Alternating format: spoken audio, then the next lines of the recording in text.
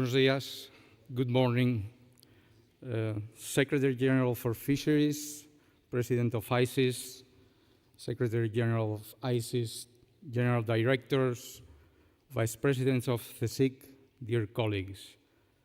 The ocean is a unique and extraordinary domain, although alien and often hostile for human beings. These features have driven innovative approaches since the very foundations of ocean science.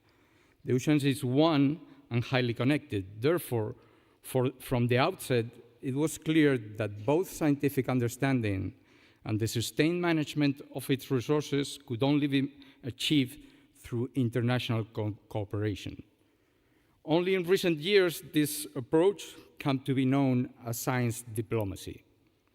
Another core element was and continues to be multidisciplinarity. As Odon de Buen, founder of IEO in 1914, stated, the rational exploitation of the sea can only be achieved through the study of physical, chemical, and biological conditions.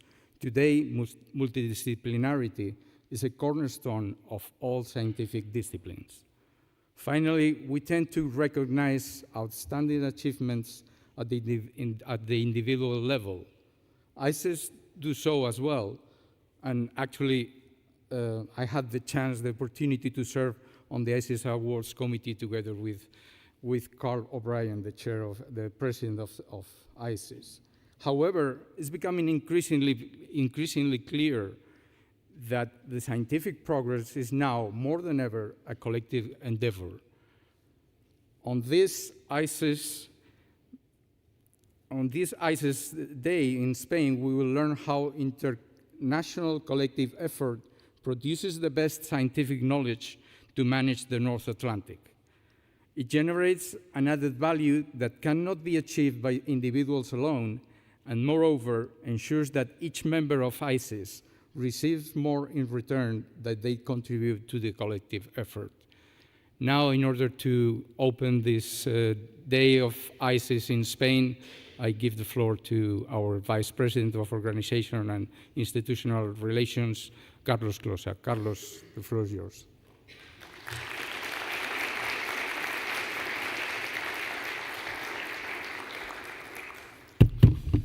Thank you very much, Rafael, for the introduction, and a warm greeting to all of you, particularly General Secretary of Fisheries, Director General for Sustainable Fisheries, President of ICES, and General Secretary of ICES, and all the attendants to this wonderful event.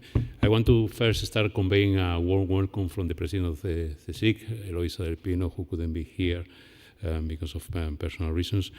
And my role here is to be very brief and make an introduction to what the SIC is and what role it plays in this environment of research on the marine environment. The Spanish National Research Council is not a funding agency, and I say that because normally we get confused with funding agencies. We are a performing organization. We do research, and it's the largest one in Spain, and one of the largest in Europe and in the world. We play a very important role in research on the oceans. We have a set of specialized institutes and centers which work in a number of items like research on climate change and oceans. We do also research on sea biodiversity and coastal ecosystem research. We also do oceanographic expeditions, and that's a very important area of our work. We do also research on ocean acidification and plastic pollution, and we work in a number of other items. The list is huge. We have now more than 400 projects alive in the area of marine sciences, and that says a little bit of our orientation to that. And that's because we have a set of institutes and centers which are focusing on the sea and on the oceanographic research and on marine research. Just to mention 10 to you, we have a center in Vigo, the Institute of Research in Maritime area. We have an Institute of Science of Sea in Barcelona.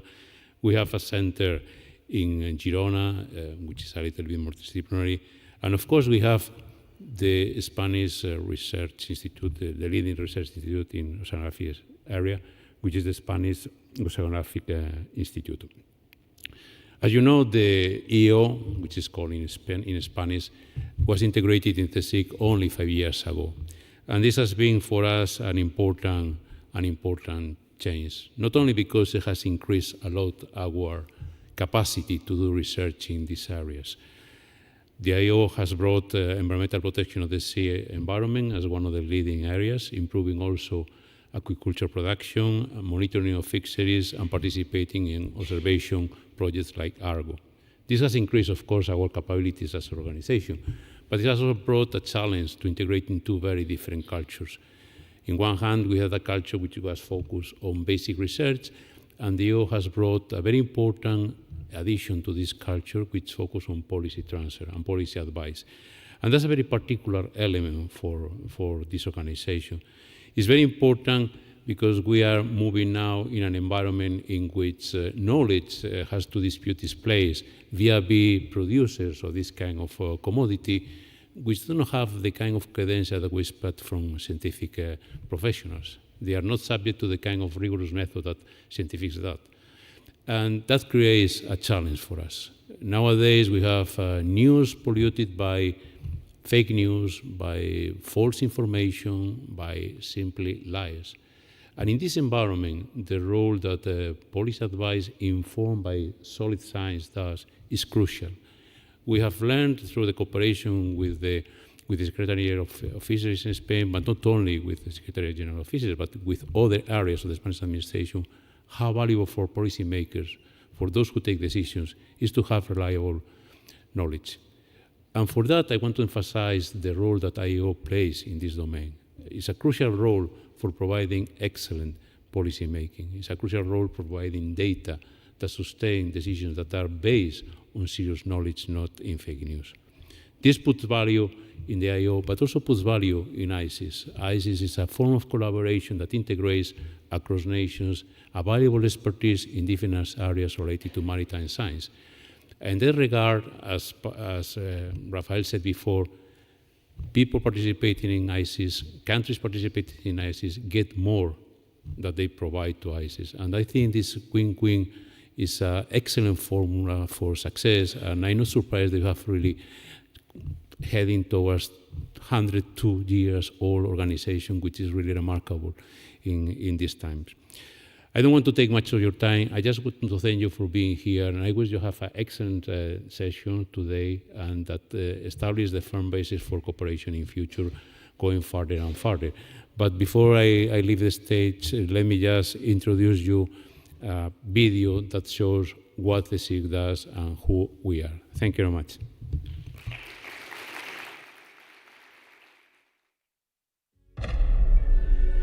How many types of science are there? There are, of course, formal, natural, human and social sciences. But beyond these categories, other types of science mark milestones and trigger revolutions.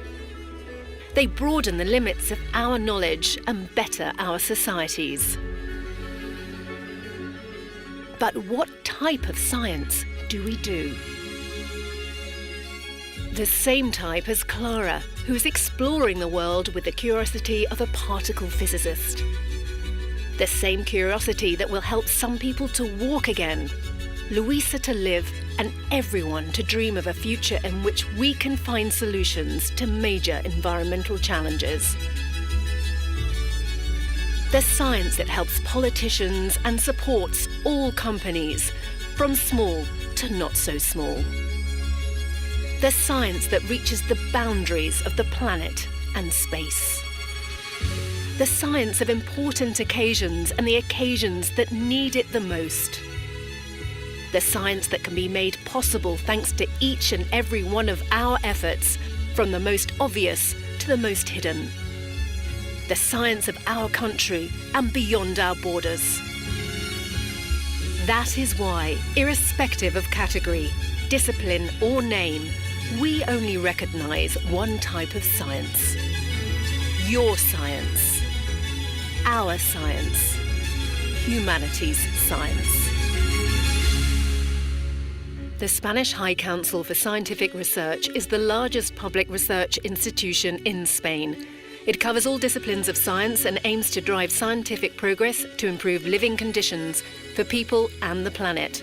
The CSIC works in every region of Spain, in Rome, in Brussels, and at its base in Antarctica. It boasts 124 centres and institutes and over 17,000 researchers. Science for humanity.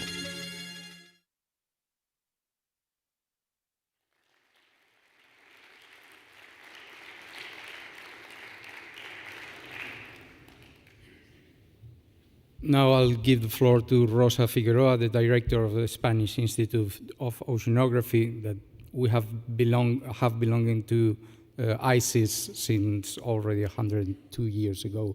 So, Rosa, the floor is yours.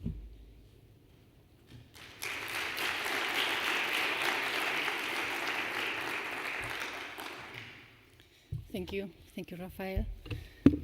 Good morning, everyone. Vice President of CSIC, Secretary General of Fisheries, President and Secretary General of ICES, distinguished guests, participants, and members of the public. It's really a true honor to be involved in organizing the celebration of ICES Day today. This event is particularly symbolic as it is the first time it has been held in our country. We have therefore gathered to recognize a shared history of international scientific cooperation spawning more than a century ago. This year, we are celebrating 102 years of Spain's memberships of the International Council of the Exploration of the Sea, ICES. We are also looking ahead to 2027, when ICES will itself celebrate its 125th anniversary. Few scientist organizations can boast such a long history while remaining as relevant and necessary as ICES is today for marine science on an international and global scale. I'm also very proud to represent the Spanish Institute of Oceanography here. This institution has historically been the main driving force and point of reference for ICES in Spain. Spain joined ICES in 1924, precisely through the efforts of the founder of the Spanish Institute of Oceanography, Odón de Buen. He had an extraordinarily modern vision. He understood that ocean knowledge could not be developed in isolation and that marine science required international cooperation to reach their full potential. Since then, Spain, and the IO in particular, has maintained a steadfast and ongoing commitment to ICES. Today, this commitment continues through CSIC, following the integration of Institute of National as National Center, and it is growing stronger thanks to the increasing participation of other Spanish scientific institutions. Organizations such as TI and numerous universities have also made a decisive contribution to expanding the presence and influence of Spanish marine science within ICES in recent decades. The marine sciences are by nature multidisciplinary, as Rafael said. They combine biology, physical oceanography, ecology, chemistry, mathematical modeling, technology, and many other disciplines. Another fundamental reality is that the seas knows no borders. Oceans, currents, ecosystems, and living resources permanently connect regions and countries. For this reason, marine science inevitably requires international cooperation. This is precisely where one of the ICES' greatest strengths lies. Its extraordinary network of scientist participation is arguably one of the finest examples of international collaboration in the fields of science. For decades, ICES has succeeded in bringing together some of the world's leading experts, encouraging them to work openly, rigorously, and cooperatively for the common good. Furthermore, ICES has always upheld the fundamental principle of combining scientific excellence with the provision of honest and independent advice to the government and the society. This dual role of developing the best possible science and transforming it into the best possible scientific advice constitutes one of these intergovernmental organizations' major contributions. In reality, these two objectives are inseparable. There can be no good advice without sound science, and there cannot be truly useful science if it does not contribute to the collective well-being. We know very well that in IO. We have all benefited from this scientific approach. Spain has experienced tremendous growth in interest and expertise of marine science, particularly since joining the European Union, and our participation in ICES has with no doubt played a pivotal role in its development. In particular, the work carried out in the field of assessment and sustainable management of fisheries resources has been of enormous importance for a country with such a deep-rooted maritime and fishing tradition as is ours. For this reason, I would like to conclude by expressing my sincere support for organizations such as ICES, whose values of scientific rigor, international cooperation, intellectual generosity, and commitment to the common good are more necessary today than ever before. I cannot think of a more valuable goals for marine science or for Spain's participation in the international scientific community. Thank you, ICES, very much.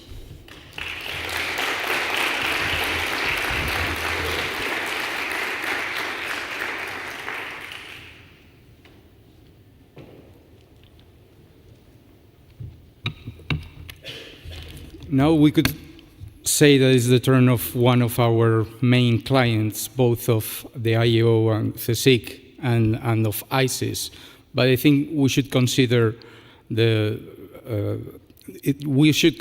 as a partner, as there has to be a permanent dialogue between the policymakers and the scientists in order to provide the best advice.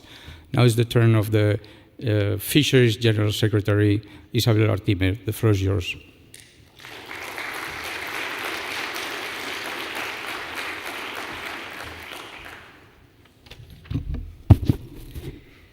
So, Vice President of the SIC, and President and Secretary General from ICES, Director General for Sustainable Fisheries, and Director of the IEO, and, well, dear guests, distinguished authorities, representatives of ICES and the SIC. Today, representatives also for the scientific and academic community, the sector, and all other participants. Good morning to everyone. It's really a great pleasure to take part in the opening of this event that is dedicated to highlighting the work of International Council for the Exploration of the Sea, ICES, an institution with a long and solid track record that is positioned itself as an international reference in scientific advice for fisheries management and sustainable marine resources. We are here also celebrating 102 years that Spain joined this so remarkable institute, which is an honor and is proud of us. Over the decades, ICES has demonstrated the importance of having an advisory system based on the best available scientific knowledge, sustained by rigor, transparency, and independence. This model has been fundamental to advance towards the more sustainable fisheries management, balancing also the conservation of marine resources with the economic and social viability of fishing activities. Fully recognized worldwide, thanks to ICES advice, countries such as Spain can be at the forefront of the sustainable fisheries management today. Our country participates very actively in this collective effort, thanks to a broad and highly qualified scientific community. A significant number of our experts, like Rosa Figueroa, remember us, come from the Spanish Institute of Oceanography, a central role both in generation of knowledge and in participation in ICES working groups, but it's also complemented with the contribution of other institutes from the CSIC and also for investigation centers such as ASTI. This team provides experience, continuity, and a high level of technical expertise in essential areas such as stock assessment, ecosystem analysis, and the study of interactions between fisheries and the marine environment, contributing directly and not formally to the quality and the credibility of the system. Because one of the fundamental pillars of the ICES is the transparency. Scientific advisory information is public and openly available, what allows administrations, the policymakers, the fisheries sector, the scientific community, the citizens also to access this information simultaneously. So this transparency strengthens the confidence in the system, facilitates public analysis, and supports more informed and shared decision-making. For Spain, Sustainable fishery is a strategic priority, not only from an economic perspective, but also from a social and environmental standpoint. We are a country with a deep-rooted fishing tradition and with a sector that is essential for many coastal communities. In this context, the Spanish Act, the Ley de Pesca Sostenible e Investigación Pesquera, our Sustainable Fishery and Research Act, establishes that management decisions must be based on the best available scientific advice. And this principle reinforces the need for a robust, independent, and high-quality systems such as the one represented by ICES. For this very reason, we must preserve the independence of experts and ensure that scientific forums continue to be spaces for freedom and technical debate, where conclusions can be reached exclusively on the basis of scientific evidence.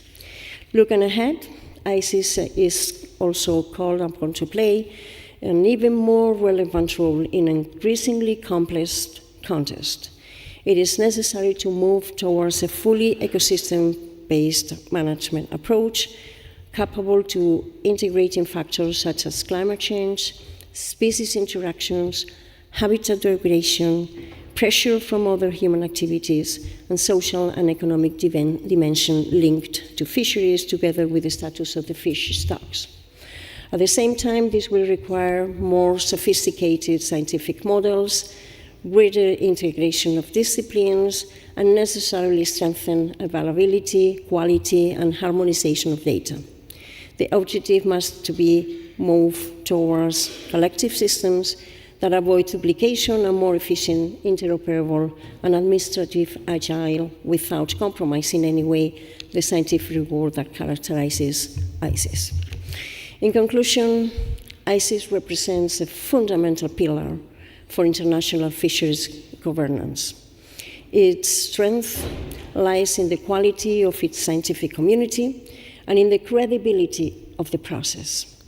Strengthening this model, supporting the scientists involved, and ensuring that their contribution is fully reflected in decision-making is a shared responsibility, and we must continue to promote it. Be assured that you count on us, the Spanish Fisheries Administration, to continue supporting your valuable and remarkable work. Thank you so much.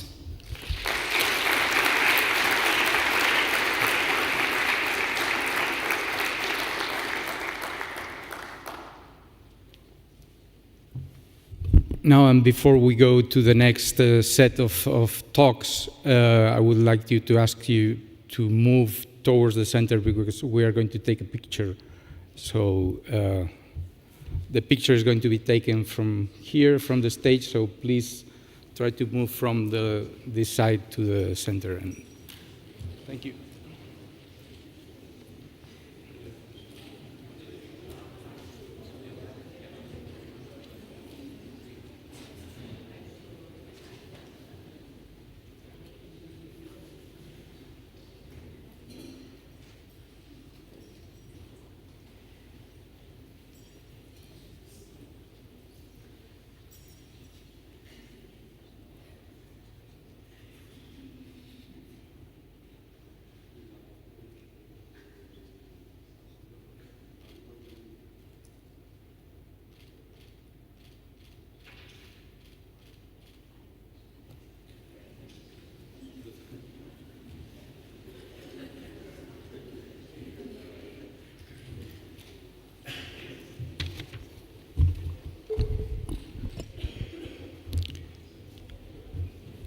Now we're moving to another set of lectures, more longer and more to the point,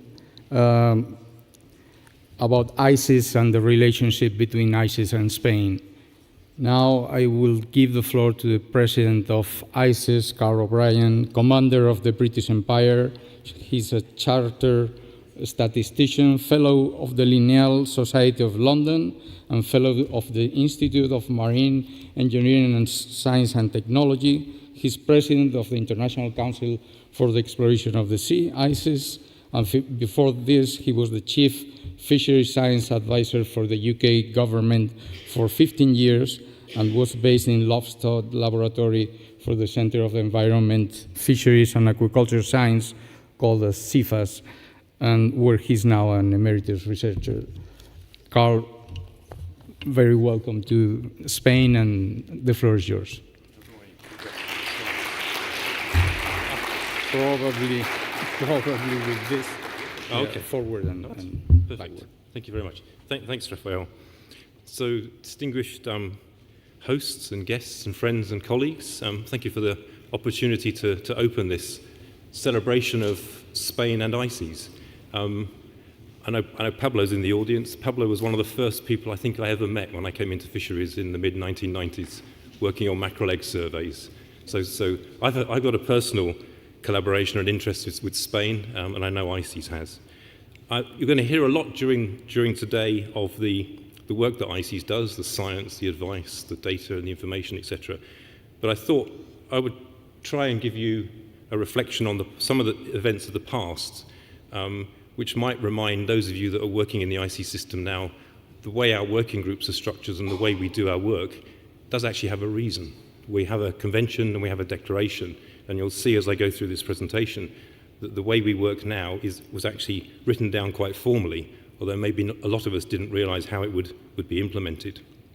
So, going right back to the beginning, ICES was established in 1902. We had eight initial member countries. It met initially in Copenhagen, where it's now based. The countries met primarily because there was a problem in the North Sea with collapsing fish stocks, and these 8 countries got together to try and resolve those issues. Over time, we've had other countries join us. So Belgium joined us in 1903. As we've heard earlier today, Spain joined in 1924, so this is your 102nd year. In 2006, the last country to join us was Lithuania. So today we're 19 member countries, which is quite impressive. The 3 key events, obviously, is the inaugural meeting in 1902. The ICES Convention of 1964 is a document that I doubt very few of you have read. I can see a few nodding heads, so some of you have read it. I bet not many of our experts read it. It's a good read. You should read it if you haven't read it. And the Copenhagen Declaration, similarly, it's a small, short document, and again, it's something that if you haven't read it, you should read it. And I'll take you through some of the important points that I think are worth mentioning.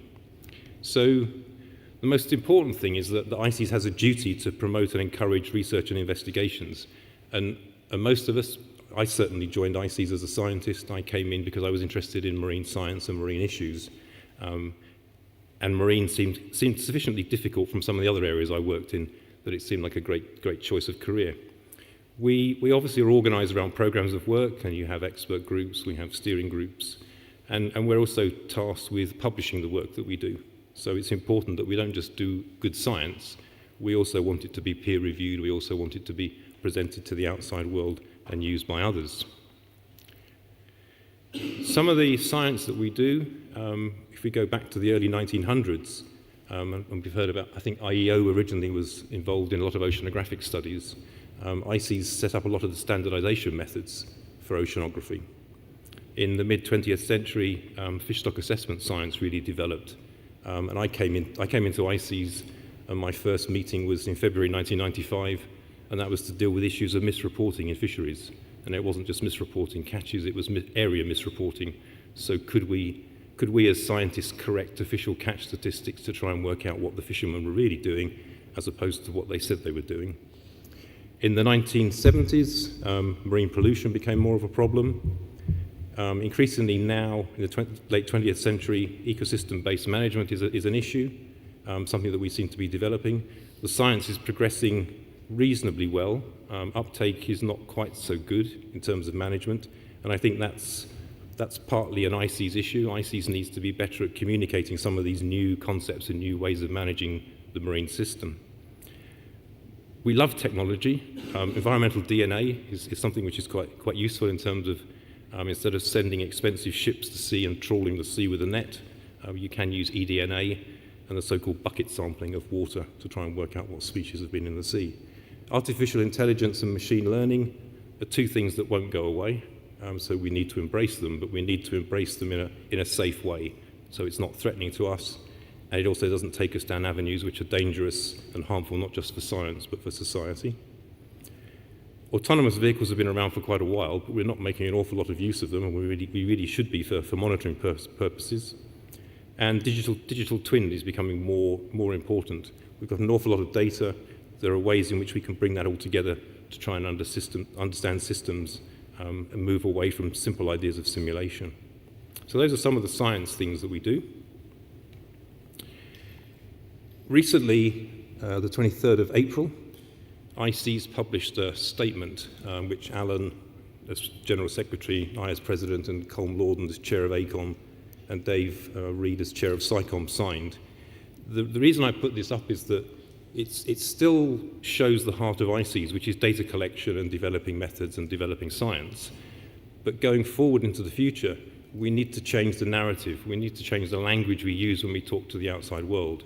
And things like food security, healthy seas, ecosystem-based management, these are the sorts of words and language that the outside world wants to hear. As scientists, we love to talk about our most complicated science method and our latest discovery. But to managers and to society, is there going to be enough fish in the sea to eat? Are we going to have clean water? So I think one of our challenges going forward, and I think you will hear about ICES' development of its strategy for next year, one of the things we need to focus on is communication. How do we get our message out?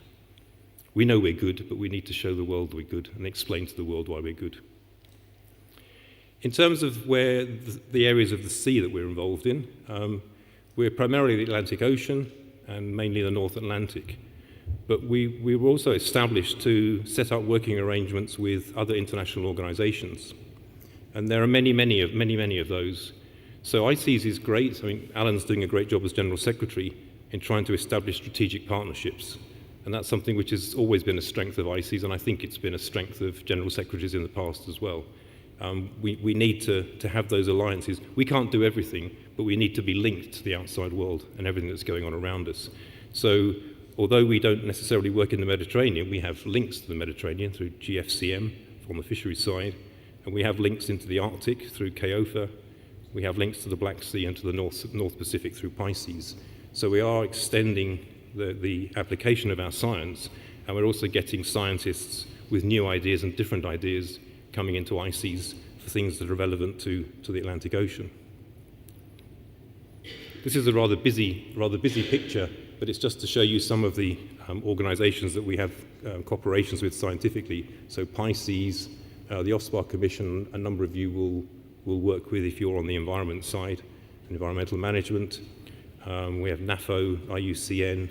ICES jointly chairs groups. We chair groups with FAO, we chair groups with ICES. I think we even chair groups with IUCN. And increasingly, we're extending our remit. So we're moving into areas like New Zealand, Chile, Peru, Australia, and South Africa, mainly through affiliates. So member countries like Spain are formally members of ICES following the convention and the declaration. And you obviously support us through your national contributions. The affiliates is a different sort of arrangement, so this allows us to have access to scientists, and for those scientists from these different countries to come to ICES and be involved in the work that we do. And that helps us strengthen our international relationships and also strengthen the science that we do. So, the two bits that a lot of expert groups and scientists don't know about are the so-called Council and Bureau.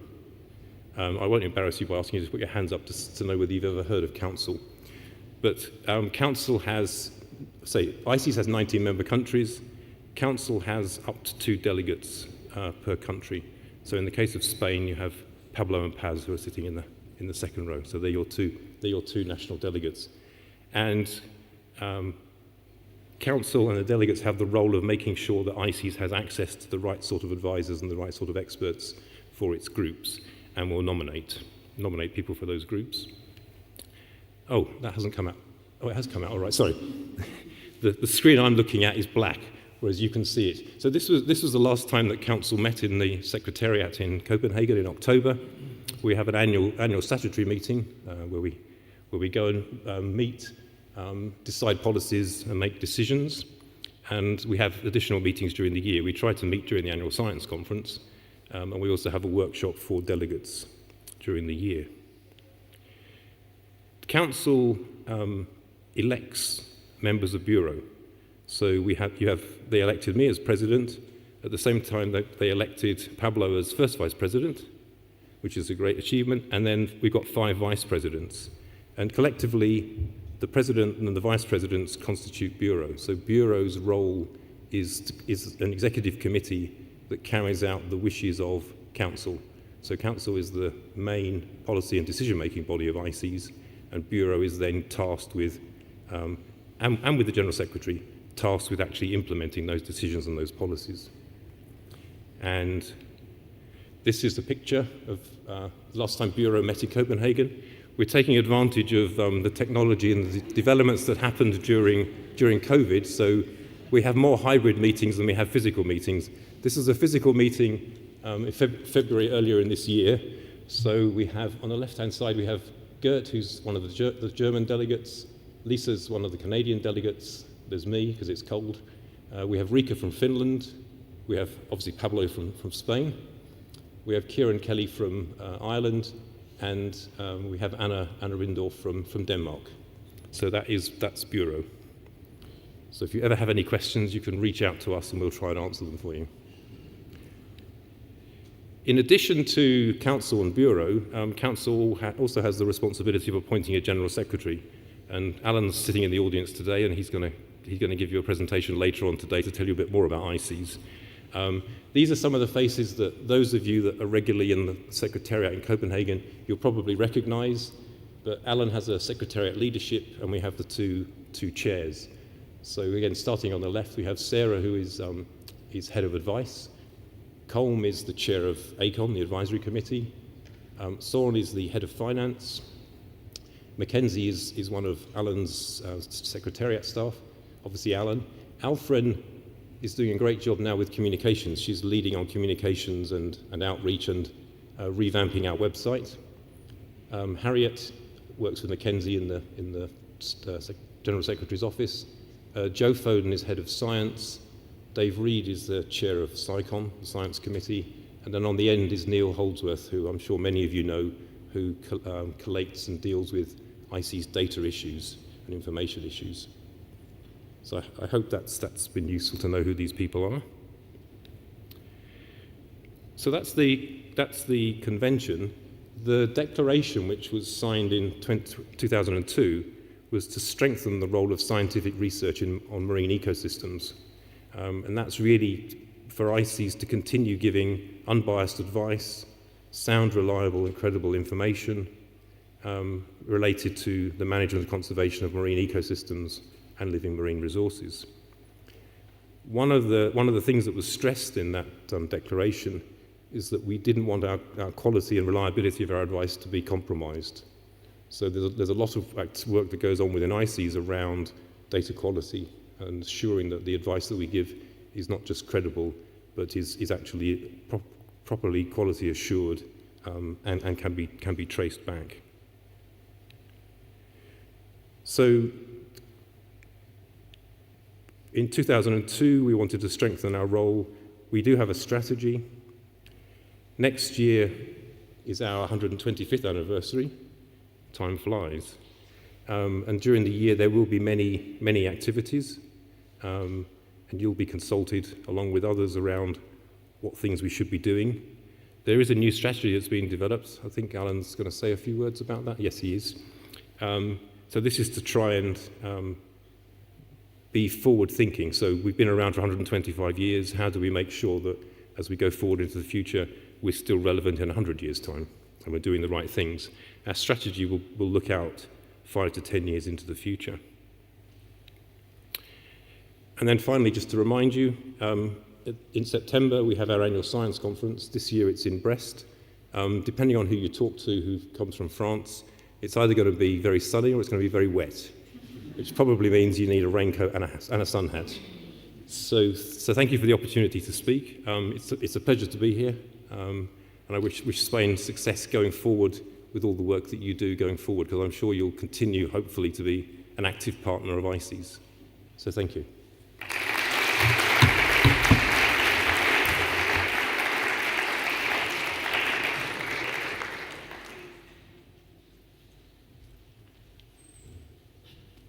Now we'll move to the next speaker, who will be introducing the historical perspective of Spain's participation in ICES. He's Pablo Abanza, already named here several times. He's a researcher at the IEO since 1990, specializing in fisheries biology. He has held a set of different leadership positions at IEO, including being director of the Santander Oceanographic Center, head of the fisheries area in 2 periods, which is quite outstanding, I must say, deputy director for research, and he has primarily carried out his work within the framework of ICES, participating as an expert in over 80 working groups and serving Spain as the delegate since 2015. He has also held the position of vice president, and more recently, he's the first vice president of ICES, which is the first time Spain holds that position. So, Pablo, the floor is yours.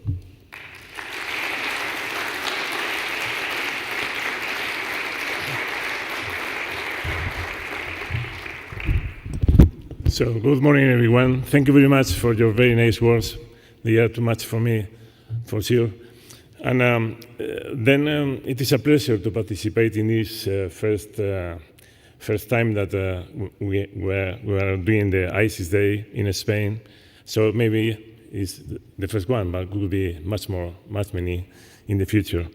So today I would like to share a brief historical perspective on more than 100 years of Spain's involvement in ICES, a century of scientific cooperation, institutional development, and commitment to marine science. This is also in many ways a story about how international collaboration helped shape modern oceanographic research in Spain. But let us start with the origins. Following Carl's presentation, we had the origin of ICES in 1992, and then you have seen that was the idea of doing international cooperation for oceanography research, and recognizing that research in oceanography should be multidisciplinary. The same was some years later, Odón de Buen, one of our main oceanographic researchers in Spain. The same objectives was addressed by our Odón de Buen, and then they created the Spanish Institute of Oceanography in 1914. So Spain then officially joined ICES in 1924. This became possible after the ICES study area expanding southwards to include the Iberian Peninsula and the Strait of Gibraltar. Because at the start of the ICES, the interest was in the North Sea and the Baltic Sea. And then when it's expanded the area, ICES expanded the area, then Odón de Buen considered it was useful to be involved in ICES. So, but we have to also consider the framework of the situation. The historical context is also important. During the first half of the 20th century, industrialization and the increasing capacity of fishing fleets led to growing concerns about declining fish stocks. As a consequence, government and scientists began to recognize the need for scientific knowledge to support sustainable fisheries, and this was really the beginning of modern fishery research. So, over time, fishery science became increasingly sophisticated. Scientists developed systems for monitoring fisheries, collecting biological data, and analyzing fisheries statistics. New quantitative approaches and models were introduced together with studies on recruitment variability and environmental influences on marine populations.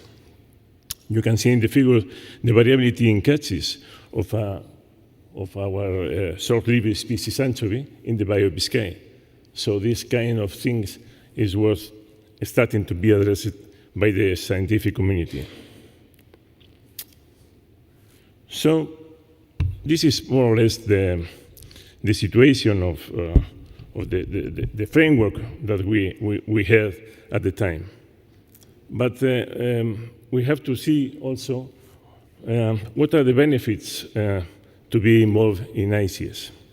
For Spain, participation in ICES brought many important benefits, like it contributed to methodology for oceanographic and biological sampling and the design of conditions of coordinated international surveys in the Bay, in the Bay of Biscay.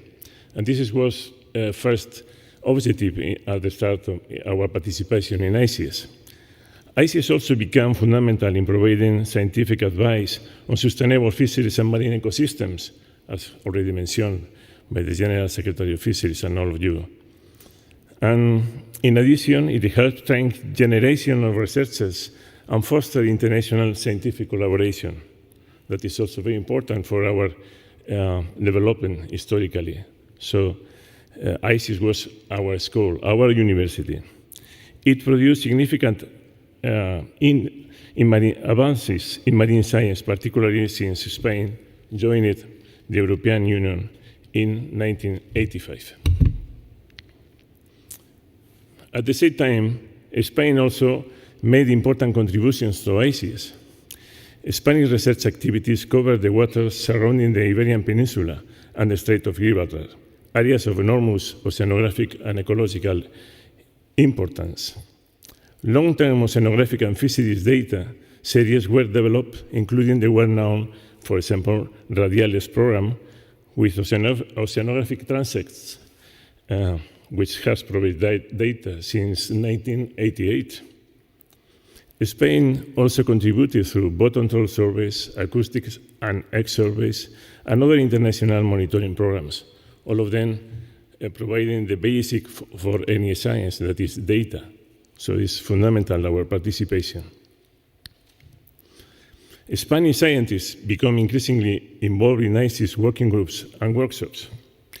Their participation covers subjects such as physical oceanography, marine pollution, fisheries stock assessment, mixed fisheries, and ecosystem studies, as is in the case of our colleagues, for example, Andrés Uriarte from Asti and Begoña Villamor from IEO, working on small pelagics. Spain also contributed to research on marine protected areas, including important initiatives such as El Cachucho in the Cantabrian Sea. And you have the team, the research team, working on El Cachucho area. But how we have just produced this activity? Because we are standing on the shoulder of giants. Of course, this story was not always easy.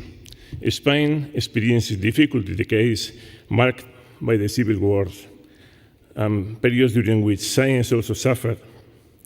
But with economic recovery, Spain gradually assumed a more active role within ICES.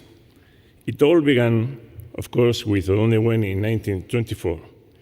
Since the many Spanish scientists have contributed to leadership of ICES, including Juan Cuesta, as you can see here, and Odón de Buen in the left side, just meeting with some officers from the Navy in Spain that was very common at the time.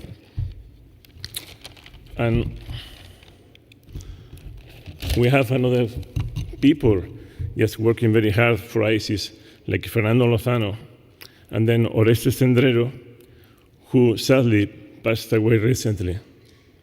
He has been a teacher for all of us, and I would like just to say just a memory for him. And so this commitment continued through successive generations.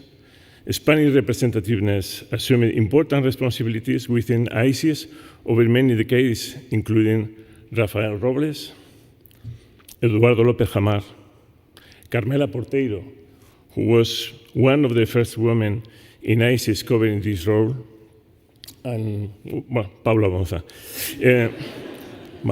In many ways, the history of Spain in ICES is also the history of people working together across generations. Okay, I would like just to finish by recognizing all those who contributed to this effort over the last 100 years. I think we have to say thank you very much to the Spanish delegate at ICES, the members of the committees, ICES working group and workshop experts, the ICES symposium and training course participants, early career scientists, and the authorities and administrators of various ministries and institutions. All of them contributed to this shared international effort. And this is what is, for me, the most important. A marvelous human adventure is to be in ICES. So thank you very much for your attention.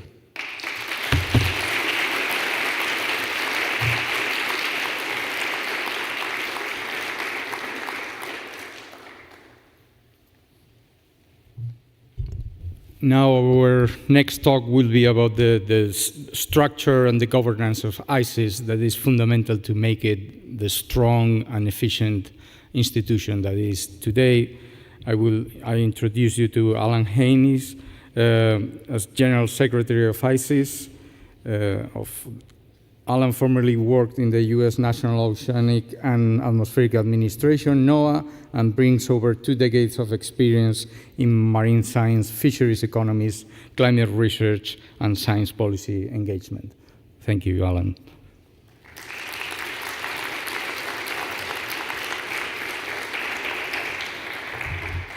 All right. Buenos dias, amigos, esteemed hosts, colleagues here, and colleagues online. Thank you all so much. It's really a wonderful day to celebrate ICES in Spain and to reflect on all the great things and great people who have brought us to where we are, and to look forward and to think of all the great places that we have to go together. I actually began my ICES career in Spain, in Gijón, in 2008. It was the first effect of climate change on the world's oceans symposia, and that was my first ICES adventure. And it really is, as Pablo nicely said, it's a wonderful human adventure. And I came into that meeting and met colleagues who today are among my closest friends and colleagues. And I think that's something that really all of you who are deeply part of the ICES network know this well. But you're all welcome to join our community. It's an open community, and that's really our strength. And it's really great to hear all of you, reflect on how we've gotten here and the interdisciplinary and international collaboration that really have been the lifeblood of ICES from 1902. We've always been that, and so it's something that you see the world moving that direction today, but it's really in the DNA of who we are, and it really is something that we work on and continue to develop every day. So. Pablo, talked about the geographic shift down to the south, but it's also when Spain became involved in ICES, it also pushed us, out into Africa and into the Mediterranean, and it's really been a great force for having us think beyond our borders. And Carl, talked about the way that we're moving in different directions, thinking in an all-Atlantic context a lot in our science now, as we are aware of AMOC, the Atlantic Meridional Overturning Circulation, and different challenges that we're going to face in the future. Want to point to 1987 was a big day in Santander where the precautionary principle became a key philosophy in how we provide our advice.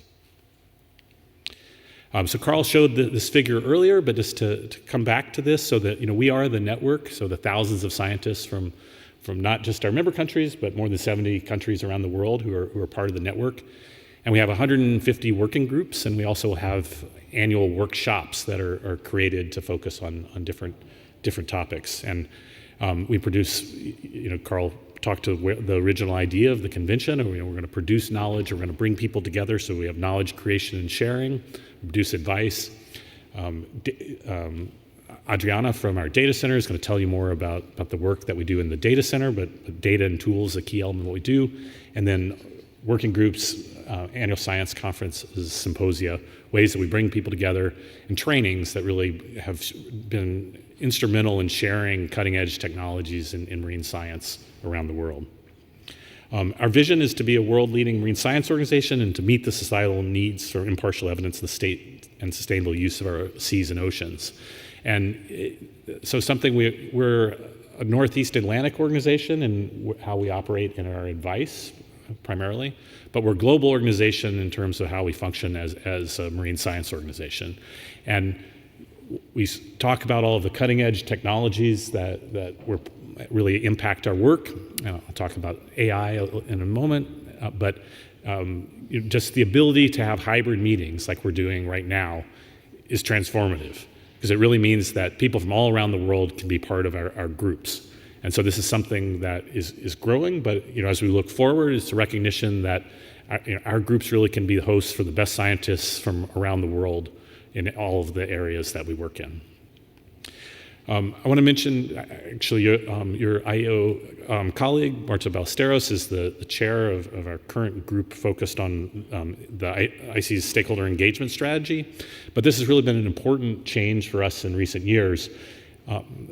Transparency has been mentioned several times, is a key element of who we are, but we're open to diverse stakeholders being part of our organization.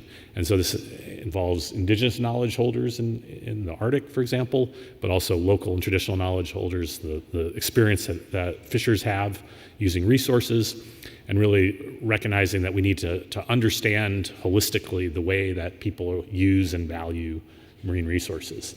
And at the same time, we have to really make sure that we protect the integrity of science. And so that we've worked a lot to both be welcoming and open to the world, but also to make sure that we have a rigid procedure that protects peer-reviewed science. So we talk about our three pillars, which are well integrated, of data science and advice. And Darletta is going to talk about advice some more in a minute too. I'll tell you some more about some of our scientific activities.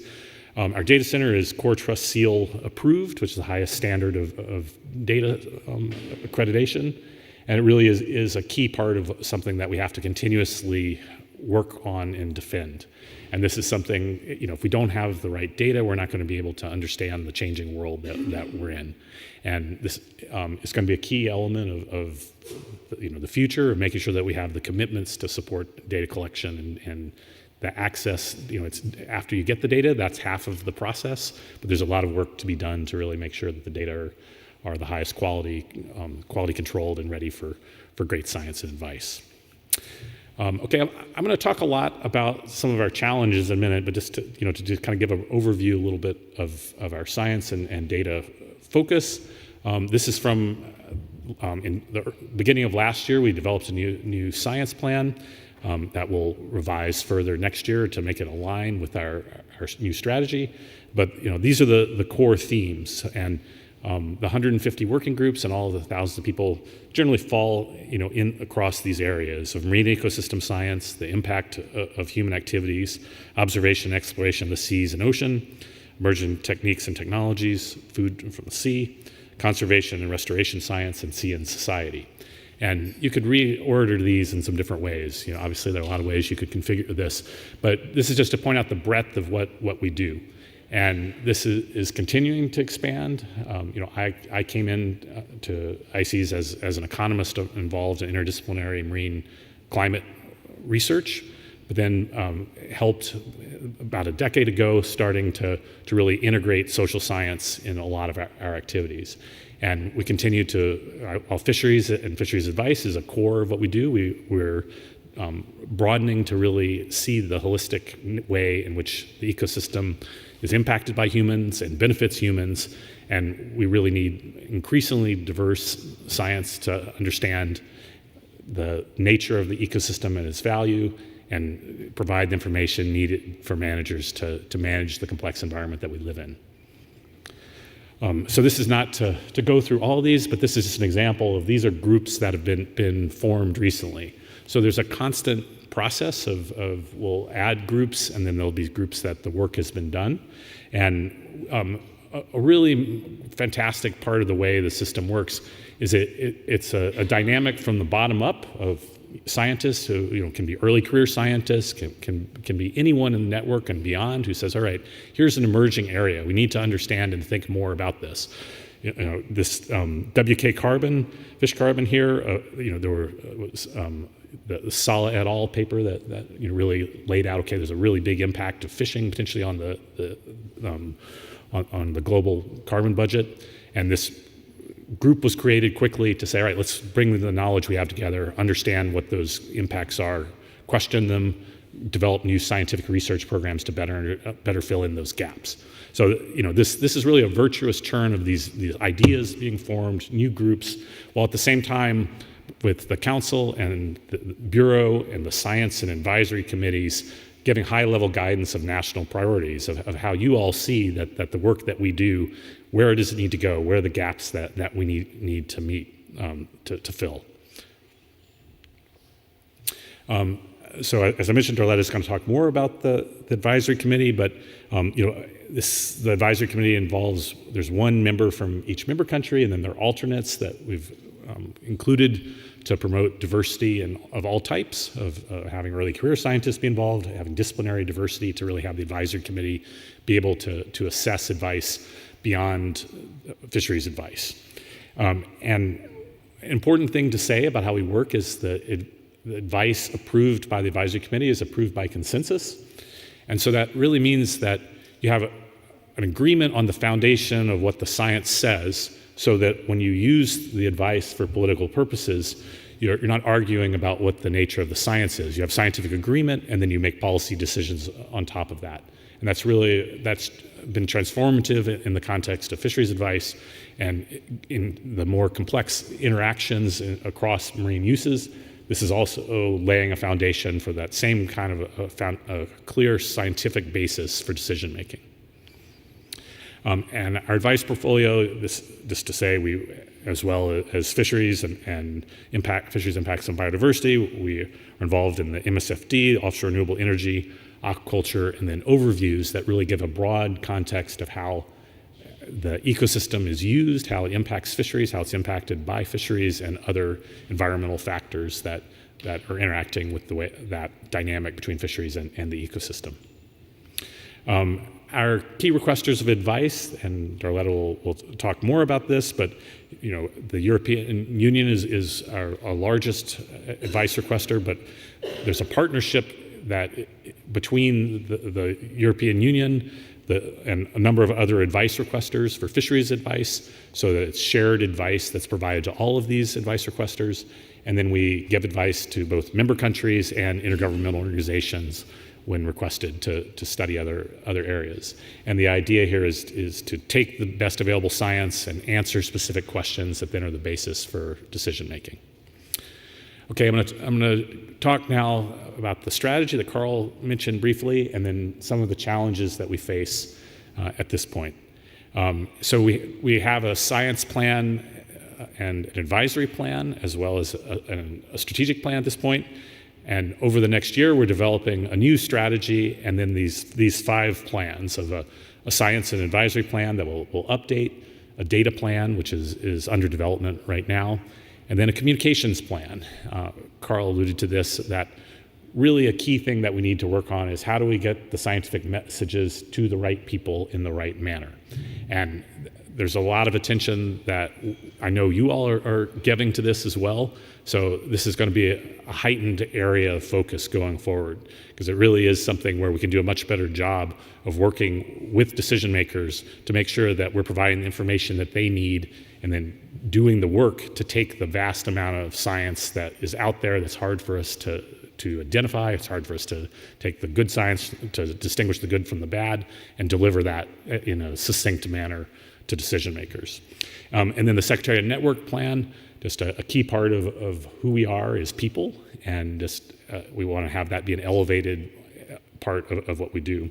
And you see on the right here these roadmaps These are focused, cross-cutting documents that help us. We have an offshore renewable energy roadmap currently, but we're working on a subset of targeted areas that the goal really here is how do we make fast progress in our biggest challenges? And the plans lay out this idea too. Here are core themes, but what we want to make sure that we do is that when we put these documents together now, they're not just documents, that these are actions. And what is it that stops us from achieving the things that are our biggest obstacles? And there are good reasons for that sometimes, they're very difficult problems. But there also are institutional barriers, there are ways in which we haven't had the right conversations, and we've gone with difficult questions and struggled with those questions, and then we've stopped. We've hit the wall in these questions, and we haven't gone far enough. So a really big focus of what we're trying to do is to use this process to translate the things that we're doing and focus them in the areas where we most need action. Okay, so challenges and opportunities here. What am I talking about? And so this is from the current science plan. These are a number of the priorities and challenges. And there's quite a bit of overlap with what Carl showed from 2002 from the Copenhagen Declaration. Climate change was a key element there, and, as well as a number of other elements here. So climate change, biodiversity, ongoing, how do we have sustainable food from the sea, pollution, a more crowded marine space, and the human dimension. So these are some cross-cutting priorities, challenges that were identified by the Science Committee and are part of our science plan now. And these continue to evolve, and so this will be a core focus of what we're doing with the strategies. Okay, how do we make progress in these areas? And we have groups that are involved in all of these, but we'll see some shift with more emphasis, like biodiversity is a theme that is of growing importance in the world, and an area where we expect that we'll be involved more going forward. From the advisory plan from last year as well, here are some of the challenges laid out. On an ongoing basis, assuring quality. So quality is something that, and this is really important to emphasize, that we work hard in everything that we do in our process, but it's really a function also of the whole network in quality. And it's something that we work with member countries and our members of the advisory committee and our delegates to have the capacity to have scientists who are available to deal with the challenges that we face. For example, a couple of years ago, we had a real lack of bycatch specialists, and communicated with our member countries and with the European Commission, and we've actually really been able to address that well, where there are a number of scientists who have focused on bycatch, been trained, and now are involved in our processes. But this is an ongoing challenge. How do we have the capacity to assure quality? We're working all the time on process innovation and efficiency, having resilience, having multiple experts so that we're not completely resilient on single people or in certain countries where we have important assessments where there's just not enough breadth of knowledge to support it. This fourth one is really key, of ecosystem and climate-informed actionable advice. That's something that will be a big focus in the strategy, and you all have been involved. Many of you have been involved in these areas, but making this a reality, as you said. The real focus to how do we make ecosystem-based management, ecosystem-based fisheries management a reality. That's a core focus that we will work on in the coming years. And then highlighting benefits. This is back to the communication strategy. Another challenge, obviously, is geopolitics. We worked an intergovernmental organization of 20 member countries, but the Russian Federation was suspended after the invasion of Ukraine, and then withdrew at the end of last year. So now we're a member. We have 19 member countries, and this has been a challenge, but we've emerged strong and able to handle all the challenges we face. But it is something to say that obviously it's a dynamic world, and we're continuing to adapt to that. But the core of who we are is strong, and we'll be able to adapt no matter what the outcome of the world, the changes that we may see.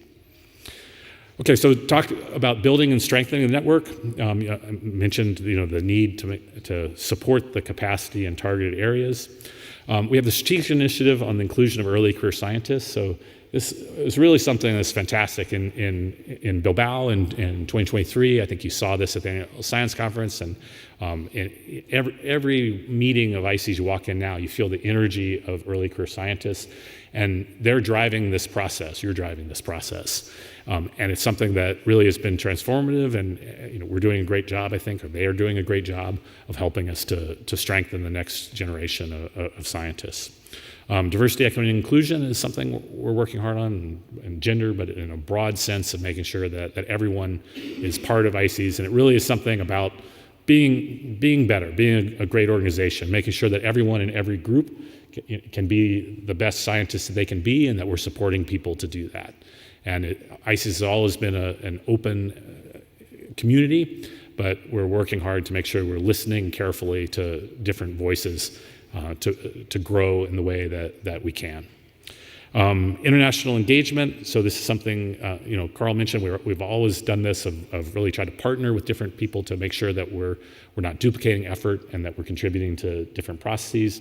But this is really a challenge now as the big agreements with the BB&J, Biodiversity Beyond National Jurisdiction, that's occurring, the Central Arctic Ocean Fisheries Agreement, and the challenges of not having adequate capacity around the world to address much of the work that needs to be done.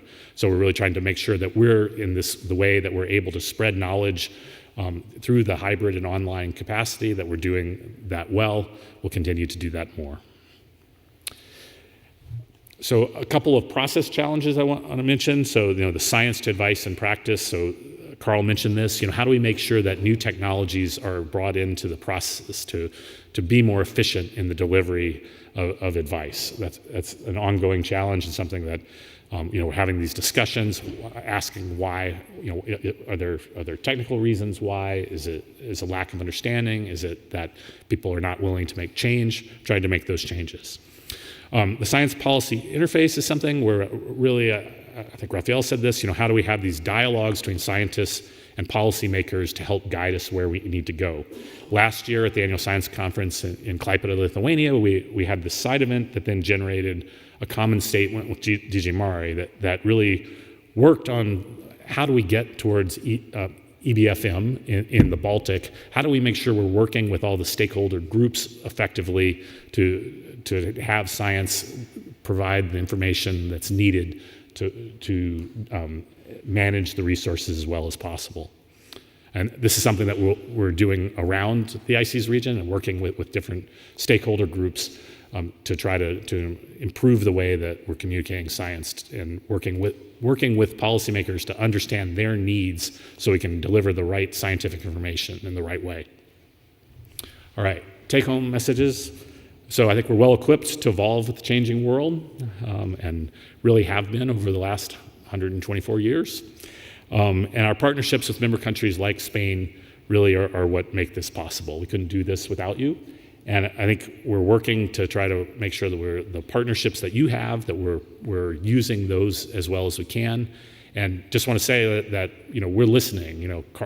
Carl alluded to call Bureau if you want to talk to them. Call me. We need to know from you what the challenges are, the things that we need to do to better address our common challenges.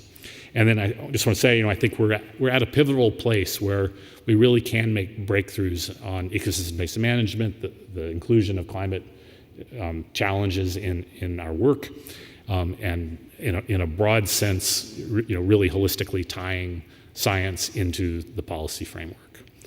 So thank you very much, gracias. And just want to say we look forward to, as Carl mentioned, seeing you at the annual science conference in Brest this September, and in Copenhagen for the 125th anniversary celebration in September of 2027. So thank you very much.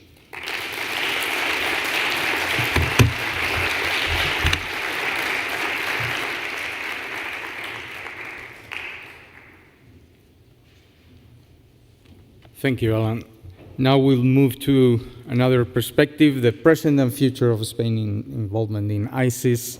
This will be given by Paz San Pedro, who is a researcher at the Spanish Institute of Oceanography in A Coruña. She holds a PhD in marine biology. Her work focuses on artisanal fisheries management, stock assessment, and marine biodiversity. She has a long-standing involvement in ICES, participating in working groups dedicated to fisheries assessment and monitoring, different workshops, and in the advice drafting group of anchovy and sardines. Since 2023, she serves as one of the Spanish delegates of ICES. Paz, the floor is yours.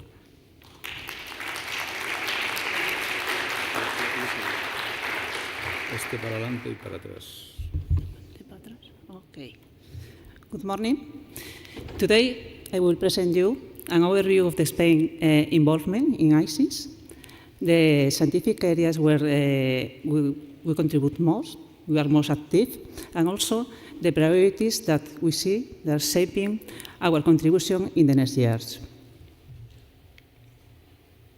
Starting with the present, our participation in ICES is in a wide range of activities and also in the institutional structures. In numbers, we can say that our scientists, we have more than 300 Spanish scientists active across the ICES working groups and workshops, the expert groups that ICES organize. They create international networks and collaborate with research from other countries and other perspectives. At the institutional level, you have a permanent presence in the advisory committee and also the science committee, and we have a vice chair in ICON. We continue with also the bureau level, also we said in the previous presentation. Spain occupies the first vice president by Pablo today. We are also participating in initiatives for the integration of the early career scientists. We are very proud of this because it's an important thing for us. And also we have a presence for the finance committee of ICES. Spain has hosted the ICES annual science conference 3 times, in 2000, 2014, and very recently in Bilbao in 2023. All years we participate in this congress, in this annual science conference, with a good participation of all the Spanish scientists. I forget. There are 2 colleagues, the Spanish colleagues, that are working at the ICES staff in Denmark. ICES organizes his work, his scientific work, and also the advisory work into steering groups that are defined by different thematics or thematic areas.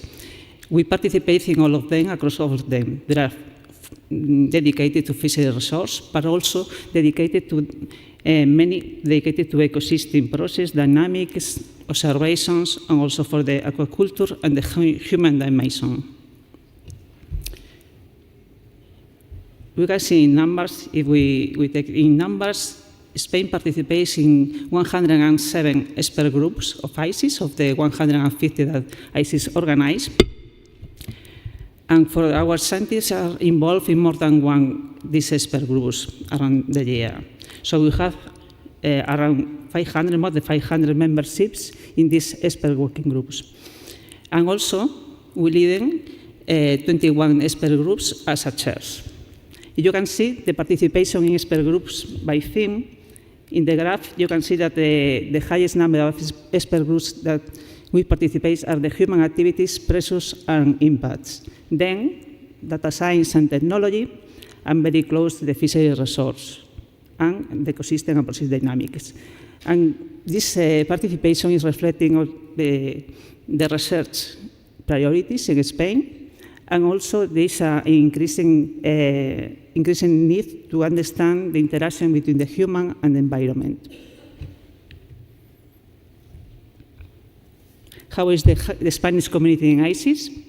Okay, we see that there are so many memberships, but they have also many institutional research institutes and universities participating in these expert groups. In the graph, you can see the institutions divided by the themes, ecosystem and process, and human activities. You can see that the IEO is the foremost largest component of this one, but very close is SASTI, with a high proportion of contribution of these expert groups in all the thematics. And also you have some of the CSIC centers, as the Instituto de Ciencias del Mar in Barcelona, and also the Instituto de Investigaciones Marinas in Vigo, that is, for some of the thematics are more contributing, that is ecosystem dynamics and process and models. And there is another one that is are together, aggregated, the universities, that is represented in green in the plot. And you can see there are a great contribution. This was a surprise because we don't know, but it's growing this participation. The university is participating in some of the lines, especially for the ecosystem process and dynamics and the human dimension. In the case of the human dimension, there are the most scientists participating in these expert groups. I can enumerate all the universities, but the highest one that they are participating are the 6. There are the 3 Galician universities, Santiago, Coruña, Vigo, the Basque Country University, Cádiz, and La Laguna. No, Las Palmas. Las Palmas. There are more, but only one scientist or 2, no more. And there is also another group that is other, but it's composed, depending on the thematic, is composed by stakeholders, fisher representatives, NGOs, etc. You can see there is a set of very well-established research institutes dedicated to marine science that are involved in ICES. And this is considered important because we have different methodologies, different lines, and also different perspectives working together. So to summarize, there are 3 things, 3 areas that were more present in ICES. The first one is a growing participation in the research and modeling for the marine ecosystem, and this is what is providing the science for the ecosystem-based management. Also, we are working dedicated to understand how the human activities is impacting, is affecting the marine environment, and here we are focused also in the spatial planning and also the multi-use of the seas. And finally, we maintain our commitment with the fisheries resource, delivering the stock assessment, the scientific advice across all stocks in ICES areas, from the Iberian waters to the Arctic fisheries. This is a central issue in ICES and also the Spanish contribution. Related with challenges. We have some challenges that are specific for Spain, but also are common for other countries. But the first one we highlight 6 of them, and the first one is the climate change, how it's changing the species distribution, driving the acidification of the sea, and also altering the dynamics of the ecosystem. There are some gaps. Even when they have a lot of information, a lot of time exploring the sea, we have some gaps. And for some areas, as the deep sea, the bycatch, and also the small-scale fisheries, there is an important issue because there are some policies that are requiring for science to this kind of areas, and we are poorly known at the moment. There is a need to integrate the early career scientists into the ICES network. And there is another new challenge that is the offshore maritime wind farms. This is a new one, but it's also growing, so we need to have some science frameworks to provide the impact assessment of these maritime wind farms. They are also important to the stakeholder engagement because to bring the science and advice to the stakeholders, the managers, and also the public is also important to know and to spread our work. And finally, there is the socioeconomic integration in the AV, in the ecosystem-based management, because we consider that there is not good to have this socioeconomic part to be secondary in the science work and also in the marine governance. And looking ahead, you can see we identify some strategic priorities for Spain that is part of the strategic plan of ICES. The first one is ecosystem-based management, to be practical and go beyond single species to the ecosystem, and this part also will integrate the cumulative effects in ABM. The climate-related advice, and this is integrating, we need to integrate different climate scenarios in the way that with including the assessment and advice, we can consider even valid in changing conditions. The digital ocean, with a reasonable and also ethical use of the artificial intelligence, different methodology tools such as the environment DNA, and also integrate data platforms. The fourth one will be the maritime spatial planning, and this is including all the uses of the marine sites or the marine space, and the habitat restoration. As an active measure of management of the ABM, we have to reduce the pressures and accelerate the recovery of the productive capacity of the degraded areas. And to close, I have to say that based on the data, because we have the data, the Spain's role in ICES is significant today, and we are reasonable, we consider that it's set to grow in the future. We have three combination of three factors that are essential for this. That is, the first one will be that they have well-established marine research institutes and diverse, involved actually in ICES, but in the future we consider we will involve more. A clear strategy alignment with the ecosystem-based management, and a utilization of the well-prepared early career scientists. And finally, ICES, to be in ICES for Spain, we can meet the societal needs and also the sustainable use of seas and oceans. And that's all. Thank you very much.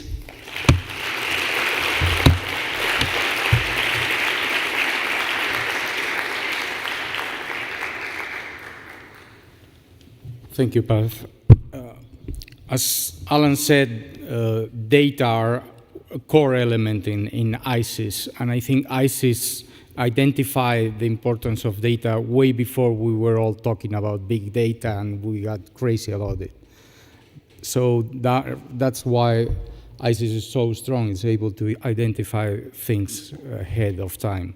So now I will introduce you to Adriana Villamor, is the data management team lead at the data center of ICES Secretariat, with extensive experience in fisheries and ecosystem data management. She works at the intersection of science, advice, and data, with a strong focus on data governance, validation frameworks, and the design of end-to-end data workflows.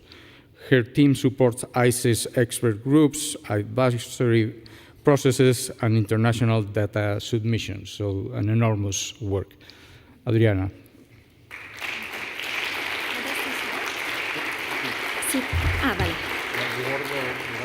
Hacia adelante. Okay. Thank you very much. I'm very excited to be here in Spain. We are 5 staff members in ICES from Spain. Increasing presence of Spain. There you go. It's very exciting to be in Spain, and especially in CSIC and IAO. I will take a more technical perspective on what ICES does. I will present the data services available in ICES. I will walk you through who we are, what kind of data we receive, what it's done with the data, and how we show and how we intend to show the data. The data center in ICES is formed by 25 people, among which developers, data managers, of which I am one of those, thematic leads. These are people that has long expertise in specific areas of ICES science and advice. Then we work under the coordination of the line manager, Neil Holsworth, and we have a projects manager assigned to us to help us in the projects we are involved in. We work under the umbrella of the Data and Information Group. It's DIG. This is similar, it's not a committee, a formal committee like ACOM and SICOM, but it works as such. They meet twice per year and they oversee all the work we do in the data center, and they provide feedback, they give direction. They are around 30 or more experts, scientists of the community focused on data matters, and they also give feedback and provide overview of what are the gaps in data across the community, in assessments, in science, and so on.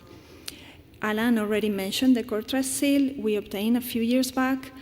I wanted to mention that this Core Trust Seal has to be renewed every few years, and the important thing is that you need to prove some change from the previous state, and that's something that really reflects our way of working. We have goals, we have plans. Doesn't mean that everything is perfect or in place, but we try to know where we are going. The data flows are just a grouping of what the thematics of the data we receive in the data center, and this covers hydrographical conditions, contaminants, marine litter, underwater noise, seafloor integrity, eutrophication, biodiversity, and commercial fish and shellfish. These data flows feed into one or several of the data portals. I'm not sure if you will be able to see this presentation, but I added all the links to the website. So each data flow goes to one or several data portals. I will mention oceanography, has been mentioned several times. There are a long time series of ocean data in ICES. We have DOME. It's a very big and old database where you find contaminants and biological effects in biota, sediment, and water. You also have microliter data in DOME, and you also have plankton in DOME. In DATRAS, it's a big and also quite old database of survey data.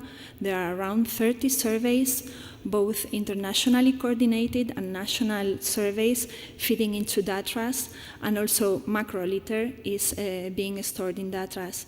We have continuous and impulsive noise databases, vulnerable marine ecosystems database, and cetaceans, seals, birds, etc.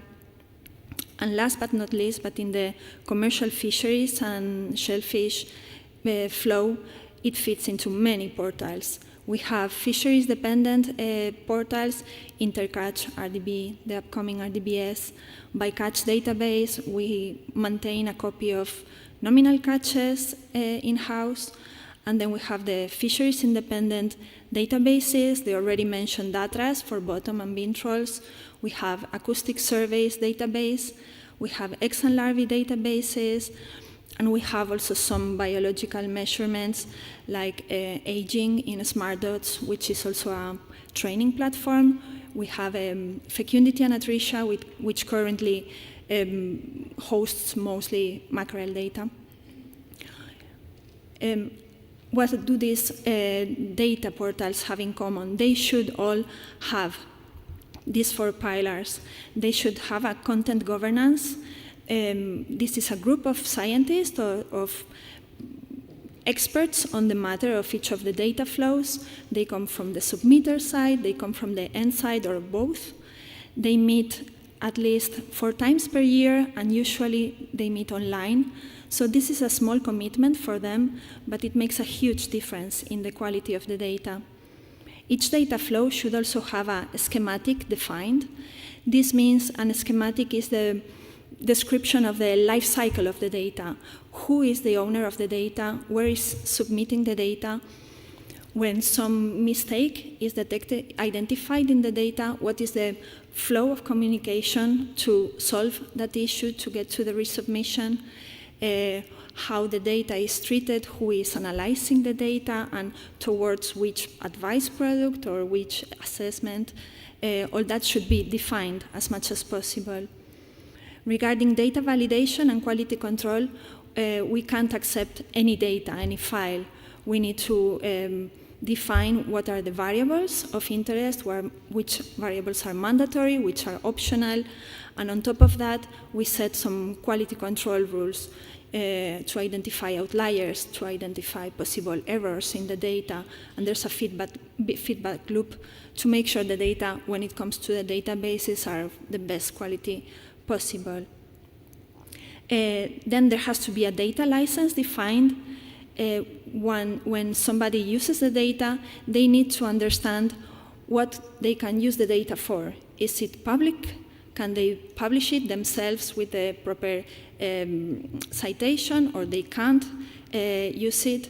In ICES, we try to have as much as possible of open data, CC BY 4.4, but it's not the case for commercial data, which have restricted licenses. The most important thing is that the license is visible, is easily findable by the end user, so they immediately know what they can do or not with the data.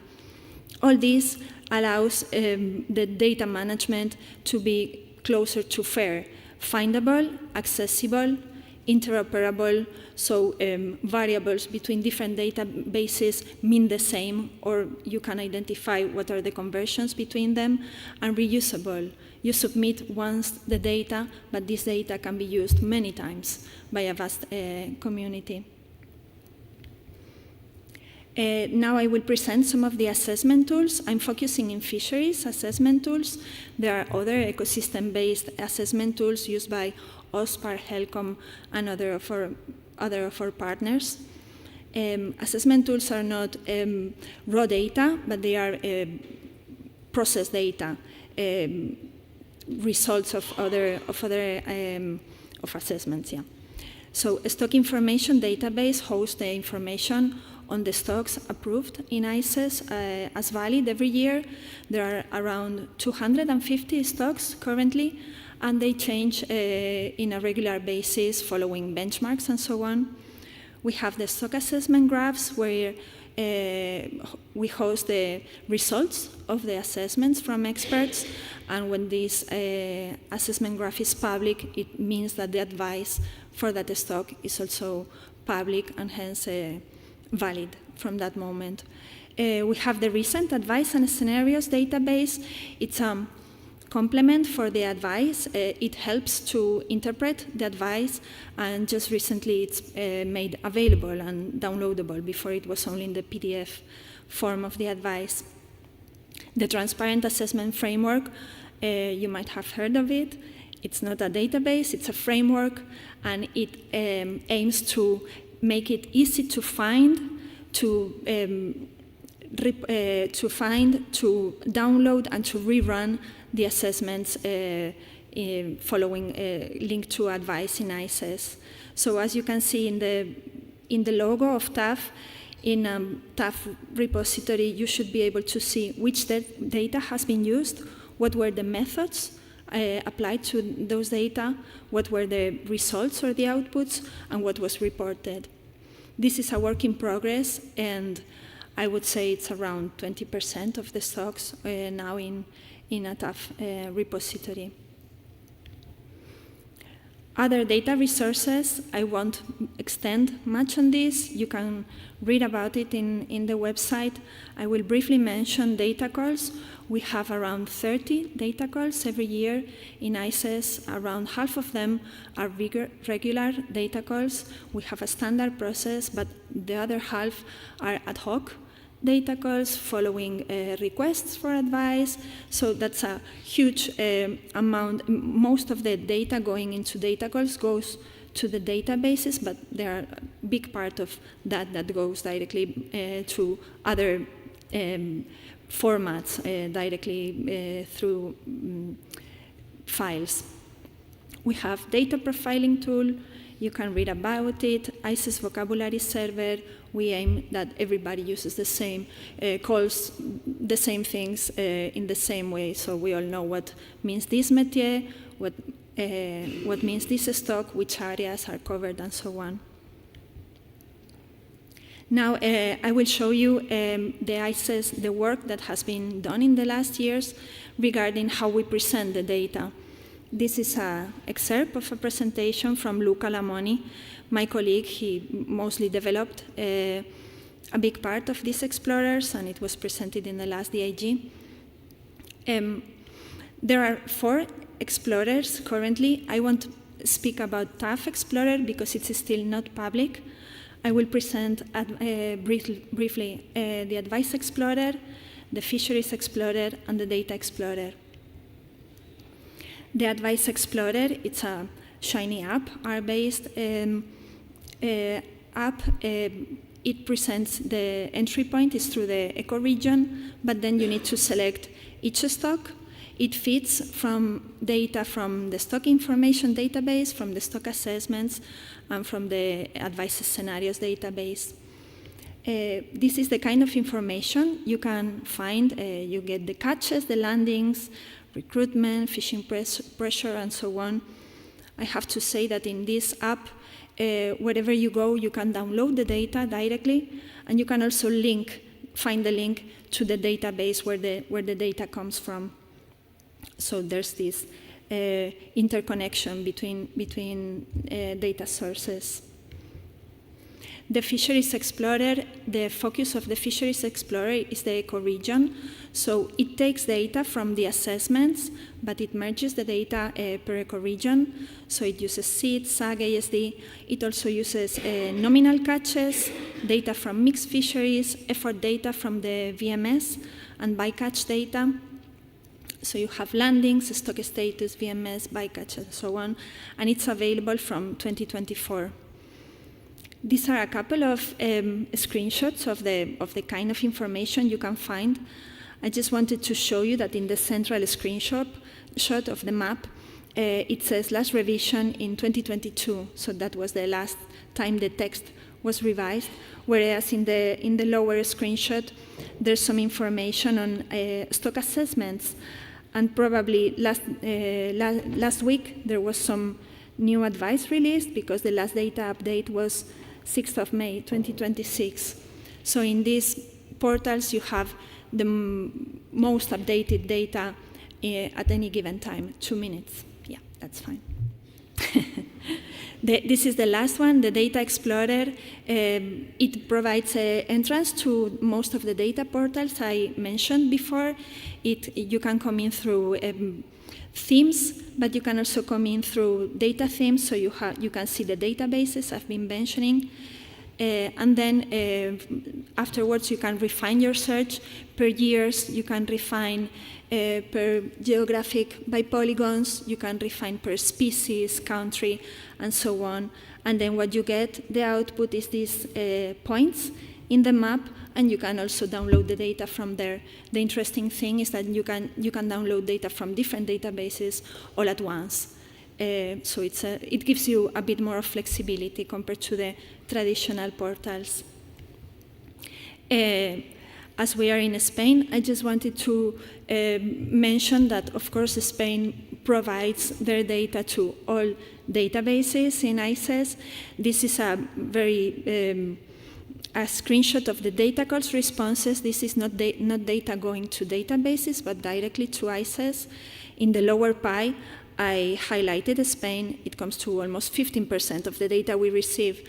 Many working groups, assessment working groups, have as Bay of Biscay assessment working group, deep stocks assessment working group, Arctic fisheries. They heavily rely in Spanish submissions and responses to data calls. So thank you very much for your effort. It's very used, very much needed and used. To wrap up, these are the 4 ideas I would like to highlight from the data management in ICES, which are very interrelated. Fair and transparent data flows are needed for robust and trustworthy advice on products. We are aware of the diversity of end users and stakeholders, as well as the highly connected nature of the data. So that's what's driving these new ways of presenting the data in ICES. Thank you very much. Gracias.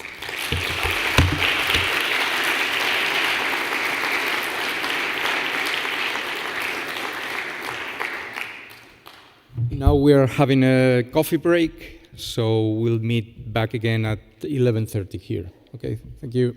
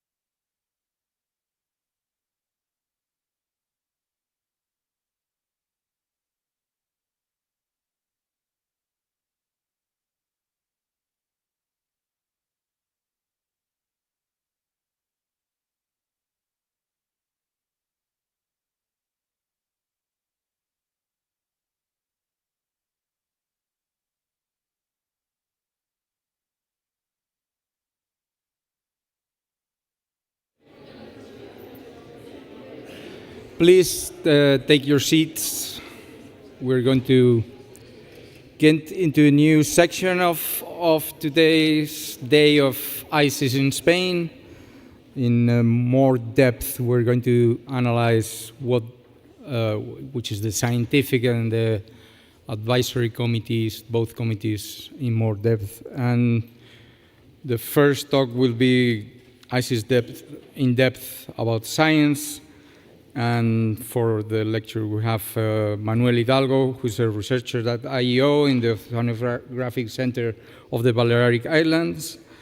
He works on understanding the complexity of the impact of fishing activity and climate variability on the ecological mechanisms that regulate exploited population, communities, and ecosystems, very specific topic.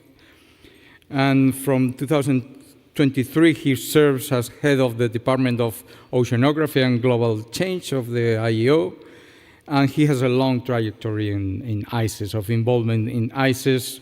He has chaired several working groups, participated in workshops, and he served as alternate at the SciComm, and he's now the representative of Spain at SciComm, the scientific committee. And he's also editor of the ICES Journal of Marine Science since 2013, I think. So the floor is yours, Manolo.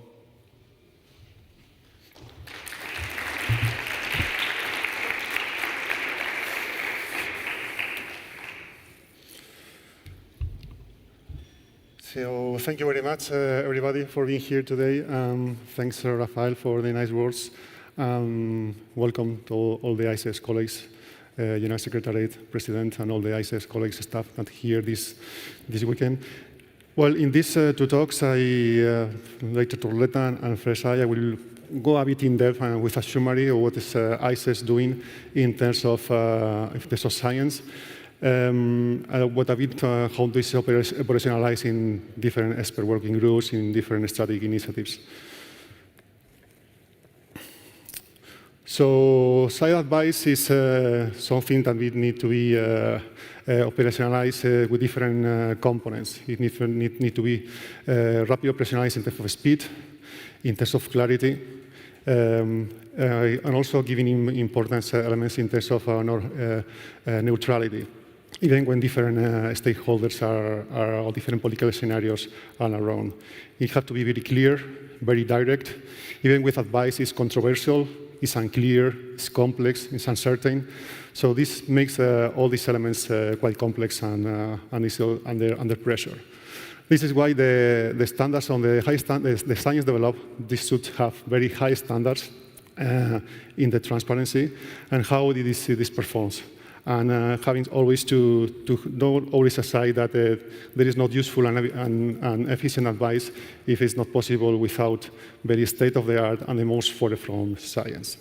I was very lucky to grow up in a scientific institution that grow up under these principles. And this, during the last decades, became stronger and stronger thanks to interaction with another international institution, which is ICES, that work exactly with the same principles.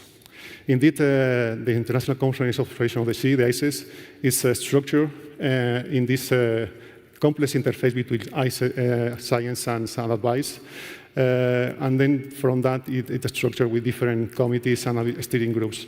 So in this next two talks, Dorleta later will go a bit in the advice and the advisory committee, and I will go a bit in depth in the science components, particularly in what the science committee is doing, what is called the SciComm, and particularly how this operationalized with different steering groups, strategic initiatives, and some of them, how you listened some talks before. So some of this information will be a bit repetitive, but I hope that it gets more familiar to you after this talk. So what is the scientific committee of ICES, the SciComm? Who forms this group? First is coordinator and chaired by the ICES permanent employees in Copenhagen that coordinate all the activities, but this is formed by delegates from different countries and also the chairs of different strategic initiatives and steering groups that I will explain a bit later. So the main role of this scientific committee is to keep science really dynamic, really relevant, and really impactful. The second important element is to establish the links between science, data, and advice that already Adriana has explained before. And in essence, to engage scientists of different member countries and beyond to the different planning activities within the annual cycle of meetings, working groups, workshops, and for sure, the annual science conference. So Alan already introduced the multi-annual plan that is structured and really driving the science nowadays in ICES. Really, ICES is a sustained and recognized critical challenge that are nowadays in our oceans and coasts and realign on the concept of marine soil ecological systems. Those challenges are not new for us, already illustrated today and are illustrated by many countries, climate change and the impacts that is having with ecosystems, how the adaptations and mitigation measures needed, the loss of biodiversity, and which are the conservation, restoration activities needed, how is the sustainable, how we need to sustain the sustainable food from our seas in terms of fisheries, agriculture, across small scale or large scale, also to reverse the pollution, including contaminants, but also plastic and eutrophication, and how we manage the more crowded marine space with different marine uses that need to be considered in the marine spatial planning, and for sure, human dimension, meaning that the human impacts on marine ecosystem, but also which are the benefits that provide by such ecosystems. So this science plan is structured in 7 science teams. As you know, ICES has also multidisciplinary topics from people working in natural science, in social science, in humanities, but also developing interdisciplinary and transdisciplinary science. So these 7 thematic science teams that already Alan mentioned are going to this transversal work to really have an impactful work in advice. So including marine ecosystem science, impacts of human activities, the emerging technologies and techniques, the conservation and restoration of our oceans, seas and societies, observation and exploration of our seas and oceans, and the food obtained from the sea. But how does ICES do that? How does ICES carry out this science work? So already Paz mentioned the different expert groups that are nowadays in ICES. Now, currently, every year, ICES is running more than 150 expert working groups.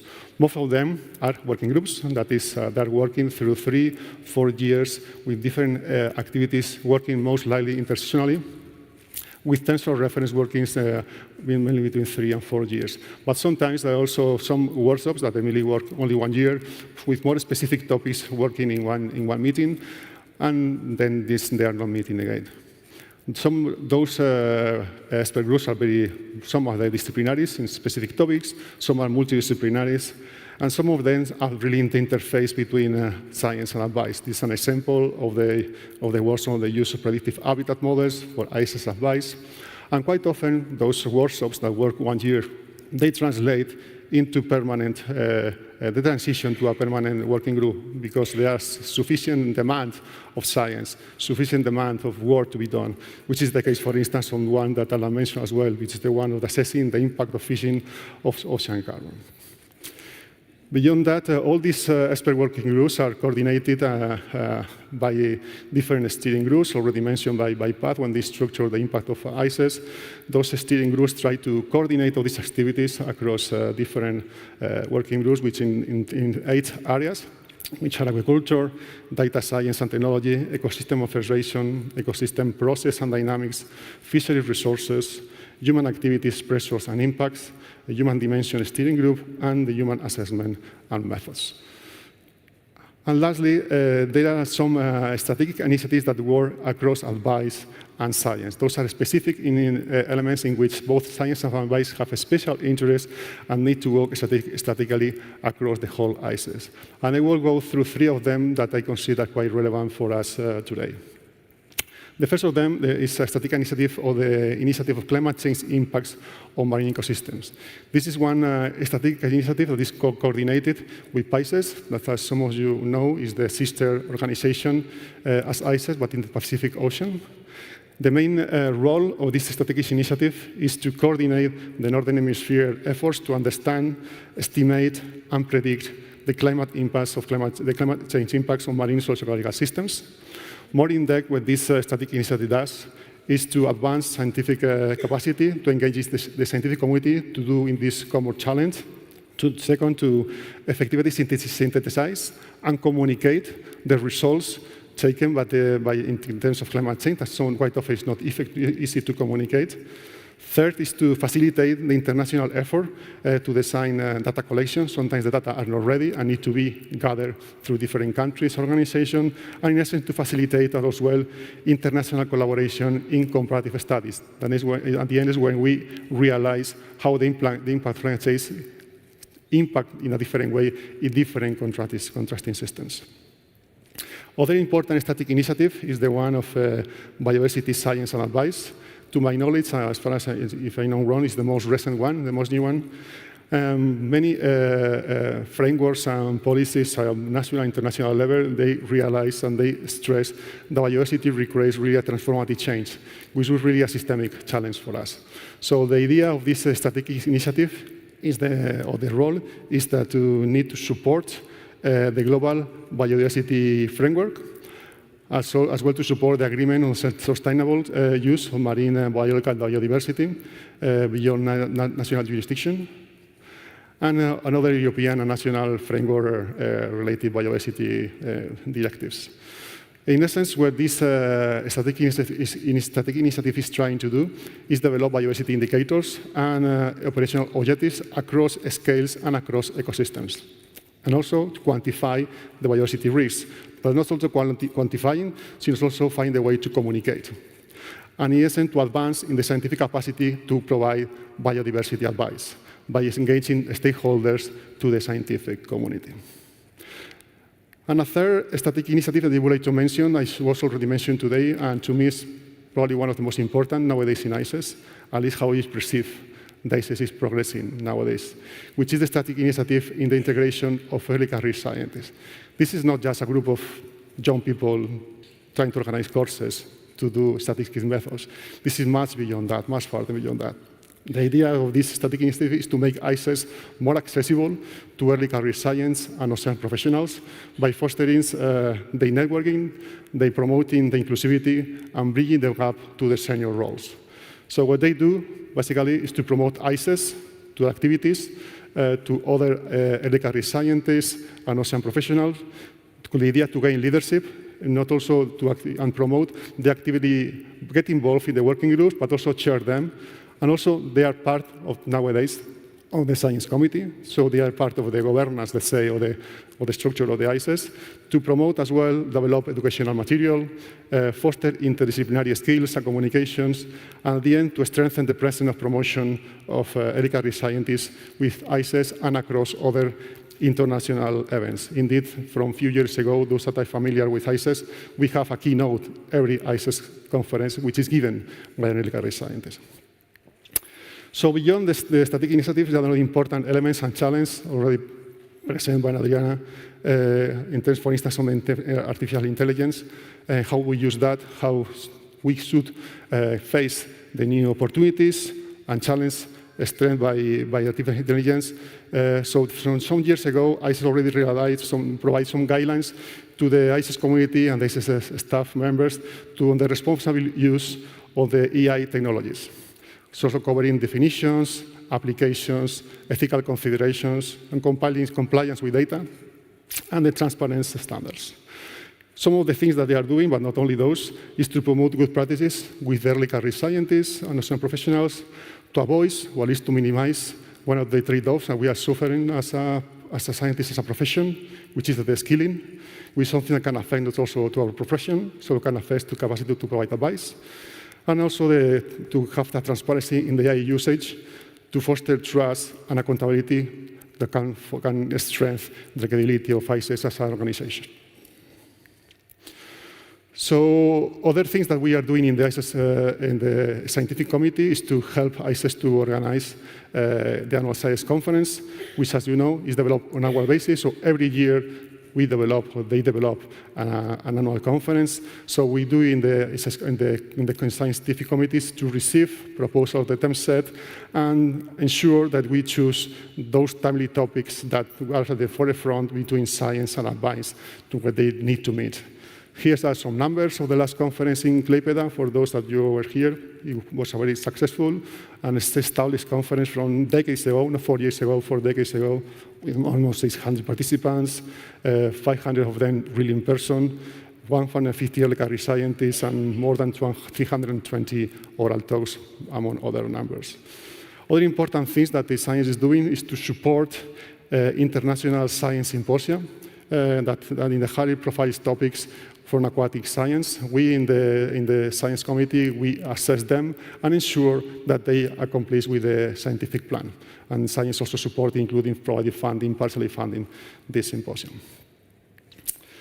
Other important element of ICES, and you know, is the ICES has a journal associated to ICES, the ICES Journal of Marine Science, which has a total independence, obviously, from ICES and ensure that it applies the highest standards to produce and to publish the most impactful science in our field. It's a really forefront journal for all of us, and we must choose, or we select as one of key options to publish our research quite often. As you know, they are also in the anniversary, it's the 100th centenary of the journal as well, and among other activities, they have also a term set of articles really to celebrate these 100 years. And this is, I promise, is the only plot, only graphic I will present today, but it's a recent paper published last week on Thursday that really illustrates today how ICES and the journal are changing in terms of the topic that is publishing. In this article, which is indeed published by an early career scientist, an early career editor of the journal, Simon Smolinski, he developed and analyzed all the topics and citations of the journal in the last century. And this plot, you can see in orange, those topics that have gained relevance in the journal, and in blue, those have been losing progressively importance within the journal. So those elements like distribution, on habitat models, and fisheries and socioeconomics, benthic habitats and impacts, marine policy and governance, are gaining more and more importance proportionally within the journal. However, those topics like fish biology, physiology, demersal fisheries, and surprisingly oceanography and plankton are decreasing the importance within the journal. What it means is the journal is getting away from the pure descriptive marine biology and fisheries fish-centric topics to a more applied, process-oriented, and ecosystem-based studies. And also, the diversity of topics, as we expected, can increase over time, are increasing over time, consistent with the trends of science nowadays, more broadly and more interdisciplinary. So just going to the end of this talk, why the world of science is important is because it has a strong impact on the science policy interface. Science policy interface is a difficult communication bridge. As all the communication bridges, it takes long time to build and very few days or hours to break. So the work that the ICES is doing in this communication bridge is very important. This communication is affected by many actors, enablers, barriers, boundaries organization. So the expertise and the professionalization of ICES in this ICES science interface is facilitating this communication and ensuring that the work as scientists we are doing is transferred efficiently to policymakers, which is more of the most challenge we have scientists nowadays. Well, so going to the end, let me to go back to the first sentence that we have in the first slide, but let me to revert upside down and say in the other way, to conclude that without original, creative, and innovative science, there will not be efficient advice for our seas and oceans. And when this thought and principle in advice, let me to thank to other ICES staff and other ICES community that have been working with these principles during the last century and the last decades. For sure, to all the Spanish institutions that are ensuring, and all the Spanish scientists that are doing this job during this century, as Paulo saw, but particularly during the last decades, and particularly to the colleagues from the Spanish Institute for Oceanography, and for sure to the job and the work that the early career scientists are doing nowadays, and thanks in advance for the work that they will have to do in the very close future. And thanks to you for your attention.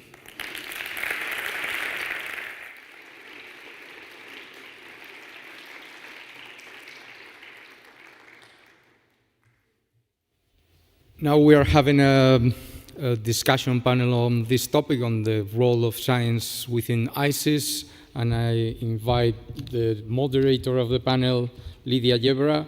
She's a research professor at the Spanish Institute of Oceanography in Malaga, with 20 years of research and science-based advice behind. Former SciCon representative of Spain, former chair of the working group on zooplankton ecology, editor of the ICES plankton identification leaflets, and also involved in the integrated taxonomy and copepod alien species working groups. Lidia, the floor is yours.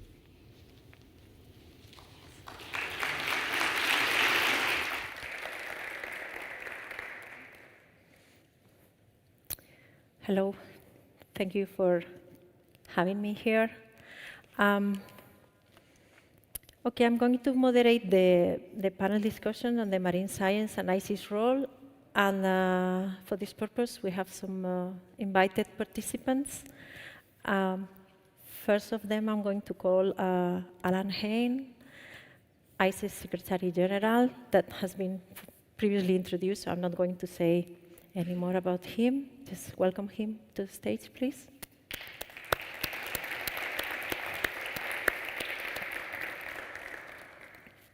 Second, I want to invite, again, Manuel Hidalgo, our representative in the ICES SciCom.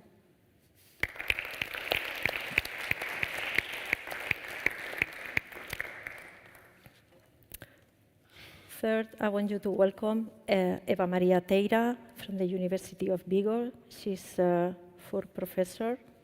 She received her PhD in biology at that university back in 2001. Then she went to the Netherlands for a postdoc. Then she came back to Spain, again as researcher in biological oceanography. She became permanent in 2012, and since 2013, she's full professor.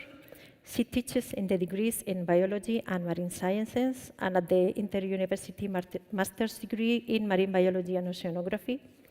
And her main lines of research include the study of the diversity and function of the microbial plankton of the oceans and the assessment of the impact of nutrient inputs on phytoplankton and bacteria in the coastal waters of Galicia in the northwest of Spain. And within ICES, she participates actively in the working group on phytoplankton and microbial ecology since 2009. Please welcome her.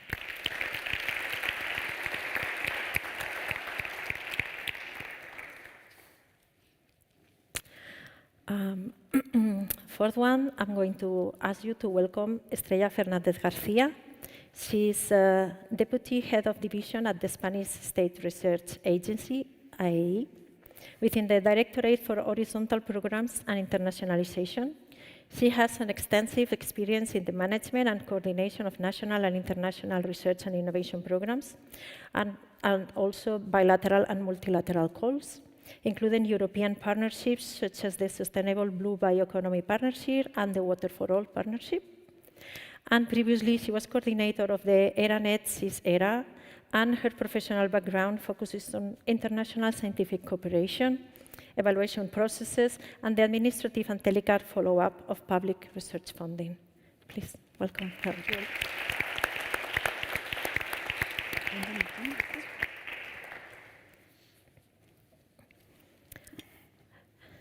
Next, Lucia López López.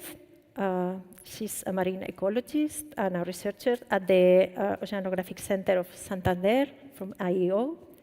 And her work examines the drivers behind marine food web structure and functioning and their influence on emergent ecosystem properties.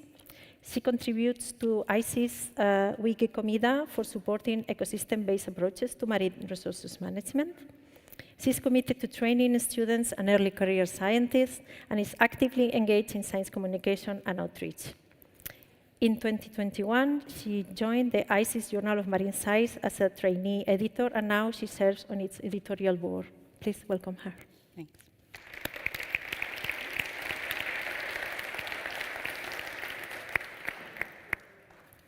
And last but not least, please welcome Maria Grazia Penino from the Institute of Marine Science in Barcelona. She's she's a scientific researcher, and her work focuses on fisheries stock assessment, spatial ecology, and the development and application of mathematical models to support marine resource management. She has been actively involved in ICES for several years now, where she serves as a stock coordinator for Atlantic stocks of salt species within the Bay of Biscay and the Iberian Waters Group WIGB. And she also contributes to several other expert groups, including WikiLife and WikiUser, supporting the development of assessment methods for data-limited stocks. Thank you.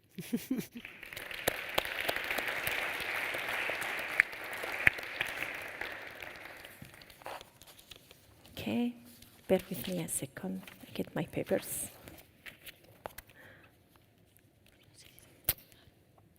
So, You are going to sit? Alan is there. yeah. Ala is there with them. Okay, sorry. Pues si se quiere sentar, Lidia. Yeah, that's fine. Okay.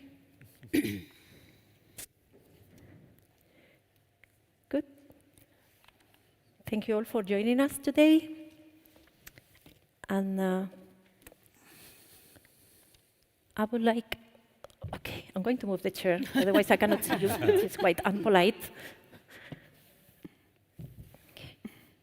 So I got the training on the gym today. So first of all, thank you all for joining us here. And in order for the audience to know you a bit, I would like to have a first round of your perspective from your own area of action. Which do you think are the main challenges that marine science is facing now or will face in the short time? So maybe we can start that corner. Okay. Well, thanks for having me here. Okay, it's also already a challenge to answer this question, but because there are many challenges, it's hard to single one out. But I think regarding science advice, scientists, we have a tendency to overstate our results. And I think we are in a time of high uncertainty, and we really need to be clear about that and to communicate our uncertainty very clearly so that we can take management decisions within a safe risk zone, and we can make also science a little bit more adaptive. And this is something stakeholders are asking us to give advice that can be adaptive, that can be quick, because science has its times, and we always want to make like the best possible science, but this is not an immediate result and an immediate advice that we can give. So I think this is challenging, and this is a direction we should be taking. Yeah, very true. Yeah. I agree with everything that Lucia said. I'm going to answer from a more technical point of view, as I work with the mathematical model analyzing data. From my point of view, at this point, I think we are trying to develop a robust model, like to combine all these challenges that we already cited a lot during this morning, the climate change, human dimension, socioeconomic dimension, all together under a unique assessment. So I think that we are advancing from a scientifically point of view, but I think like we are creating an ecosystem model, like robust integrated model. But I think the challenge is like try to make this tool operational, usable for the advice. I think it's timely because now we are ready to have this tool, but I think we need to give more steps to that for this tool be used in the real life, basically. And the other thing, also from a technical point of view, I think that now we are in a moment in which we have more data than ever, because we have like data from fishery dependent, environmental DNA and whatever, more tools and computational tools than ever before. But we need we need like to use, but we are not like, this is not translating in a direct better management. So we need to try also this is useful for management and for advice. Thank you. Okay, I would like also to thank you for the invitation, for being here and share my views with all of you.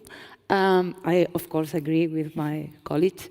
I could add, related with what they said, that maybe we could need to be more efficient in, for example, in the monitoring strategies, because we now have so many tools. This thing of the eDNA, that's great, but what are we looking for? So we need probably, we cannot sequence everything every day and all the time.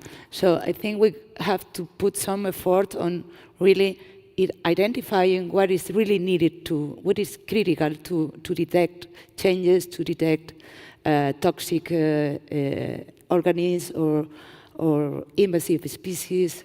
So we have to make some more work on being efficient and delineating what is really important to track and to monitor. Very good point, yes. Alan? Thanks, Lydia. Well, I got to give 10 answers earlier. Now I have to give one, which is the hard part, right? It's like prioritizing.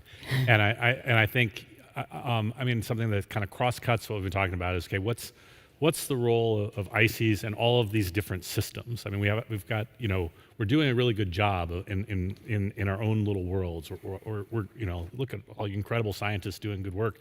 And yet, you know, there's this sense of, okay, how do we make this all fit together? And so I think, you know, that focusing on that science policy interface and really making sure that you know, we're communicating well and thinking holistically, which, you know, you talked about the SES, and well, but just, you know, focusing on the whole system. I think that's really what we've got to do. So we're making sure that it works as a universe instead of as little pieces that aren't always connected enough. Thank you. Well, I will highlight how we understand the complexity. So we are getting better and better in modeling complexity, modeling cumulative impacts, interactions, how things change in space and time. And we are getting better and better models, but then when it translates or it gets to the translation or to role of synthesize this information to communicate or translate to advice, is really a challenge. So we need to make all this complexity operational in advice, because at the end, the nature is complex, and the future is going to be more complex, and we need to translate information from today for tomorrow. And this needs to go through the implementation of complexities in this process. Thank you. Hello. Well, I am not a scientist of the marine science. I mean, I'm a scientist, but this is not my expertise area.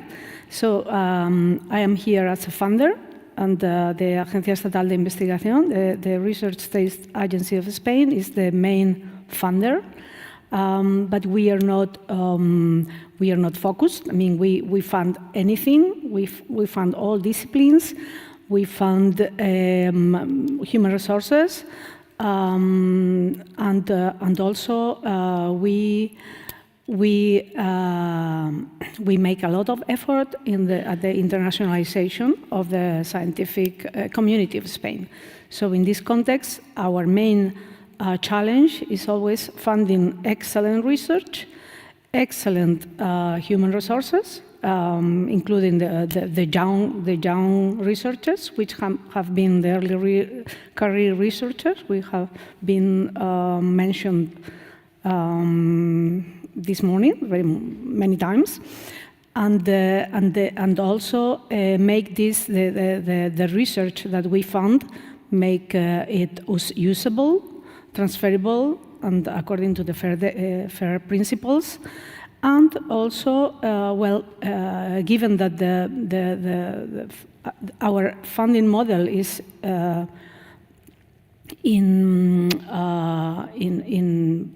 short projects, let's say 3-4 years, so that's maybe incompatible with the long-term strategy. So then this is our challenge. To make it the research that we fund, make it more long term and link it with the infrastructures more than it is now. Thank you. Yeah. Well, I'm afraid I agree with you all. There's many, many challenges, and on top of the ones we already saw this morning. I think that maybe we could, to go to the basics first, before we use science, we have to produce it, then we have to transfer it, give it away. Yeah, maybe we have to, in order to have this holistic vision and all this communication between the scientists, the stakeholders, the government, and we have to improve, as you mentioned, Alan, this morning, the communication. And we've seen today, Paz presented this graph with all these tiny colors that the governmental institutions were providing a lot of data and contributing a lot to ICES, but there was also big chunks of green that was from the universities. And so our member of the panel from the university is Eva, and I wanted to ask you, how do you think we can improve this transfer of knowledge, all the knowledge that is produced in academia, how we could transfer or improve the transfer so it gets all this information to the end users, to the stakeholders or international NGOs? How do you think we could improve that? Well, it's not an easy question. Sorry. But, I think that there are some things that could be improved.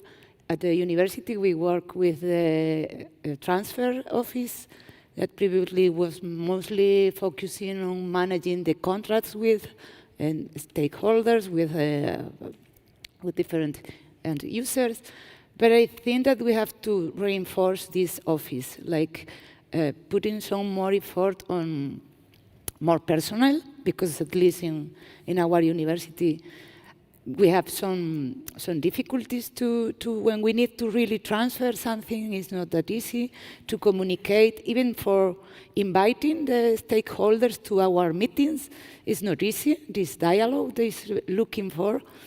I think that maybe one possible thing that would be very useful would be to include some new actors that could work like intermediate, like with formation in the interface of politics, science, and academia. So, because for transferring your knowledge, you also need to have some knowledge on politics and incorporate these social and economic aspects, and also know the language to talk with them. So I think that maybe promoting like formation, both in the transfer office and also in the academia, also fomenting or promoting more mixed events where like the end users and the stakeholders are invited, and also the academia and the scientific community, and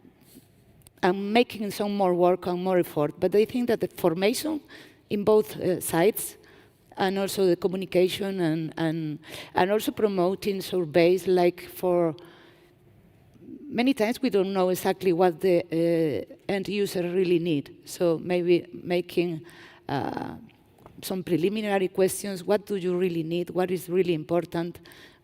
And so it might sound easy, but it's not that easy.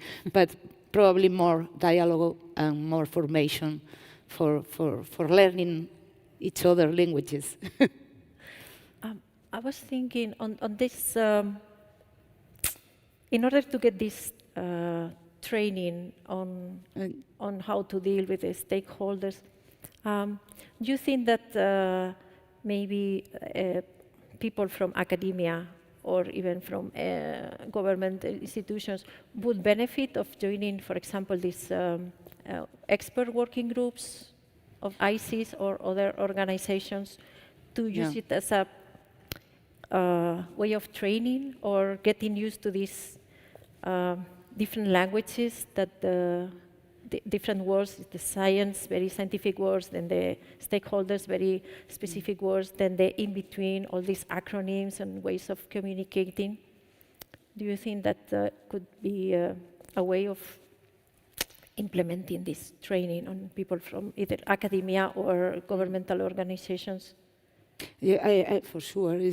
I think the presence of the stakeholders should be more relevant in the working groups, maybe incorporating also, not as a permanent member of the group, but inviting them from time to time, selecting, making a survey of selecting some local, regional, or national relevant actors and inviting them to some sessions or meetings.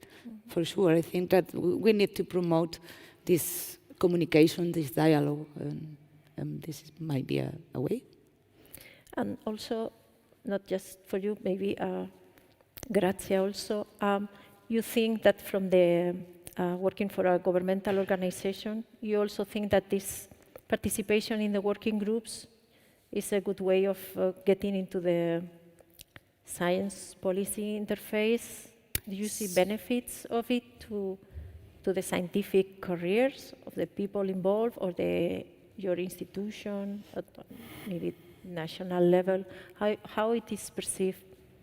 How do you perceive as scientists the benefits or the usability of being part of the groups? I mean, for me, it changed my career, be part of ICES, because in two parts. Because I think one of the big benefits of participating in working group of ICES is that you start to be part of an international community. So the international network that you get when you start to be part of the working group is exponential. It was in my case. I started with the working group in stock assessment, but then they called me for co-chairing other type of working group, so it was amazing. And the other thing that was really, really good for me is change the way you think in science, because you see that what you do have a real social impact because you use it. So you understand how the advisory process works, so you start changing your way of thinking science. So you are not just trying to have like scientific paper or publication, but you are trying to think how you can do something that can go inside the advisory process and can be used at the end in the management. So in this sense, I think there are a lot of benefit to be part of the community and in the working group as early career also. Starting in this working group is really enriching, I think. Do you think the same, Thea? Yeah, I subscribe everything. Yes, I also only add that my experience in ICES group and in ICES in general is always very collaborative. And this is making a young scientist, as I was a few years ago, feel part of a community where people contribute, and there is this taking care of young scientists as well. I mean, for me, it was a way of gaining confidence and to not only to build this international network, but also kind of trusting that science can have this collaborative support. And from this perspective, of the kind of advantages of joining the working groups, like as a early career, that you get to know people and this international networking, and you kind of open a bit your mind to the dark side, like of science, kind of all the unknown advice and science for policy and science for diplomacy and all this. Do you think that the strategic initiative that started quite a few years now ago, do you perceive it as enough? Or I'm also looking at you. We are some of us are young, but not that much. But we still remember the beginnings, and we have this. We have the workshops, the groups, the annual science conference, and other conferences promoted by ICES or supported. But these new activities led by early career scientists, do you think they make a difference or not? And would you recommend to the youngsters in our audience that maybe they could For get sure. enticed to join, or at least have a look or Google us. For sure, I think it's really positive. And as we say, because for the network, for get confidence, and I think the only thing is like sometimes difficult to balance the participation, all this activity, and also because you then have some pressure from the academia, on the institutional pressure, like to publish and do other things. So sometimes there is some difficult to balance with this activity. It also could be some limitation funding on geographically. So I think is not all the early career have the same opportunity. The opportunities are there, but not all the early career have access to this opportunity. So in some way, I think maybe we need like to improve this lowering the barrier geographically, economically for all these early career that don't have this possibility to participate to this activity. Yes. Yeah, I'm glad it's been great for you. And we're trying to make it better. And just to say a couple things there that we're focused on, you saw when I presented this like sectarian network plan, a big piece of that really is like, how do we make group involvement more valuable to you? So, I mean, that's something we want more input on, like what's worked well, because I mean, many of us have had better, different, so this is the best experience of my life, this is okay. We want it to be more like that, like the best experience of our life. And one way that we're really focusing too is just inclusion in groups, of trying to really, how do we, in groups, use the tool of our groups, which is a core part of what we do as ICES, and, use that to, to get the most out of it that we can. And we're working too of helping to teach people to be better chairs and give them better skills. So that's something that, as an early career scientist, you come in and you really learn how to lead groups effectively. So that's our ambition now, is to really make that stronger. Yeah, that's very, yeah, Manuel? Can I say something? Yes, of course. Please, you can speak whenever you want. Not, Yes, this has two sides, and I would like to, I will recall what we already said. We have the size of the early career scientists, and nobody in this table will say no, that we have been grow faster and grow more efficiently by the collaborative work in ICES, because at the end, when you present a call for a senior establishment, you have to, this one section that is internalization, and the internalization is already in ICES. They offer to you an international framework to be involved in more than 100 working groups, and nowadays you can participate hybrid.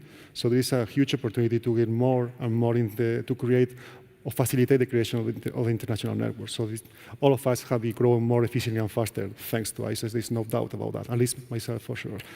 And then is the other side from ICES. And since the ICES take this strategy initiative, I've seen the things have changed quite, not a lot, but quite different way, because by getting this cross-generational, more efficient, more involved in ICES, you get ICES more resilient, more reactive, because it has different views of all of them.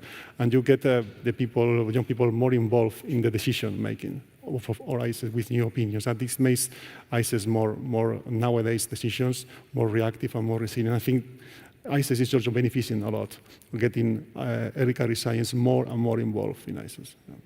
Yeah, I totally agree.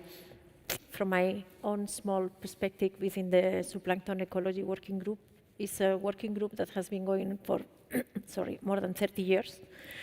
And now we have one of the chairs of the group is early career scientist, one of the top leaders is another early career scientist, and they have so many new ideas. So we keep doing some things the old way, but we are incorporating, and they are always very proactive. And after COVID, that we had all these meetings online, now meetings are hybrid, so it's much easier for young people. Maybe it doesn't have the funds to go, and it doesn't have to be one going, could be 5 of them joining and learning and providing feedback. So yeah, I think that's a good, it's a good change, I think. Yes, yeah, you were asking us about the transfer knowledge and to administration, the results of the research to administration, in order to enrich the science policy or other policies. And well, this is, in my view, and always I'm a little bit different view from of our my partners, is that as funder and part of the governmental body which is focused on science, we in Spain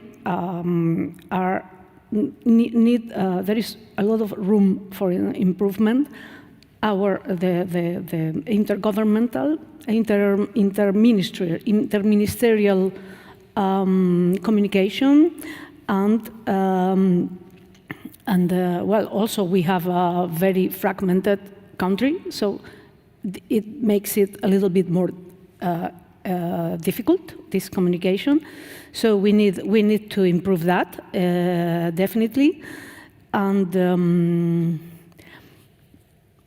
And I don't know what's I guess it's the ministries which have to pilot this strategy. I think there has been an effort in the last years. For example, the creation of the office at the Parliament, which is a way to transfer the scientific results to the politicians, which make laws in the end.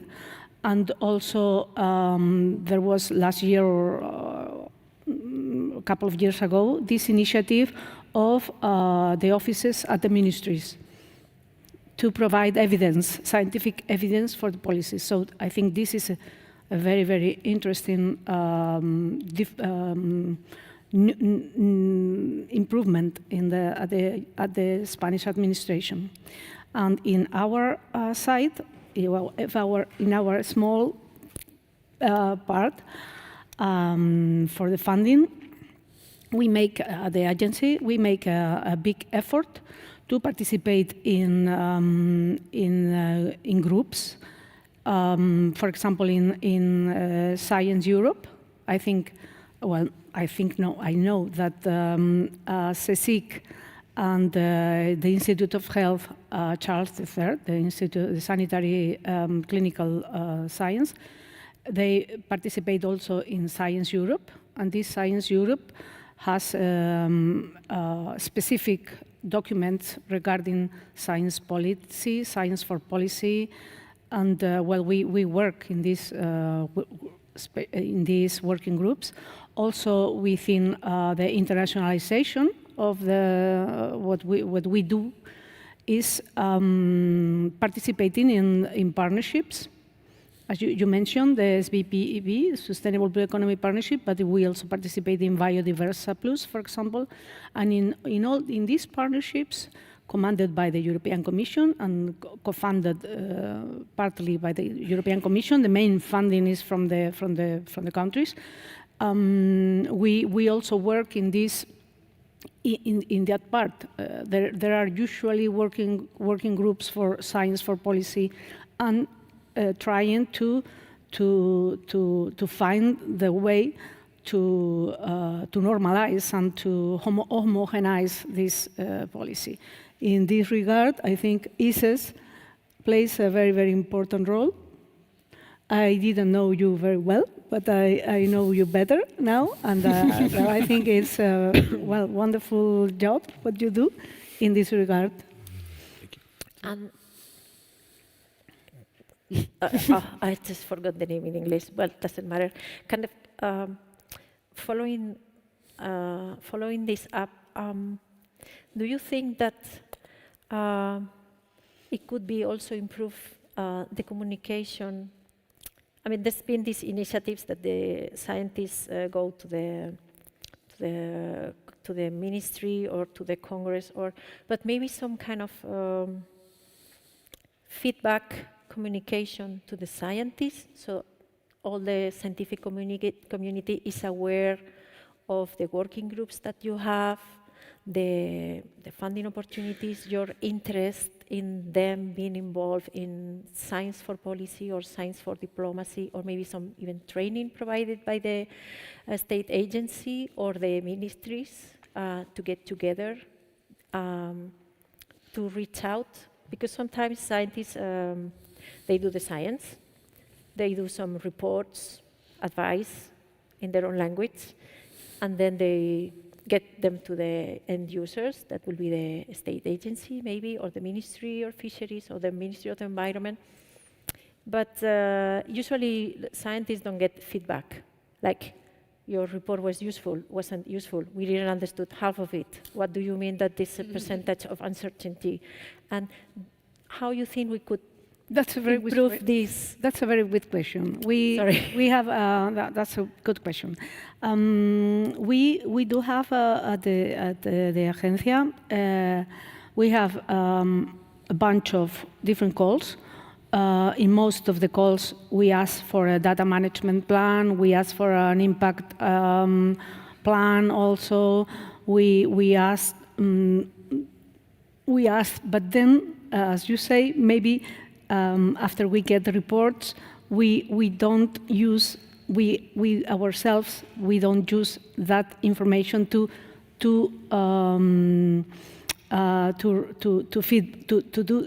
give some feedback to the researchers. That's absolutely right, and we need to think about that. That's maybe we should find the way, but this is more like a ministry competence.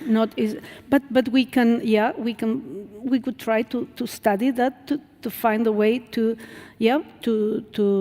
provide also the scientists our needs, the needs of the ministries, of the policymakers, etc. Yeah, that's a good idea. Thank you. Yes. Yes, I think that there are two elements that I think that are important. What Estrella just said. At the end, when we apply for a project, there's also this section. You are going to transfer to stakeholders, how you are going to do that, and you write some nice tests, and we get the project. So, and this is credible. When we perform the project, it's a challenge. This is for two reasons. Mainly because we are not trained as a policy interface. Some of us, we are helpful because we are working in some of this our work. We are involved in that, but it's not. We are not trying for that.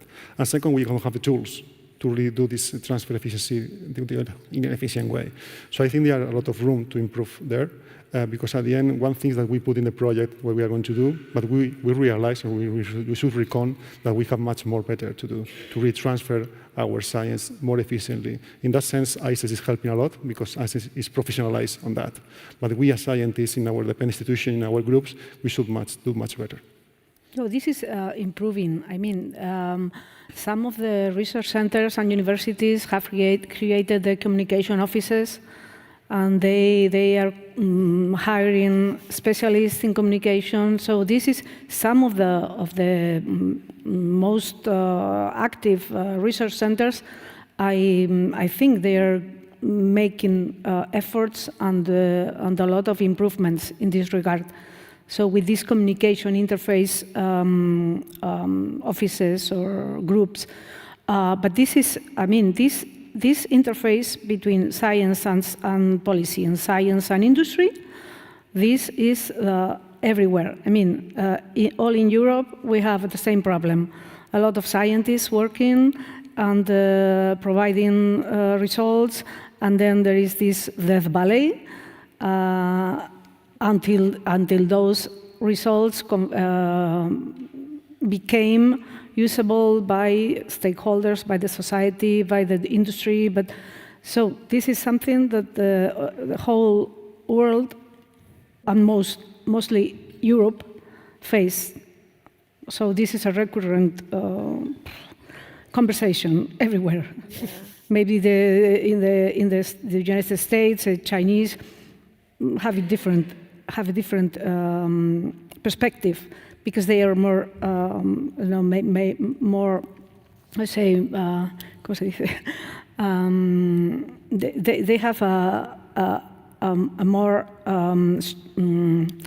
close relationship within industry, and but we keep separated silos between science and the industry, for example. So there is a huge room for improvement for that.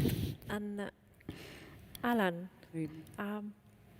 from your knowledge, you well, you were before being in ICES like full time, you also had your science background, and now that you are dealing with science and stakeholders and users,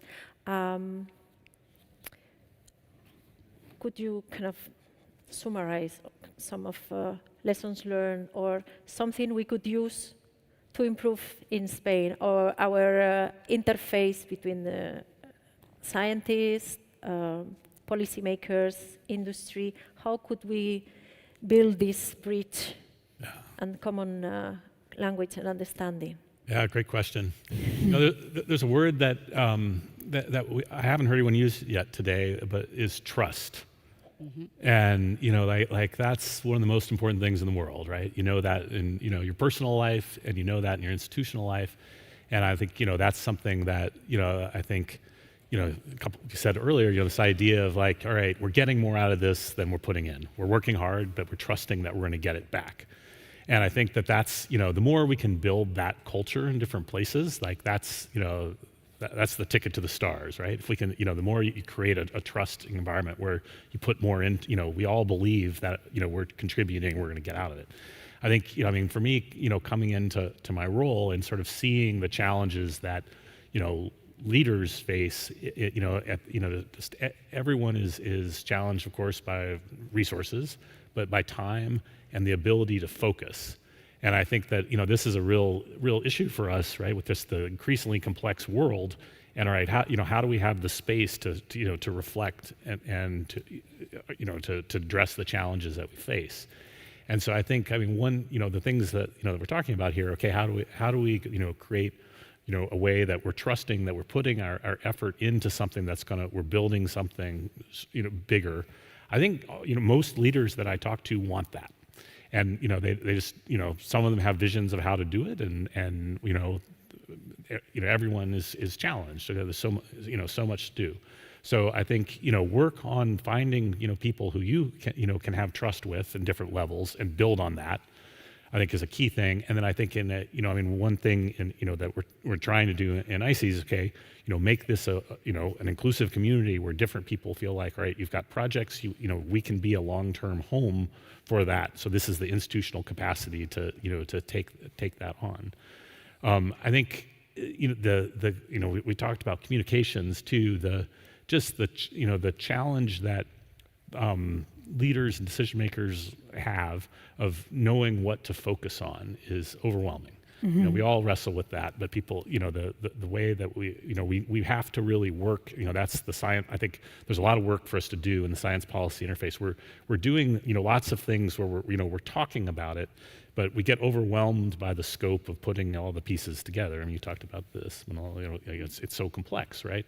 And I think that, getting down to, there's an irony there, right? You need to simplify down to a level that it's manageable while handling these big questions. But just to say that the people at my experience interact with different types of leaders is like they need your help.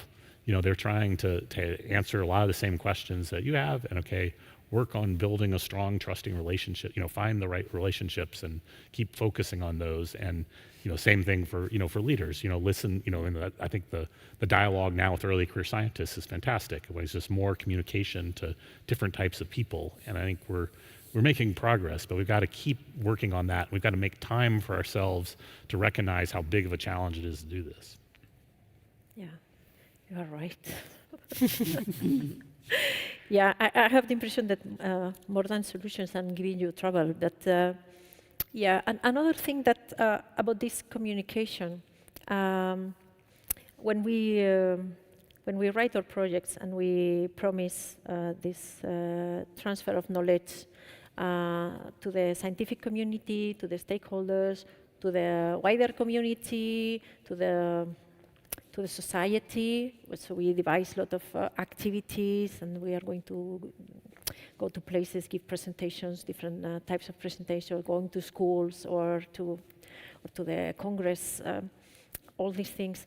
But most of the time, it's we have like two types of venues. Like we have the traditional publication, scientific journals, articles, research articles. Then we have some advice requested by the end users. But there's a lot of more of like gray literature, could say, that is not as well known. For example, the lot of scientific reports made by the working groups in ICES. They are available online. They have DOI. They can be cited. They reflect the science made by the scientists in each of the groups, and even some hints of the advice. But most people don't know they exist. So how could we make this more visible?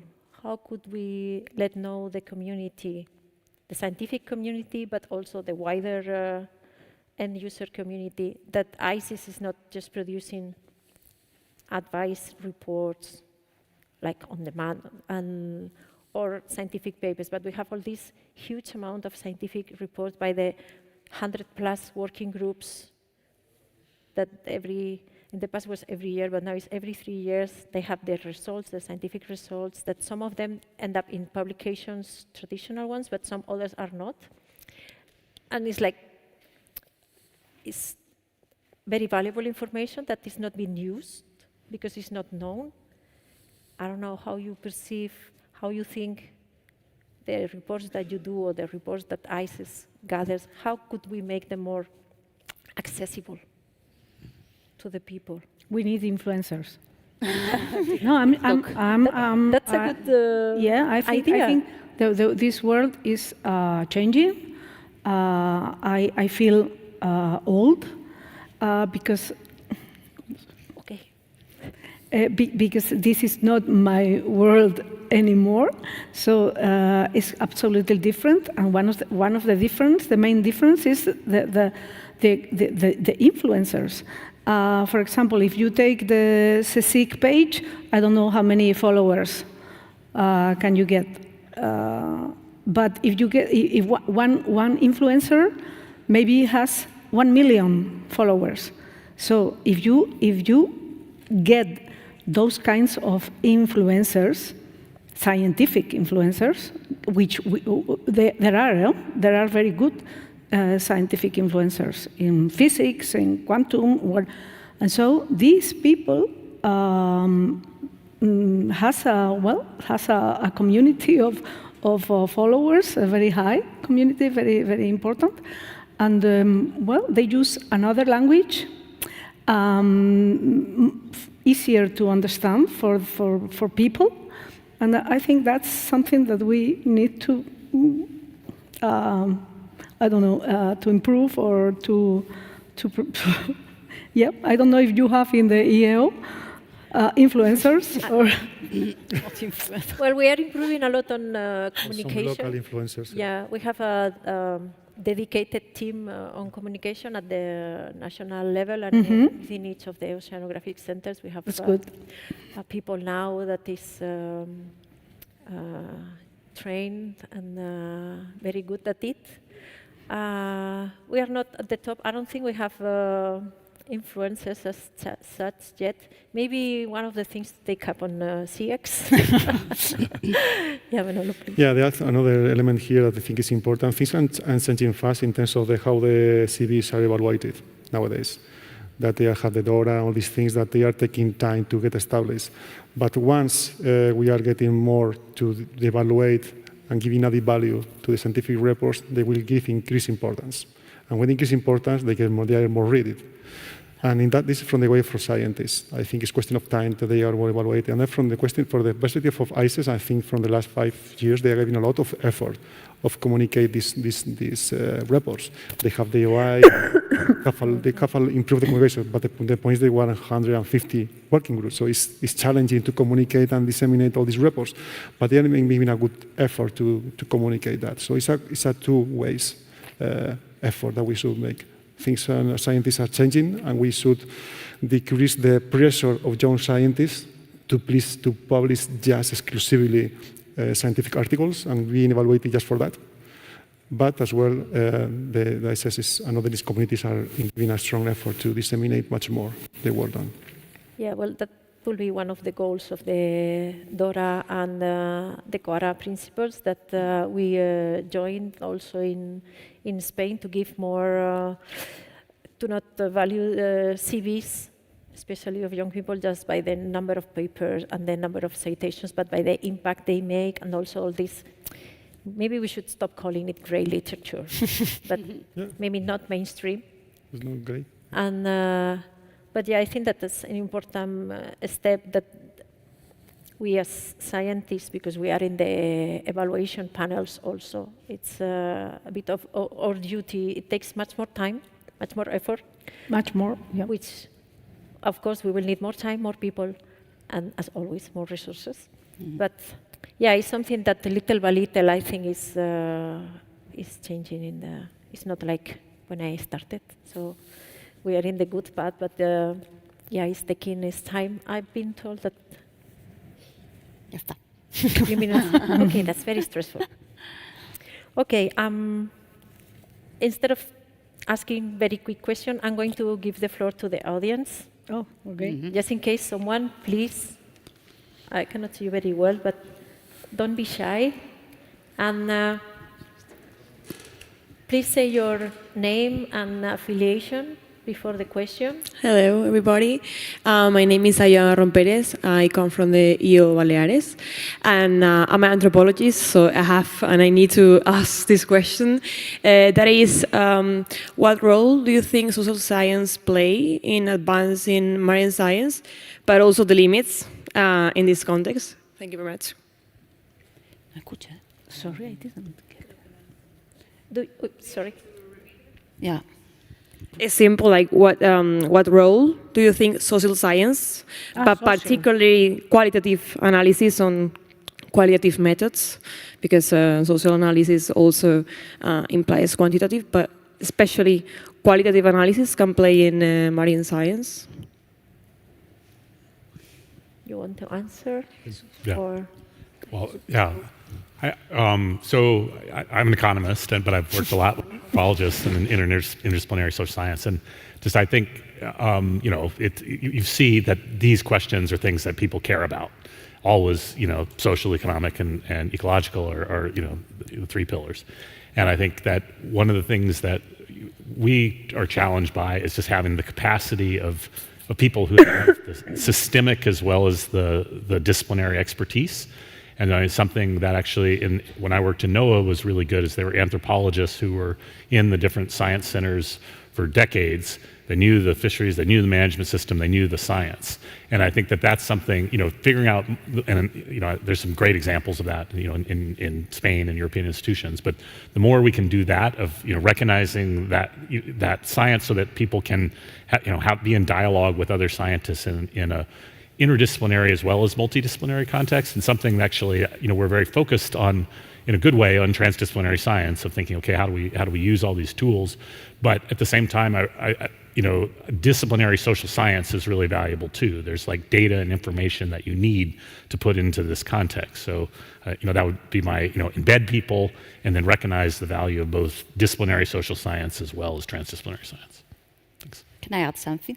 Because I think as statistician, one good point is co-designing. Because sometimes it's true that we are trying to be multidisciplinary and interdisciplinary, but it's like I do something and then I go to a statistician and I say, I have this data, let's do something. And it's not like this. I think in the social dimension, there are a good possibility to work also with quantitative data or transform qualitative data in quantitative data. But the essential thing, I think, is the co-designing of the research question altogether from the beginning, not at the end. And this is also something that could be added to the transfer with the stockholder manager. So I think is essential. Yeah, I totally agree what you mentioned about this co-design, because sometimes it's when ICES started gathering social scientists, it was very interesting because they had like the different question from a different perspective, and you see that all data are not numbers. But yeah, if we get together from the beginning, then it's much easier later to merge all together and to translate into advice or policies. And I think, as with all the other topics we've been mentioning today, the communication is the key, and then working together, and then we can move all forward better. Yeah.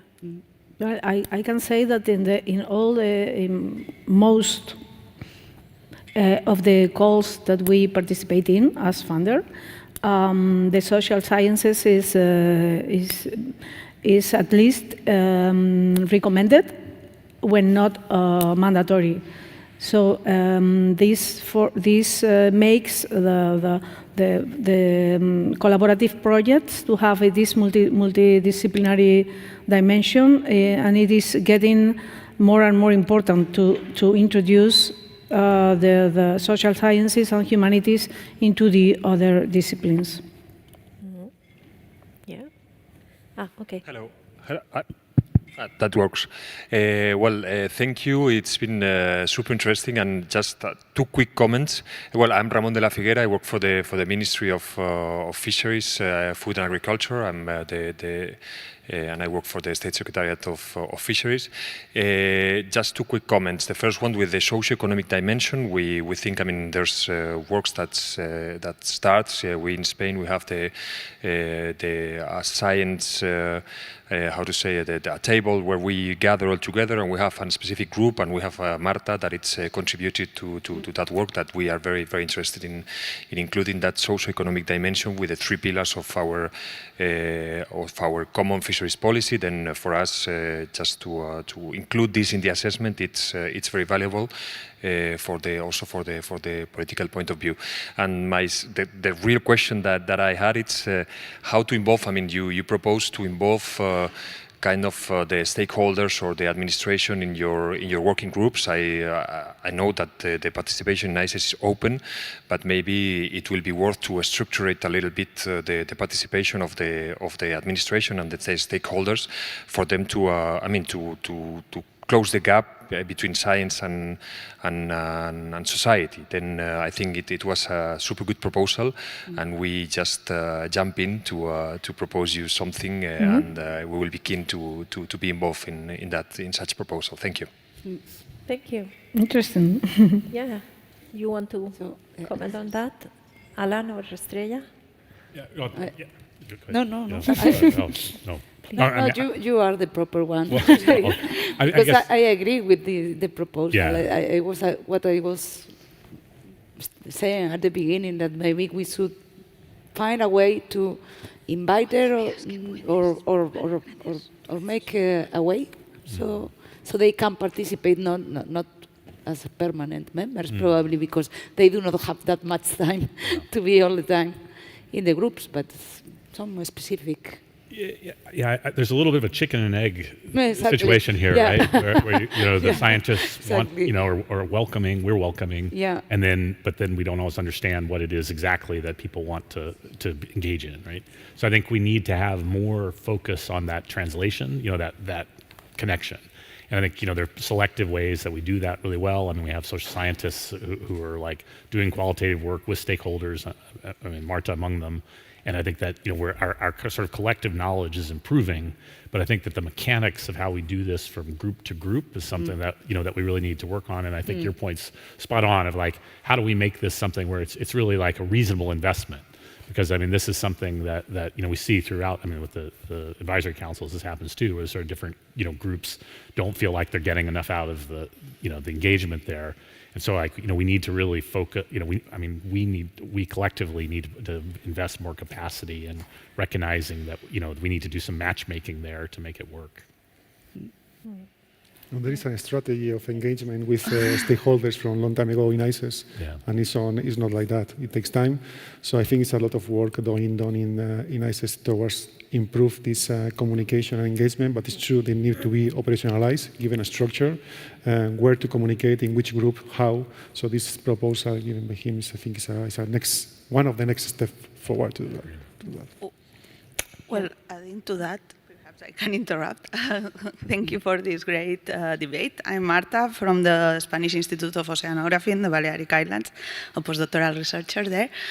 And well, adding to that and complementing a little bit, I was thinking when you were talking about operationalizing science, and you would talk a lot about end users, but perhaps we need to change a little bit this mind of end users, because they can be also at the beginning, no? So like, don't think that we only transfer in one way, and thinking more in the two ways or multiple ways of getting this knowledge, not only from science, but also integrating, as it has been mentioned, indigenous, but also traditional or local knowledge. So I don't know how you see it, but I think now there is a growing place of early careers that are not training one single let's say, topic, and they're more interdisciplinary, and probably this could be the way forward to integrate all of these things that you are saying about the engagement of stakeholders, and also integrating different disciplines and moving forward, no? And also, well, last week was the stakeholder engagement working group, actually, and there is already a strategy, and how the stakeholders can participate within it is quite established already a little bit within ICES, and I get it will be improving in the next years, as I know so far. So I don't know if you think it will be a much improvement in the next 5 years, incorporating all of these things. Yes. Yeah, I think it's. I think we, as a community, we are in the right direction, and we know that all parties are interested. We have to find a way of structuring, so you join or you attend to the meeting of the right group, so you are investing your time in something that is going to be a win-win, and no one is going to be wasting time, kind of. You always learn something, but if you can focus, as it was mentioned before, if you can focus on your aims. Yeah, okay, I'm finishing. If you can focus on your aims, then you can be much more effective with the little resources that we have.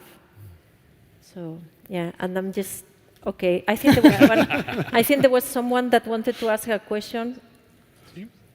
Do we have time? Yeah, you are the last one. A quick one. It's a quick one. Abraham Trujillo, I'm working for the Spanish Foundation for Science and Technology, FECIT, and it's just more asking maybe for a quick reflection from the panelists on a topic that I was here actually a few weeks ago in an event on research security.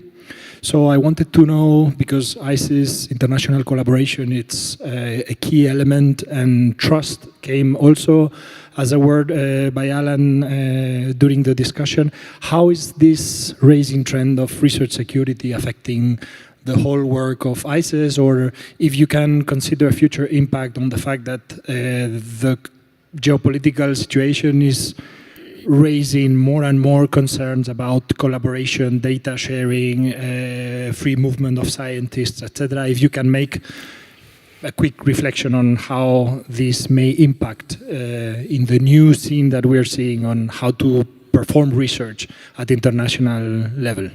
Thank you. Yeah, good question. I mean, I think one thing that's impressive is that scientists are scientists, and I think you know this in the ICES-PICES context in terms of, you talk to people, doesn't matter where, you have, I went to PICES actually and met Russian colleagues who I hadn't met in a decade, and was at their meeting, and we had the same conversations we did 10 years ago. And so I think there's just to say there's a human side to this that underlies who people are, that is there. However, obviously there are these reasons there's not formal engagement in these different areas, and there's sort of the concern that we'll have a breakdown. But I guess I mean one thing I would just I mean, there's uncertainty about this. We don't know what's going to happen, what different countries are going to decide. But I am, there are times. I mean, I had this experience in the past, and when I worked in the U.S., I know other, like the changes in governments in other countries where, it seemed like the sky was going to fall, and then that wasn't the result.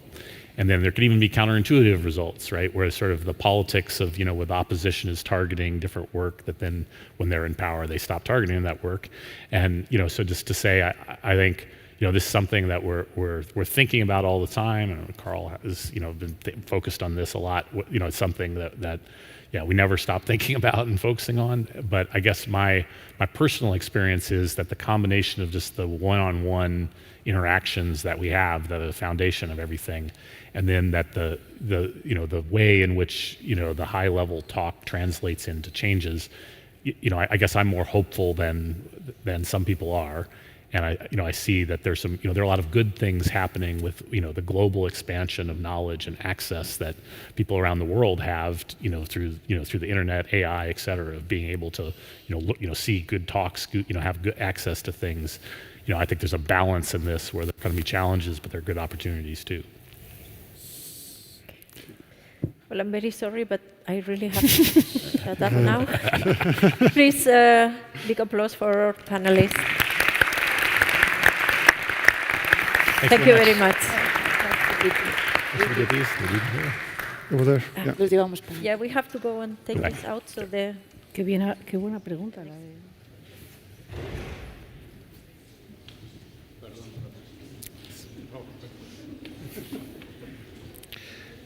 Sorry.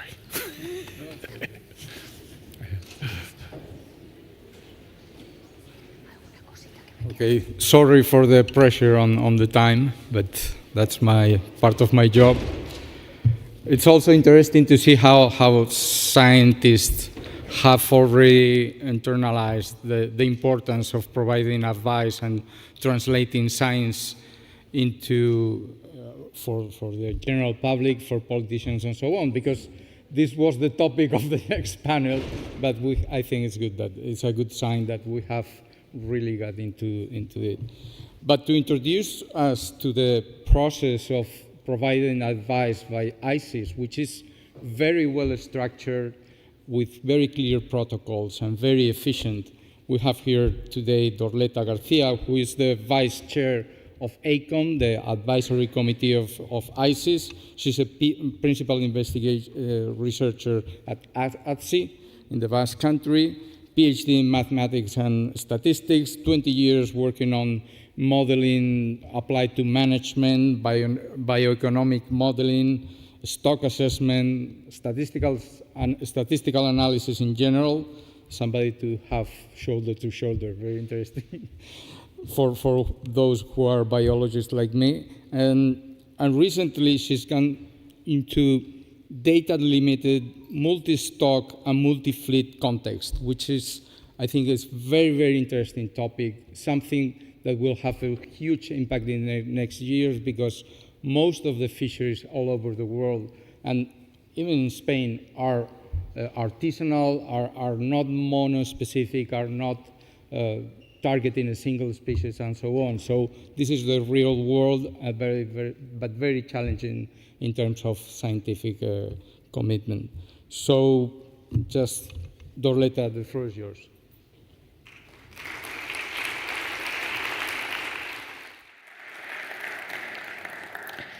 Do I have the pointer to, how do I move the slides?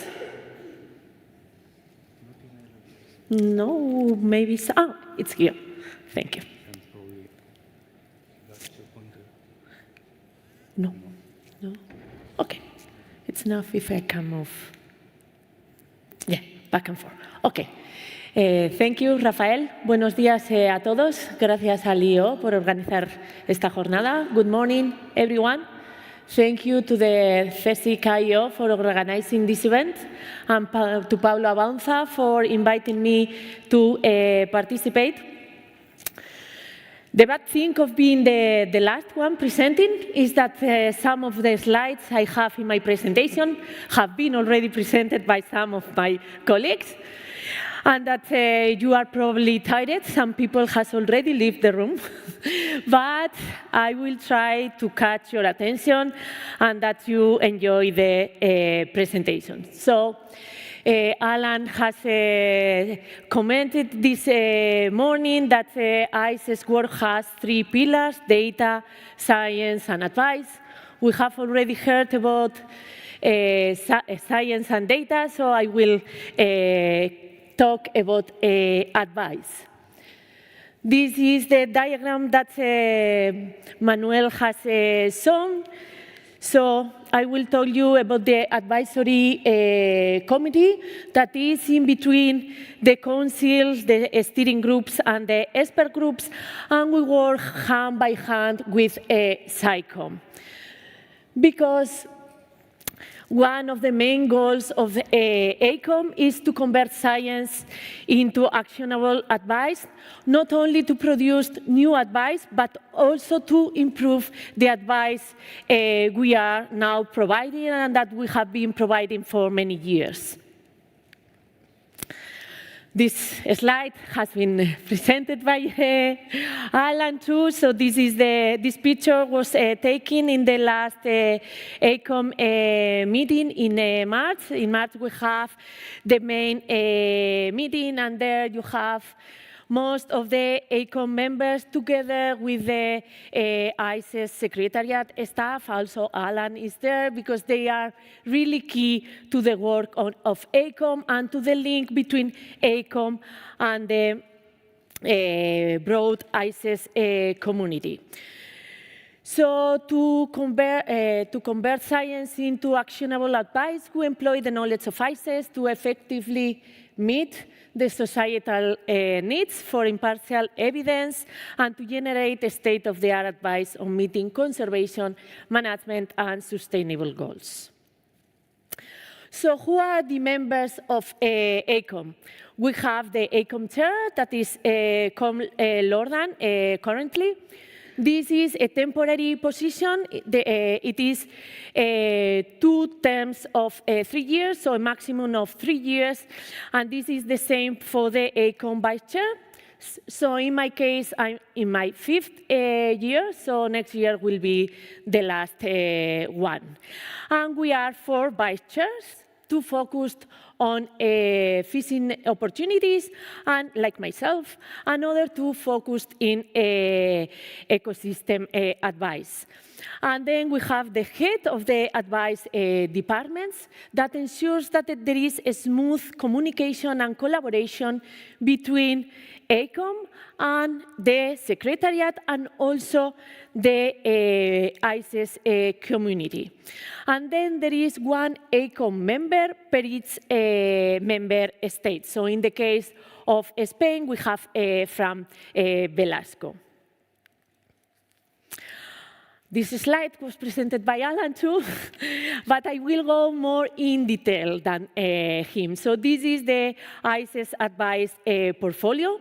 We provide advice on fishing opportunities for around 260 stocks. Most of the advice is annual or biannual. So this means that we provide advice every year for more than 100 stocks. And on top of that, we have fisheries-related special requests, and the special requests are quite heterogeneous. It can be quite There can be quite common, like evaluations of long-term management plans, but they can be very specific, like, for example, the CBAS allocation tool for recreational catches. Then we have advice on fishing impacts on biodiversity. This advice on the broad ecosystem, I would say that has grown exponentially in the last decade or so. So we give advice on fishing impacts on biodiversity. We give advice to support the EU Marine Strategy Framework Directive. We give advice on offshore renewable energy that it's having a big attention lately. We give advice in aquaculture, and we also have overviews, aquaculture overviews, ecosystem overviews, and fisheries overviews. Probably I've talked about fishing opportunities before, but maybe some of you are not that familiar with this type of advice that probably is the core of the ICES advice, or it was before. Probably it's not anymore, because now we provide advice on many marine ecosystem components. So here I show you the advice for southern hake. That is one of the most important stocks for Spain and the Spanish industry. So basically, the advice we give on fishing opportunities is about the catch levels that are consistent with the precautionary approach and the maximum sustainable yield. So, for example, in this case, for hake, we gave the range of optimum catch level. So any catch level between around 10,000 and 20,000 tons is consistent with a precautionary approach and maximum sustainable yield. And then a part of giving this number, we also give estimates of the historical development of the stock. So here we saw the historical evolution of catches. This is data. And then we give estimates of recruitment, that are the fishes, the new fishes that have entered the fishery. We provide the estimate, then we provide the estimates of exploitation level, and we compare it with the maximum sustainable yield. So in this case, in the case of southern hake, we can see that after years of overexploitation, the stock is now exploited sustainably, because it's around the maximum sustainable target. And then we have the historical development of spawning stock biomass that has an increasing trend in recent years. Then I have here an example of a fisheries-related special request. This was requested by Portugal and Spain some years ago to evaluate harvest control rules for the management of the Iberian sardine stock. At that time, the stock was going through a low productivity period, so the administrations and the fishing sector in general was quite concerned with this stock, so they asked ICES to evaluate and identify which harvest control rules were robust to uncertainty. So what we did was to evaluate the performance of this set of harvest control rules under two productivity scenarios, a low productivity scenario and a medium productivity scenario, and we identified those that were robust. Oops. I don't see the screen anymore, so I will need to, no, I can see it now. Thank you. Then we have fishing impacts on biodiversity. I'm showing here quite an important piece of advice for Spain, for example. In this advice, we provide estimates of bycatch levels of endangered, threatened, and protected species of marine mammals, seabirds, marine turtles, and selected fish species. This is important. I say that this is important for Spain because, for example, since 2-3 years ago, the fishing is forbidden for 1 month, February, in the Bay of Biscay for the main fishing fleets. So it's quite relevant. Then another important piece of advice is the advice on VMEs, vulnerable marine ecosystems. This advice supports the implementation of the Marine Strategy Framework Directive, the D6 indicator. ICES published the first advice on BMEs in 2018. it has economic and social implications. So in 2024, there was a request to evaluate the trade-offs between reducing the extent of mobile bottom contacting gear, disturbance to seabed habitats, and potential cost to fisheries. Then something that is taking growing attention is the offshore renewable energy. There are, in some regions, there are a lot of wind farms that are competing for the space with fisheries, and the expectation is that they will grow into the future. And this creates a lot of concerns about the possible impact in marine ecosystems. For example, we have sand eels that bury their eggs into the sand, so the impact in the dynamic of this stock could be significant. Then the noise could also impact some biological processes. So there has been other advices, but the one I'm showing here is about the economic, social, and economic impact of offshore wind farms and floating offshore wind farms on fisheries in different European regions. The problems with wind farms is not that big in Bay of Biscay, but it's really important in other areas. And then we have aquaculture. Here I have taken 3 maps from the Bay of Biscay aquaculture overviews. We have overviews for all the ICES ecoregions, and here in these maps I show the location of finfish, shellfish, and seaweed and microalgae aquaculture. And last year we went beyond overviews and we delivered an advice linked to a special request from Iceland that were interested in having a risk assessment framework to evaluate the genetic intrusion on salmon aquaculture.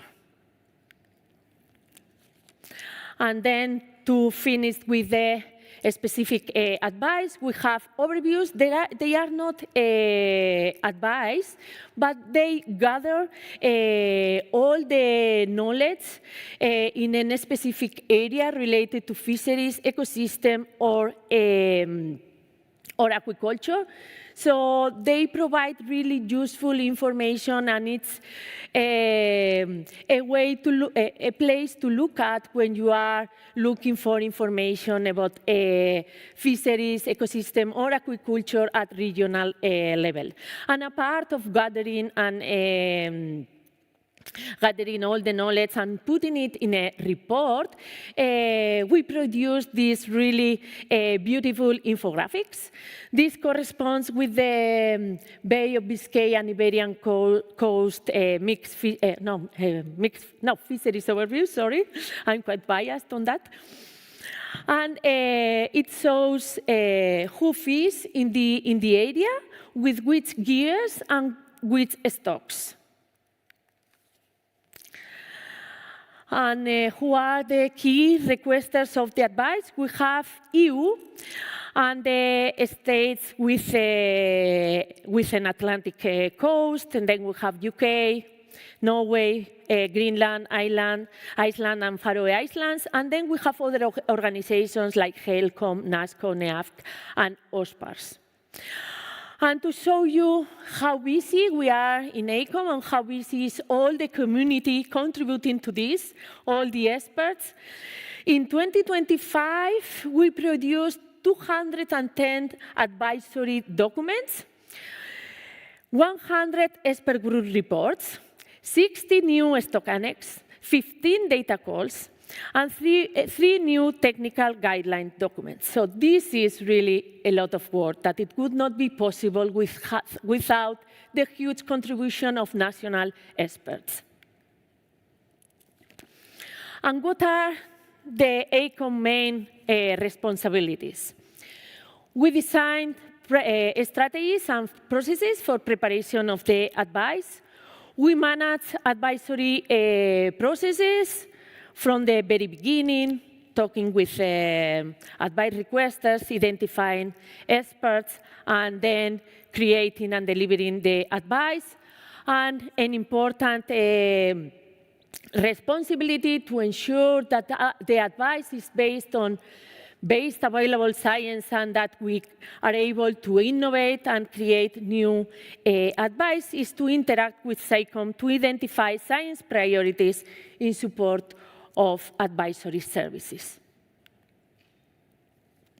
Then we have an advisory plan. Alan has already talked about it, so I will not go into detail in this slide. So we need to assure quality, that the advice we provide has enough quality. We process innovation and efficiency. We need to build capacity and resilience. Some people have already talked about this this morning. We have seen that changes in ecosystem and climate change are creating real challenges to manage stocks. And we need to include more and more ecosystem and climate factors into advice, not only ecosystem advice, but also single stock advice, because their productivity is really impacted by changes in the ecosystem. And then we highlight the benefits of the ICES approach to the already existing requesters and to potential requesters. This diagram shows the main steps in the advice production process. First, we have the request formulation. This is especially important for a special request. When an advice requester contacts us for a specific special request, at the beginning, we have an iterative process with them to clarify risk, objectives, and to define the real scope of the special request. Then once this is done, we move into the knowledge synthesis step. There we need to identify the experts within the broad community, and then we set an expert group, workshop, or whatever is needed. And then all the work needs to be peer reviewed by independent external reviewers. So we need to identify them, and then they need to agree. That, believe me, that is not easy, because we have a lot of advice, and the community is not that big. And the recurrent advice is not externally reviewed every year, but if we have new methods and new data, this needs to be reviewed to ensure quality. And then it is audited by internal experts every year. And finally, we have the advice production. We have advice drafting groups that draft the advice, and then ACOM needs to review every piece of advice, and before delivering, making the advice public, it needs to be approved by consensus.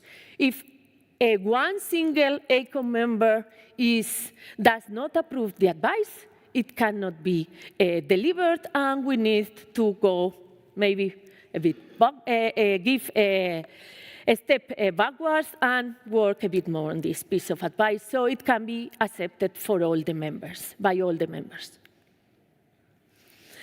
And our advice is governed by 10 principles, and no other fishery body has this specifically stated.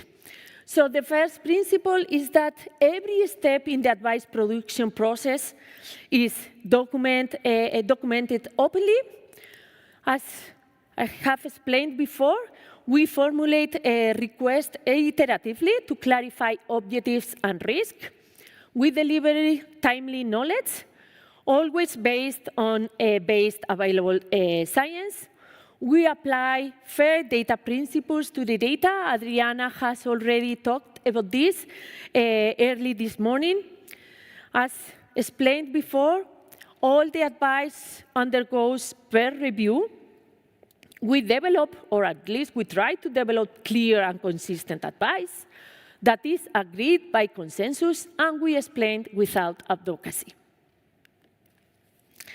And to finish with the talk, this is a non-exhaustive list of the ECOM member rules. So they bring their strategic view into the committee. They coordinate ECOM activities. They do the link between national experts and ECOM, and also between national delegates and ECOM. So they play a very important role in making everything consistent. They encourage experts to participate in the different ICES processes. They chair advice drafting groups. They inform nationally, communicate with SECOM, and probably other things that I have or we have forgot. So ECOM members are really an important piece into ECOM. And that's all. Gracias. Thank you very much for your attention.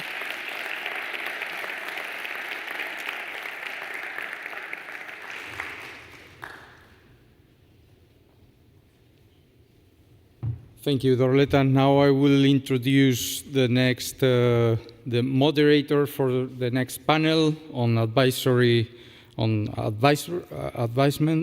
is Francisco Velasco from IEO in Santander. He's a chief scientist of the IEO program of fisheries resources in the ICES area. He's been involved in the international bottom trawling working group. He's also the coordinator of the Spanish bottom trawl surveys in the Northeast Atlantic, the Iberian Shelf, and the Porcupine areas. And his interests in research are focused on fisheries trophic ecology, demersal fish, marine ecology, deep fisheries, and biodiversity conservation. Fran, the floor is yours.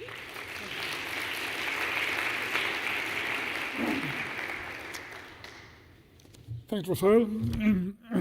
Well, I'm going to introduce the members of the panel. So we'll have Carl O'Brien, just the representative of ICES, so he will be just not going to introduce him again. Then also Dorleta Garcia will be part of the commission. And then I would like to introduce Elisa Carvajo, who is the Deputy Director of the General Fisheries Research and Data Connection from the Ministry of Fisheries here in Spain. She brings over 10 years of experience in the field of fisheries policy. Her unit plays a key role on fisheries policy as it hosts the national correspondent for the EU fisheries data collection framework. She is also responsible for coordinating the research activities in this field and for monitoring scientific outputs, particularly the recommendations issued by the international scientific bodies such as ICES. Then we have Daniel Bosses, who will just be part of the panel. He's just the managing director of the Europesh at the moment. He has a master's degree. He has a master's degree in law from the University of Santiago de Compostela. He later obtained a master in European studies and postgraduate degree in international maritime transport. Since 2012, Daniel works for Europesh, and the most relevant European association representing fishery sector, and alternative the advisor of the Economic and Social Committee.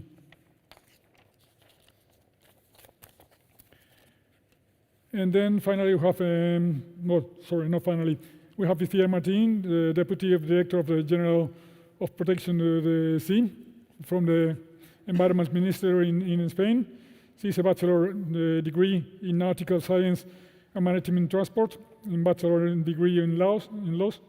She has developed her professional career in merchant ships, mainly container ships, oil tankers, and gassers. And now is the Deputy Director of the Protection of the Sea in the Spanish Ministry of the Environment. And her department has is in charge of the marine strategies and marine spatial planning at the moment. And finally, we have Hector Villa from the Spanish Institute for Oceanography. He's the head of the Fisheries Unit. He's the doctor of Hector Villa. He's a PhD in veterinary medicine, and civil servant of the Spanish administration from 28.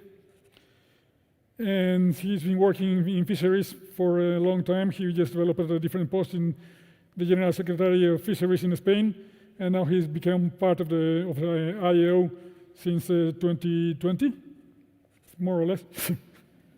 And now he's been working with here, and he's just head of the Fisheries Department in the IEO.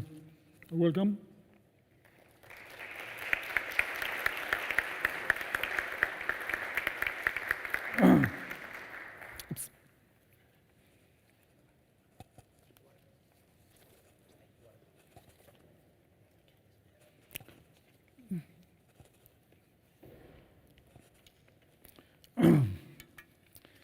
Well, thank you all for your participation in here and for being here.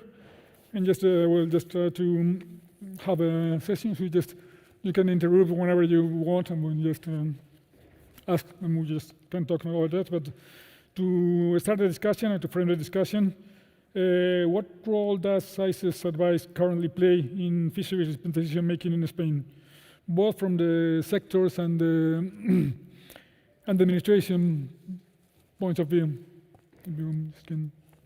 I can start, perhaps. The part of the fishery sector. Yes. So thanks for the question. Obviously, I work for Europesh, which is the umbrella association in Brussels. But in Spain, we have two main fishing associations: is CEPESCA and Cofradías Pescadores, so Federación Nacional de Cofradías Pescadores. So I think it's the most relevant fishing associations at national level. And I would like to start by saying that I think that nowadays the big success is that both fishers and scientists, they're working together. And this was not the case in the past. They were mistrusting each other. And fishers saying like, oh, look, they're sampling there. We're not even going in there. What are they doing in there, these crazy scientists? And I think nowadays everybody understands the role of each other. And I think this is the big success of the system. And I also think that everybody understands that science is the first brick that we need in policy making. And I think nobody's challenging that anymore. I think science is the underpinning factor that we need for every policy decision. I think our officials, they understand well the role of science because they are the ones collecting, reporting, dialoguing with different stakeholders, and then accepting the final decision. And the issue that we see with the process is that it's becoming overly complex, because it's not just about fisheries anymore. It's also about the MSFD. It's about nature restoration regulation. It's about the big umbrella international conventions like the Biodiversity Convention, BBNJ, etc. All these policies, they have different policy goals. They require specific science for this. And how is this interacting among each other is very difficult to understand in the end.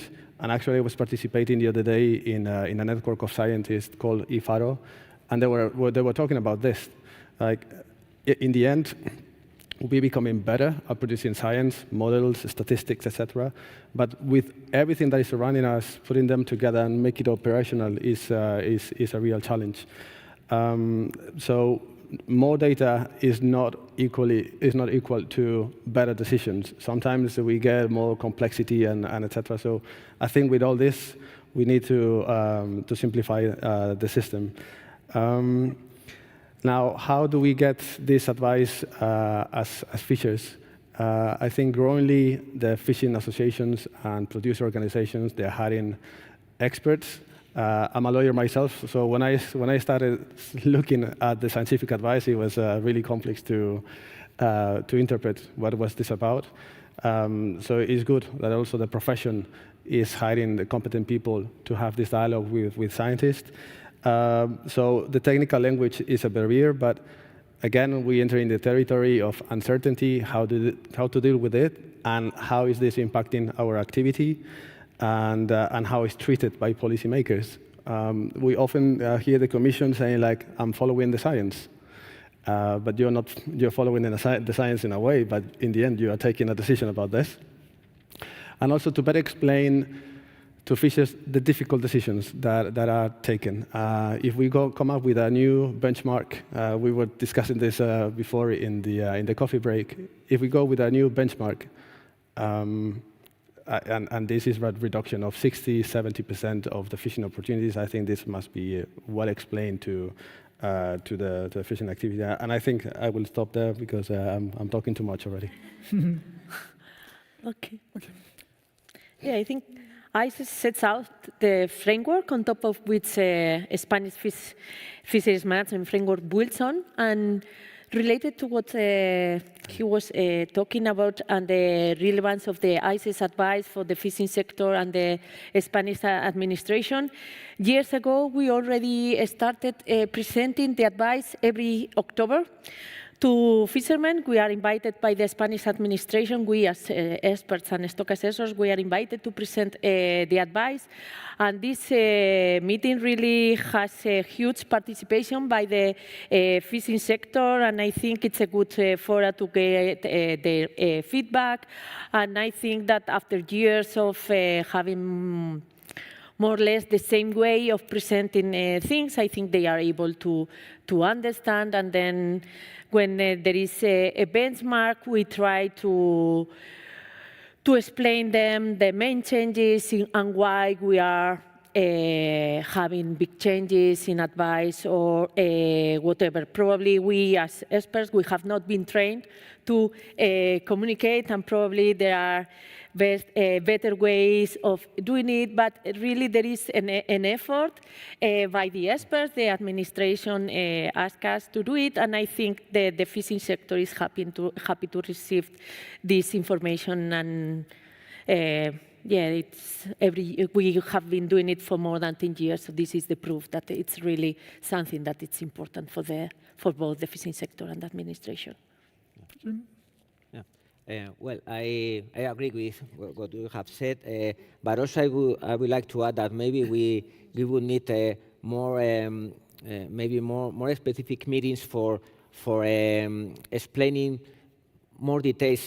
For example, we have had a very successful project in the Gulf of Cadiz with the pulseiner fishermen there, and it is because science is not easy to be explained, and this meeting mentioned by Doleta is true that is very helpful because we are able to explain the advices every year in order to the preparation of the preparation of the council meeting and how things are going in terms of fishery stocks. But maybe we have to be able to give more details about the process and the situation, and maybe not only at the level of the fishery representatives. Also, maybe we have to we have to improve more the communication with the basis of the fishing industry, maybe at port and auction. It's difficult because it takes time and it's a workload for our scientists, but maybe it's something that we can improve in the coming years. Thank you. I agree with all my colleagues. I think it's very important to try to translate this scientific information to the fishing sector and also to the policymakers, because sometimes the advice and the things that ICES work on, they are kind of difficult to understand. And I was thinking before the other panel was really interesting too, and I know they are working how to make this communication. And I was thinking in another program that the Commission set up was training, the better training for safe food, and maybe it could be an idea to have some courses that some people can give to the industry and also to the policymakers, but because in our case, for example, we have a lot of young people, new people in our unit, and they need to be also formed to understand the advices and make the job. So I think it's interesting to have this training for the administrations and for the industry. Yeah. Yeah, I mean, I guess I've only got a general comment about ICES advice. Dorletta explained quite nicely the process that ACOM goes through. It's reassuring that although ICES is providing international advice, that Spain can then use that to explain to your own industry and your stakeholders what ICES has done. And that's true of all of our 19 member countries, that when they have to present the advice, it's the national ACOM member who is presenting that. They don't just use the advice, they're also using the wealth of SciComm reports that Manuel mentioned this morning. There's a lot of SciComm science that underpins ACOM advice. There's various working group reports, so the ACOM member has access to that information. So the way that the advice is presented nationally, certainly within Spain and other countries, takes into account all that other information. So it's reassuring that does happen. But there is a real role for the national ACOM member. Some countries do it better than others. I think Spain does it very well. I know a number of other countries that do it very well. I know some that don't do it quite so well. So you could possibly help some of our other member countries learn from your best practices of how you translate the ICES advice into something that Spanish fishermen, Spanish stakeholders can understand. My apologies, because I left the question jump over me. Because I come from the Ministry of Environment, and the question was very focused on fisheries, but having heard my colleagues here, I would like to share with you that we are lucky. My part is the Ministry of Environment. We are lucky to be part of the OSPAR Convention. We are the head of the delegation for the OSPAR Convention, and that is our main use of the ICES advice through the OSPAR side. It is not that we do not use all the groups and work done in the ICES for the Marine Strategy Framework Directive. We do, because our colleagues from the Spanish Institute of Oceanography are there. But our main requested advice is coming from OSPAR. And OSPAR has a very good communication program and skills, so there are a lot of information digested by them, so that to be shared with the common society, with the civil society. Thank you. Well, I just had a couple of key things here that I think that have been more or less discussed, and we'll just think about just communication of ICES advice. I think we have dealt with that a lot. So I will jump to something that is been more related to what you were mentioning here about the MSFD. And the part of it, I think it's not only OSPAR, but ICES is playing an important role also in MSFD and how it is. So it's just the MSFD, and think how is the compliance of the EU directives and the MSFD descriptors, mainly the descriptor 3, the commercial species, and also the 6, so just the sea floor integrity. So to what extent is ICES advice enabling Spain to comply with the MSFD descriptor 3? And are there gaps between what the directive requires and what the current advice can deliver, especially for data limited stocks, which is something that has been also talked before? Okay, thank you for the question. It is a very technical one. I had to ask for help from the colleagues who really attend these kind of meetings from our experts that are the experts from the Spanish Institute of Oceanography. The feeling we have, our experts, is that there is a tremendous amount of work already done and being carried out in these years for descriptors 3 is commercial fishing in the groups, in the working groups. Our feeling is that, of course, there is always room for improvement, and at the moment it is very based, as it is perfectly understandable, in the fisheries advice, in the fisheries assessment of the common fisheries policies. But from the Marine Strategy Framework Directive, we have to turn a bit and get more orientated into biological criteria. And a lot of work is already being done, and we still need to work a bit more on it. Specifically, for example, D3C3, it's the descriptor that the age and size distribution of individuals in populations of commercially exploited species is indicative of a healthy population. It is not yet fully operational.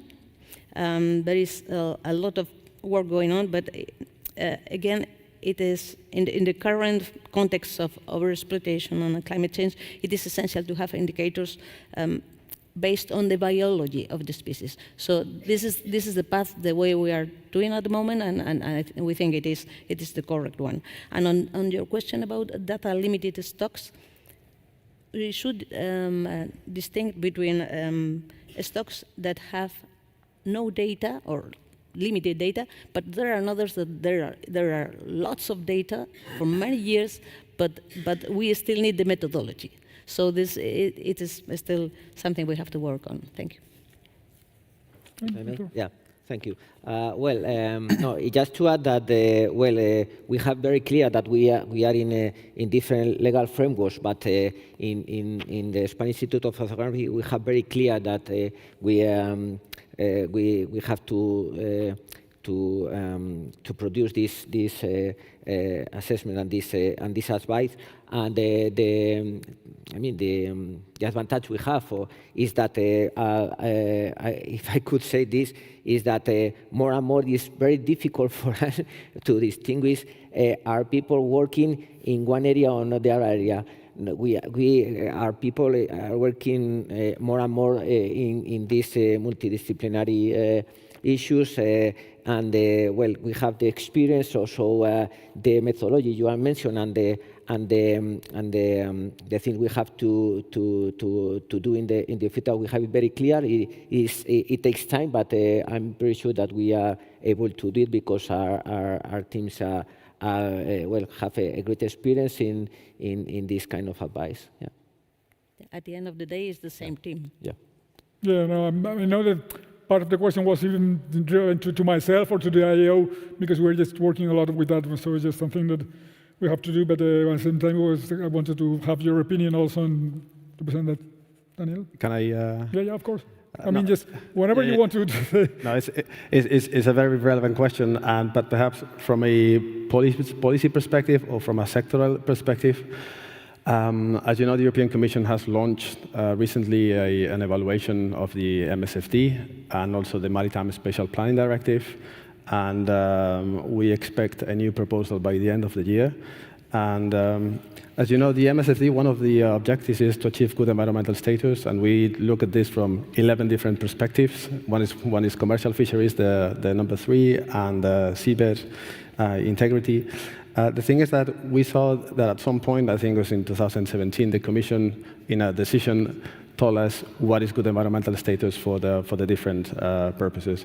When we look at this from a commercial fisheries perspective, not fisheries, commercial fisheries, we were a little bit confused because normally fisheries is being ruled by the common fisheries policy. And then it was very difficult for science. I don't know, it was the egg of the chicken situation where the Commission stated a public policy objective, and then I need the science to this, or is the scientist telling me that we need to go this direction? I think is the first option, that we set first the policy objective, and then we ask scientists how to get there, and sometimes it's an impossible equation for you guys.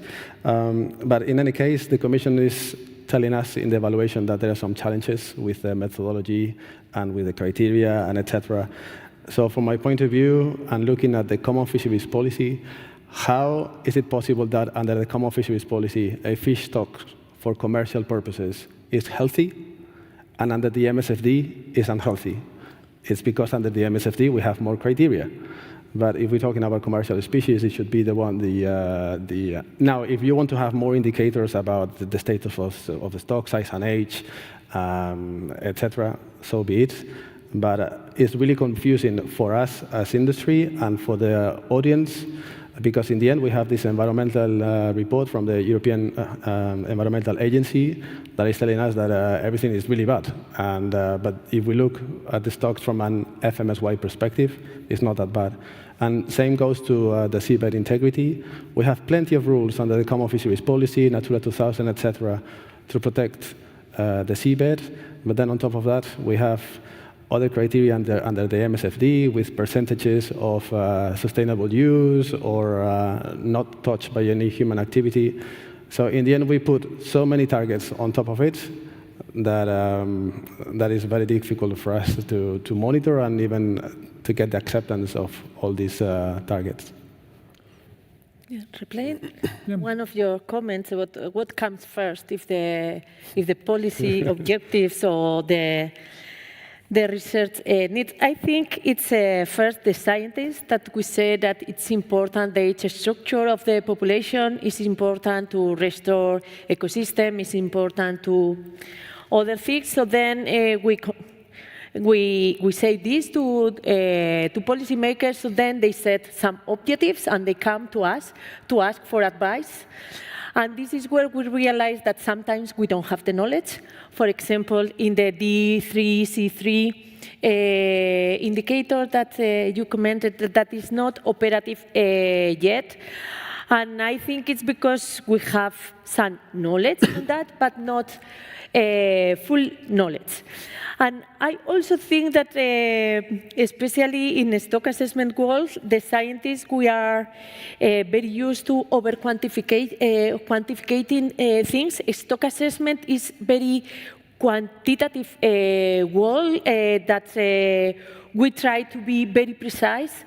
And I think in general the uncertainty is so huge that in some cases it's very difficult to arrive to this level of certainty as in stock assessment. So we end up not giving an operative advice because we are not able to reach the level of precision we have achieved in a single stock assessment. And this is because in single stock assessment we have invested a lot of money in research, data collection.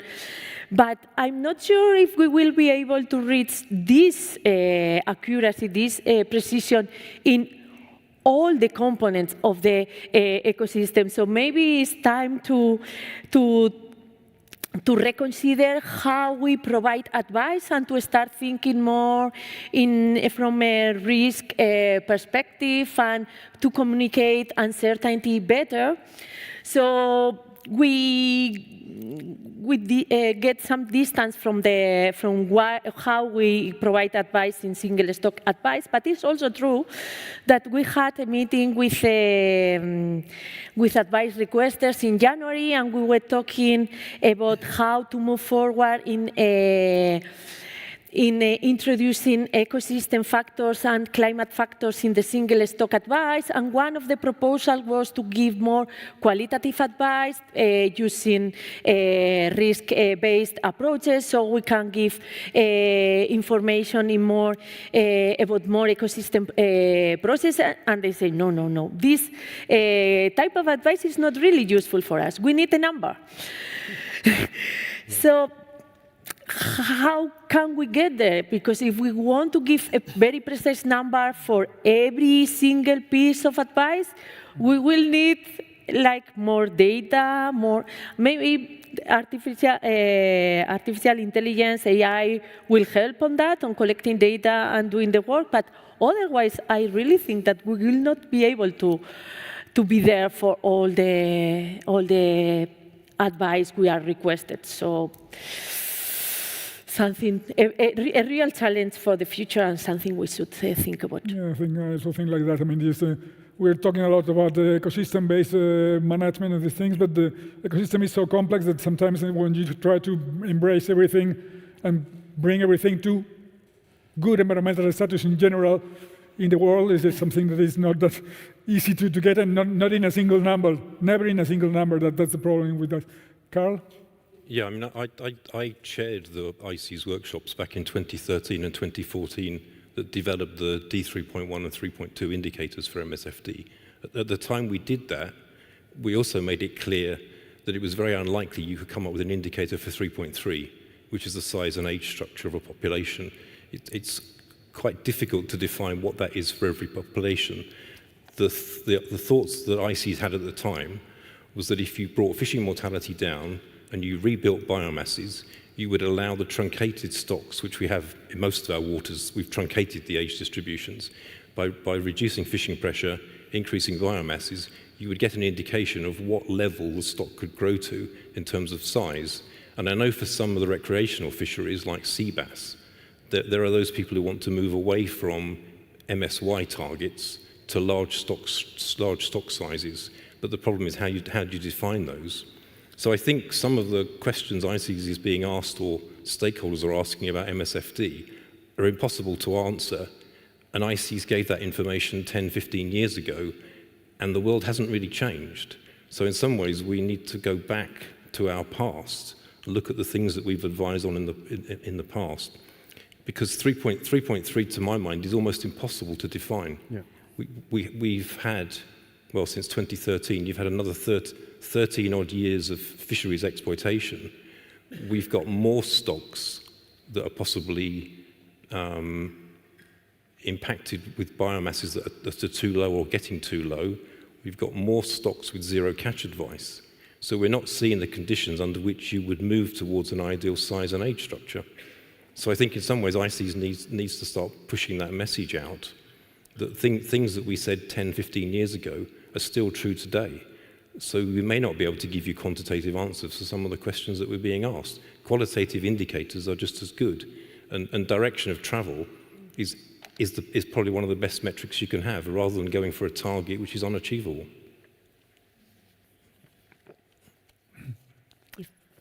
If I am not mistaken, it's going to take place a workshop in June 22 to 25 that will hopefully help.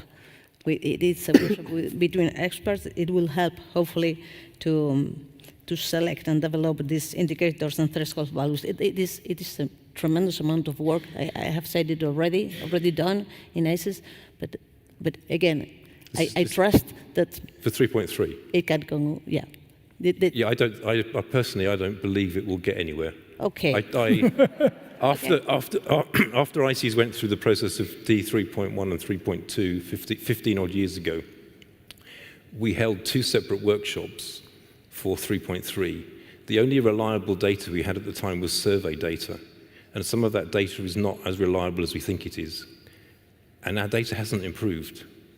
So I think another workshop in 3.3 will just say it's all too difficult and we haven't got an answer. But you might prove me wrong. Some very optimistic experts wrote that they trust in this workshop in June. I'll keep my fingers crossed. Let's see, thank you.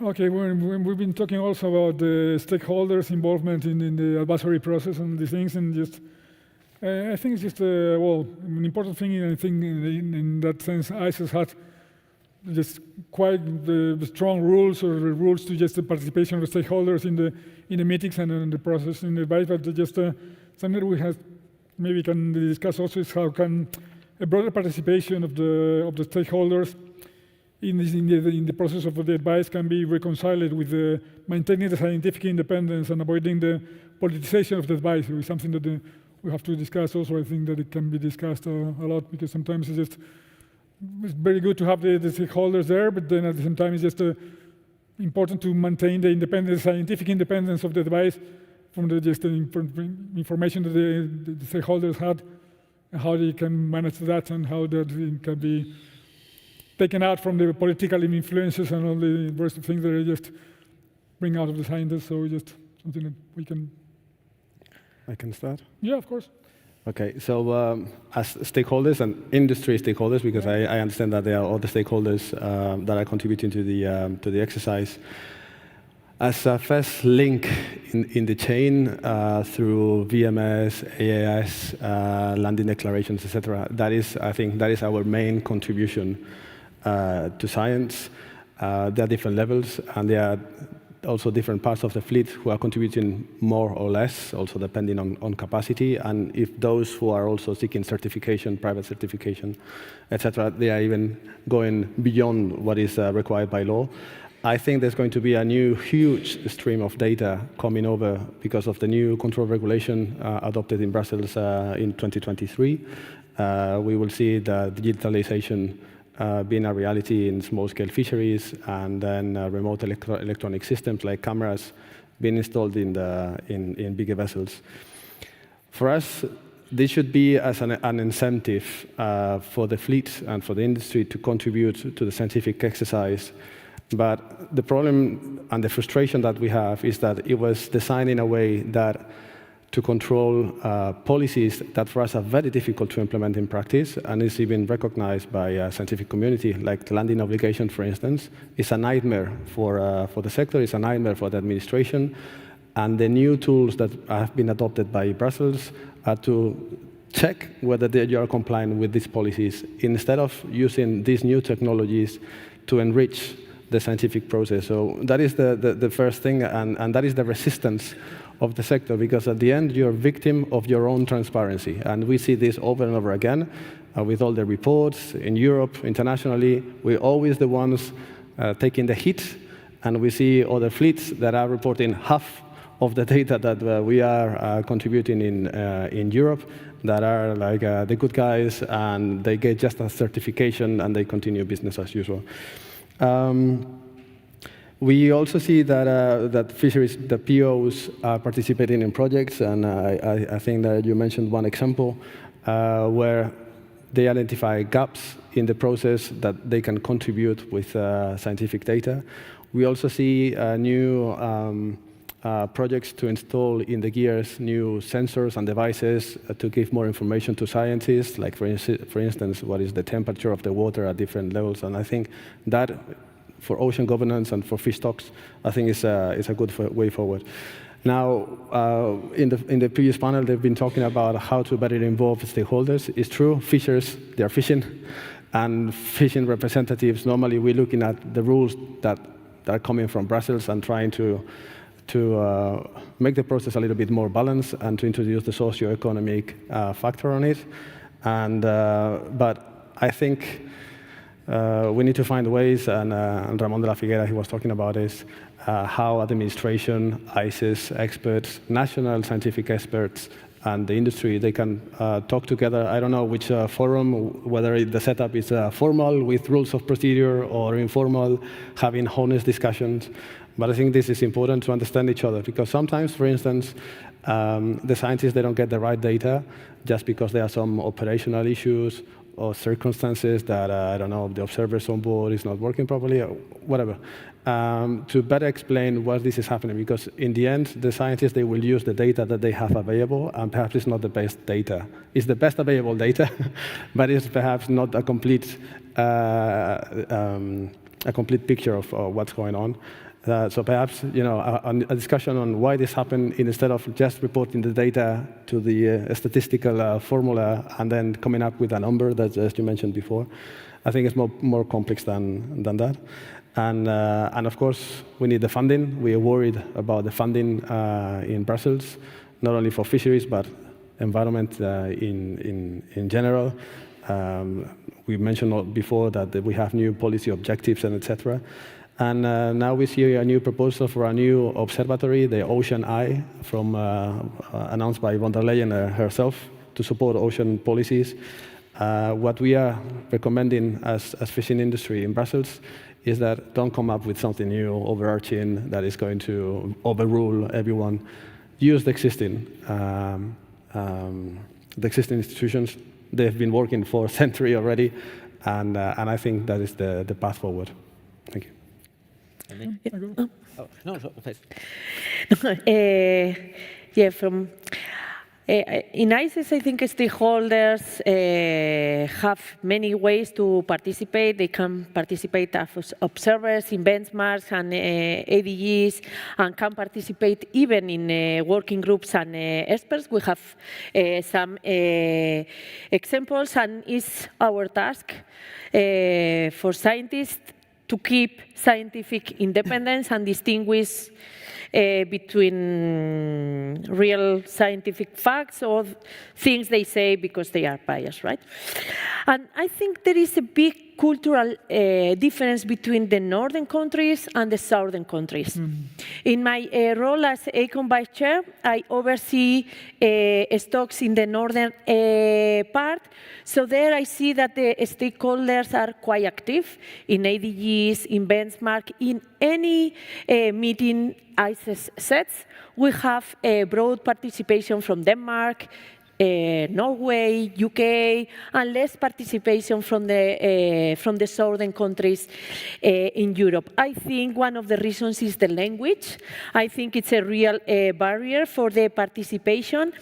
And I also wonder if having DG Mari in the middle also creates like a barrier, like, because we have also the advisory council, so the people that participate sometimes is the advisory council representatives, not the fishing sector. So I have never had this conversation with Spanish fishermen, but this is something that I think about a lot, and I really think that there is a cultural thing there that probably is motivated by the language, because Spanish and French fishing sectors are probably among the strongest in EU, and they are not the most represented in meetings.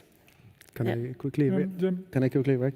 And thanks for bringing up the advisory councils, and it's true. And we received the invite to participate in Denmark, and I appreciate the openness and from ICES in that regard. Perhaps it should be the other way around, sending somebody from ICES and from national scientific institutes to the advisory councils in the southern regions, like, for instance, Southwestern Waters Advisory Council, Northwestern Waters Advisory Council, etc. And perhaps in that forum, you could have the discussion with the fishers, because in the end, it's true what you mentioned.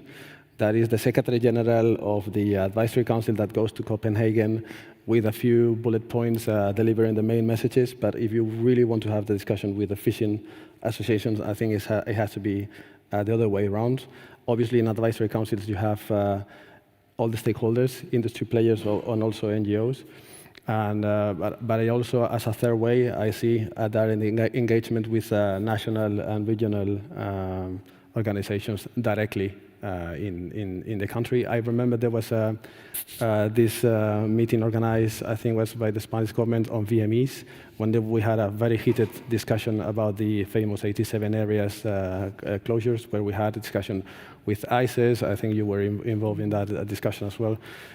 So yeah, in the end, we had a discussion, but because it was a very heated debate in the end, but this could be replicated at an earlier stage in a more friendly manner. Sorry for this. Yeah. Well, a lot of things to comment about this issue, because, for example, I understand and I agree with Dr. but at the same time, maybe it's a matter also of trust sometimes, because, for example, well, you have the legal framework and the scientific advice at the beginning of the process, and when the things are going good, well, everything is fine. But with, for example, if the scientific advice that year is worst, well, maybe you have at the beginning some problems. But always there is improvement. There is room for improvement for the collaboration between the stakeholders and the scientists. For example, well, sometimes we can have better collaboration in some pods. For example, I have to sorry for say this, but it is true. But also any data, we cannot say that any data is valid or is useful. have to extract and we have to harmonize the data, but we perfectly know in EO that it's essential, the relationship with the fishing industry. For example, as mentioned by Daniel, we have now a clear opportunity with the control regulation. I know it's quite controversial, but for example, for the marine spatial planning, I'm pretty sure that we could have better data in terms of geographical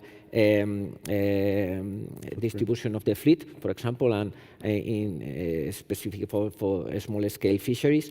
And I would like also to add the issue of the recreational fisheries. Now we have to improve the data collection and the information from recreational fisheries, and also that needs a good relationship and a collaboration with those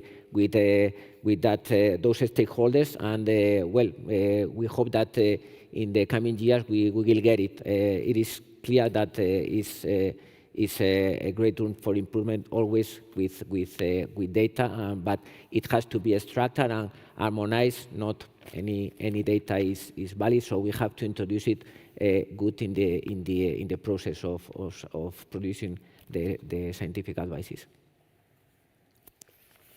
No, for me, it's the same. I think it's a good idea that the industry participates into the whole process, and I think if there's this risk of politicization of the advice, I'm sure that there is ways of controlling it and having this revision system, because I guess it's the same for the scientists who participate in ICES. I mean, they are people too, so they have their opinions, and I'm sure that ICES manage this independency for the scientists, and I'm sure that they can do it for the stakeholders. Probably one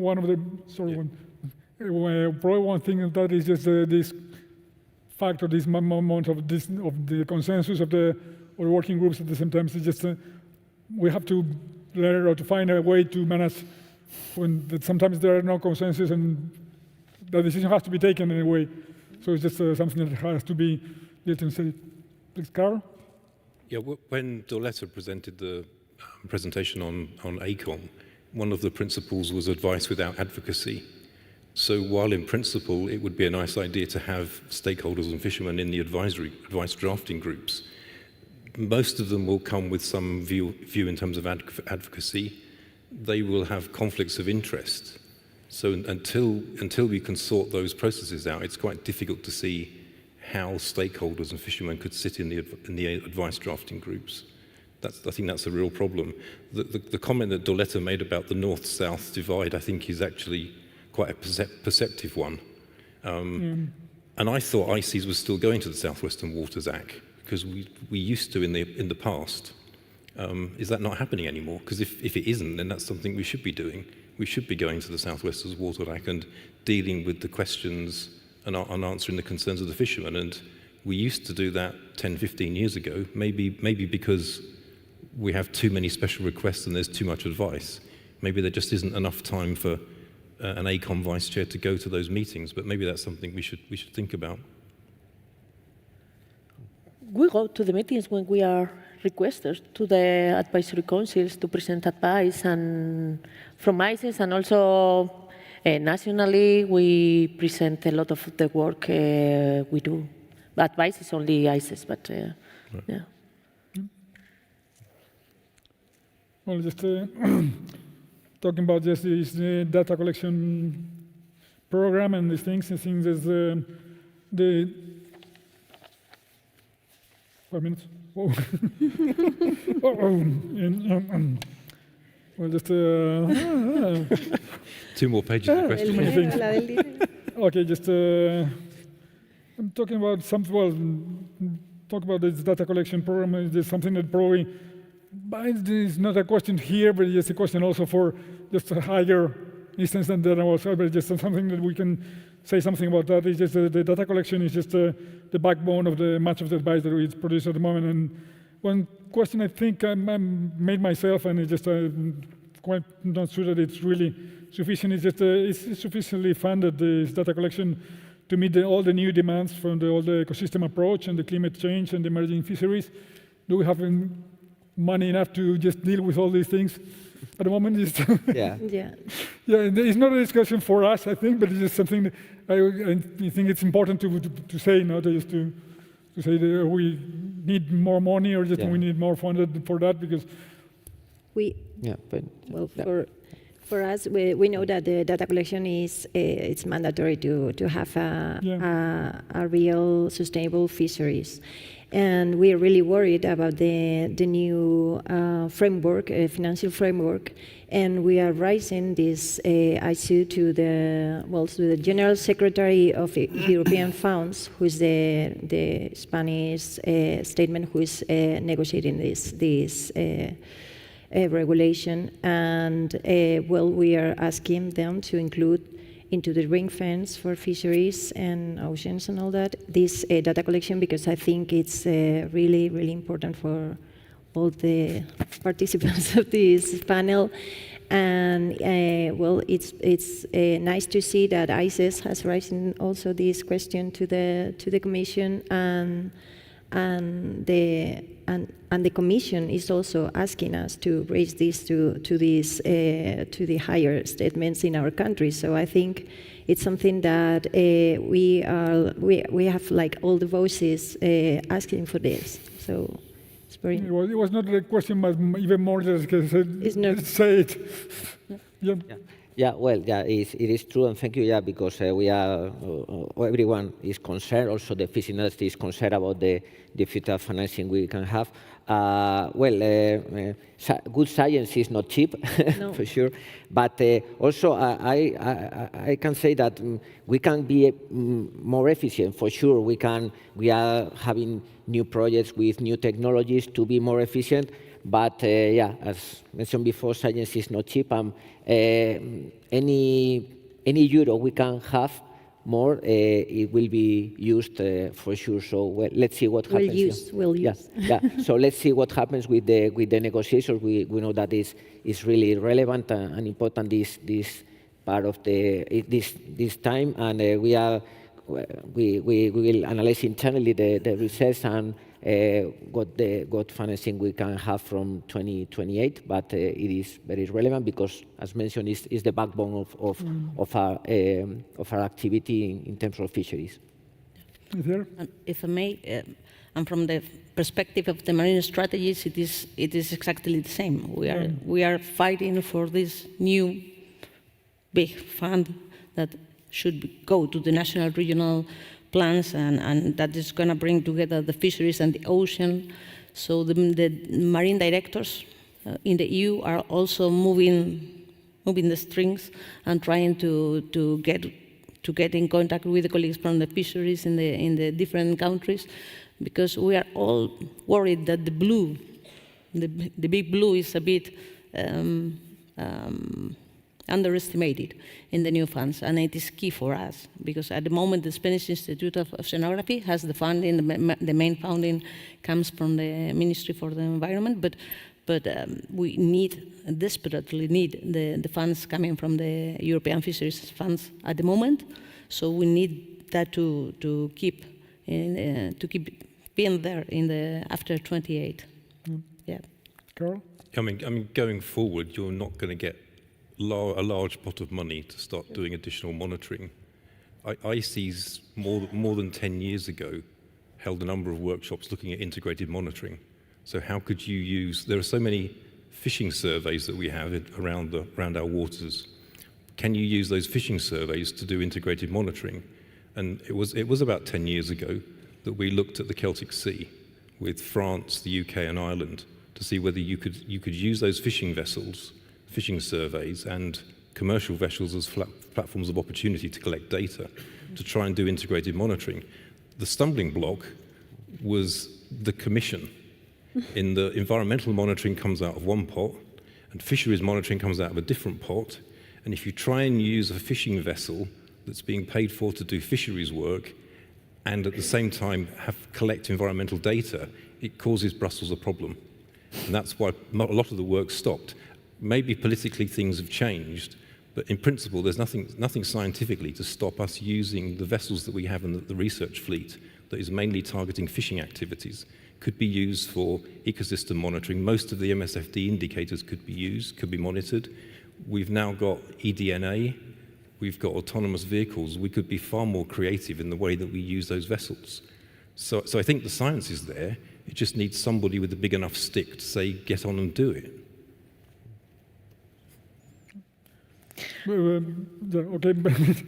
Okay. Now, directly answering the questions, I think that for scientists, it will never be enough. I mean, we always have a knowledge gap, we identify new things to look at, new technologies, but I really hope that AI will help in data collection, will give the opportunity to make it cheaper, more efficient, and will improve accuracy.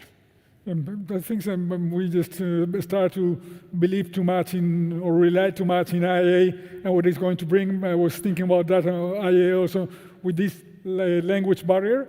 I hope that sometimes we don't need the problem with that, and it's something that we can just explore, how just use IA to translate all the advice and to just release all the translation of all the ICES reports and all these things into Spanish. So it's just something that could be done, and even in participation in the working groups or the DGs. But just I don't know if we have time to just maybe just someone in the table, sorry, someone in the audience can any questions, or just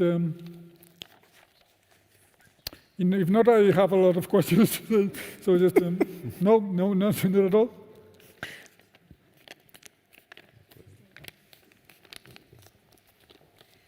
Okay, thank you very much for these fruitful discussions. I'm Cristina Cervera from the Spanish Institute of Oceanography, but here in Madrid. We are also here. Probably most of you know, of course, about the launching of the Ocean Pact. That was something that Ursula von der Leyen launched June last year, I think. This is meant to review the Maritime Spatial Planning Directive that you also mentioned, the Maritime Spatial Planning, that they also have a directive, also like Marine Strategic Framework Directive. It will review this directive, trying to make it more connected to MSFD, and they will also try to include ocean observation there, and there was also a mention of this Ocean Eye. So my question is, well, it's two questions. What do you expect from the Ocean Act? Because this Ocean Pact will be translated into an Ocean Act. So what are your expectations? But also, what would you like it to be? So what do you want and what do you expect? That are maybe two different things. So yes, to anybody that feels like to respond. Yeah, I think that just saying, maybe I don't know if we are just something that can be asked to Ursula more than here to us, but just if someone has something to respond to that, because just you go for it. Okay. Yeah. If I may, yeah, of course. This Ocean Pact was launched in June last year, and it has 6 priorities. First one is I don't know the number, but there is one of the 6 is dedicated to the surveillance, to the research in the ocean. That's great. But there are others so different, like maritime defense, security. It is a tremendous mix, and we are not pretty sure what is going to result from them. So there will be an act. We still do not know if this act will be only maritime spatial planning, but also MSFD. Everything is a bit blurred at the moment, and I think maybe they launched it in a hurry. It was this UNOC conference in Nice, and it was the momentum for the flashes. But I'm not pretty sure if anybody knows what is coming. Thank you. No, just to add, I don't know if today we have talked about a possible procedure in the EU in the next month or year, which is the common fisheries policy reform. And about that, we have a data collection framework from 2017, and I haven't listened anything about a reform of that regulation, but I don't know if in this process, maybe because something is a very big scope, let's see what happens. We have clear that we have this data collection framework for fisheries for many years, and now with this regulation from 2017, and let's see if it's the scope of this Ocean Pact and Ocean Act in the future. Thank you for your question, and this is something that we are monitoring closely in Brussels. I can give you a little bit of background on where this ocean movement is coming from. I actually 3-4 years ago I got a call from a famous NGO, and they asked me, Daniel, how do you see the future legislative term, and what are the priorities? And then we were talking about food security, the balance of the 3 pillars of sustainability, etc., etc. And then in that conversation, we will advocate for an ocean pact, and for an ocean commissioner, and for an ocean fund. You could see how this got in the end into the policy-making process. We don't have an ocean commissioner for oceans. We have a commissioner for fisheries and oceans. This is something that we pretty much advocated for. On funding, if you look at the proposal from the Commission, you will see that it's not the MFAF anymore. It's not the European Maritime and Fisheries Fund. It's a fund for the Ocean Pact. And the Ocean Pact is not just fisheries. It's a lot of things. It was mentioned 6 different priorities. You can find absolutely everything with the new fund, even wind farms and etc. So we really were advocating for a fisheries fund. From the 6 billion euros that we had ring-fenced or committed for fisheries and governance and also environmental purposes, we only had 2. The Parliament is going in the right direction, asking for the 6.1 billion that we had before and 7 billion in the new prices. I know that the Spanish government and the regions, they're doing an excellent job on this, pushing for more funding for this, for the management of fisheries. So that is actually good news. Then you rightly mentioned this merger of the 2 directives into an Ocean Act, which the Commission didn't know at the beginning what to do, because they didn't have any legal basis for an Ocean Act. So they came up with this idea of merging 2 directives into one and calling that beautifully an Ocean Act. It's true that there are many industries operating at sea, but when you are trying to regulate all the industries with one single legal act, it's impossible. I mean, even fisheries and aquaculture, we can be brothers, but in the end, one is farming and one is catching. So the regulation has nothing to do. We still don't know what's going to happen. The Commission, I think, is proposing 6-7 scenarios on how to integrate both of them. We do believe that the MSFD will be the environmental arm of the Ocean Act. So, because nowadays the maritime spatial planning has no environmental targets or objectives per se, it's cross-referring to other policies. So they will be linked somehow. We don't know to which extent. And the idea would be a little bit to monitor and to better control and regulate the maritime spatial planning. For us as fishing industry, and I'm sure you're pretty aware of the issues that we had in the different sea basins. I remember what all started in the Baltic Sea, then in the North Sea with the wind farms, etc., and the conflict with fisheries, even at small scale, and now it's spreading all over Europe. Because we have big funds for this, is the Next Generation Fund. So when there is funding, there is willing. and so we hope that it's going to be also a rebalance, that fisheries will be, and fishers will be better heard during the consultation process and in the final decisions. And also to balance all the interests, because we understand that in Europe we need sustainable energy. We also need sustainable food production. So hopefully we will have this balance. Well, I think we have to close. So thank you very much to all of you for your contribution to your panel, and thank you to the audience for having us here. And I think that's it.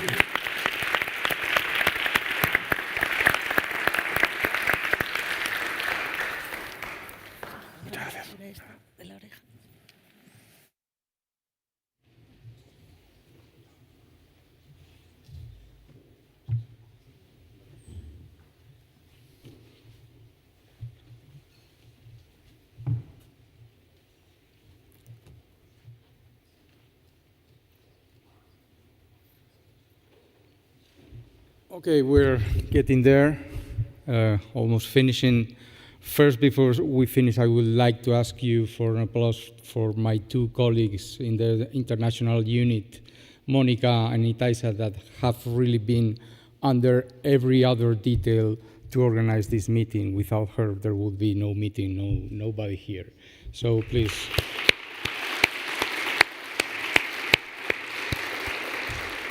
Also, just a reflection, we wanted to show that ICES is just something else beyond fisheries, and here there were almost all by one person were fisheries people, so maybe next time we should try to balance that a little bit more. And in that regard, I think we should try to make the point and use our knowledge and our data to get the value of the ocean in a larger context. It's not only fisheries, not only environmental assessment.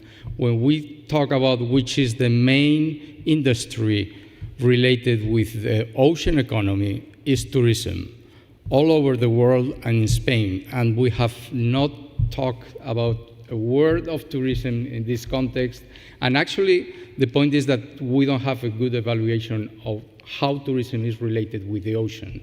And I think that's a huge opportunity for the future and for ICES to make more valuable the data that we have. And now just to wrap up, maybe I have stepped into the words of Pablo. Pablo, the floor is yours.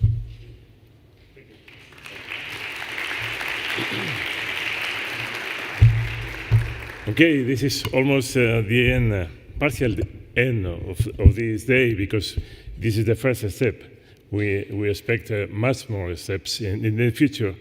So I have the honor of giving these last words. Thank you very much, Rosa, for this opportunity. And I have to start just following the words of Rafael, giving thanks to all of you for your hard work, all the panelists, and all the people here. It's a very nice and very hard work made. And all of you coming here is really exceptional to have all of you, especially young people. But this is just to show you that you have the opportunity of joining a very exciting institution, joining an exceptional place for collaborating internationally. So please go ahead with the ICES, of course.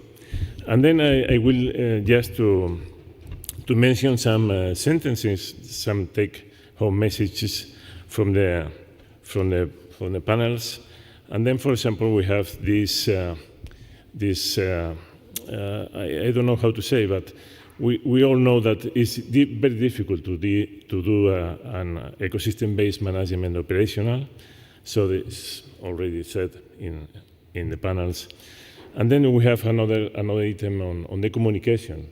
So all of you has shown that communication is a key issue in every aspect. And then we need, for example, to communicate uncertainties much better. We have to communicate in a very easy way to society and to the stakeholders. But we have also scientists. We need to receive the feedback from these stakeholders and from society. So we need better to work with the communication much better.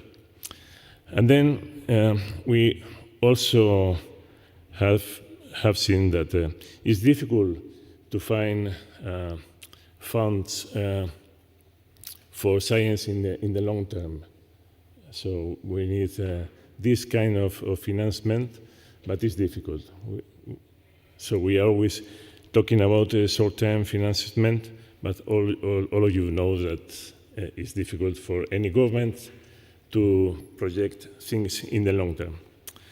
So another thing is just the need to invite stakeholders into the working groups, stakeholders into the others fora, just to discuss aspects that they are receiving, like advice or whatever. So we need just a much more involvement of stakeholders in the working groups and other places. But then I think that we are moving in the right direction in this case. And another point is that socioeconomic still is a challenge, and it's difficult to integrate socioeconomic aspects into the assessments. Well, right. Thank you, Paz, for these notes also. Thank you very much. And the other point that is very, very, very clear here is that early career scientists are fundamental. The resilience of ICES or the resilience of science is because the young people is just behind. So we need early career scientists' involvement in ICES very much. So thank you very much for all of you just coming here to this day, a special day, intense day. I think we have received so much information that we will need another 100 years just to digest it. But yes, thank you very much for all. Thank you very much. So, bye.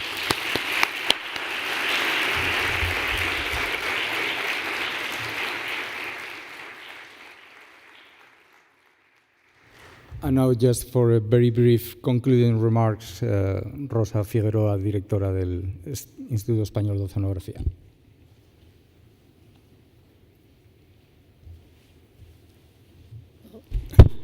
I will not talk for long. The lunch is waiting there. And I just want to say thank you for ICES directives to be here today, to join us, showing which is ICES. It's the first time, as we all said, that is a day like this in Spain.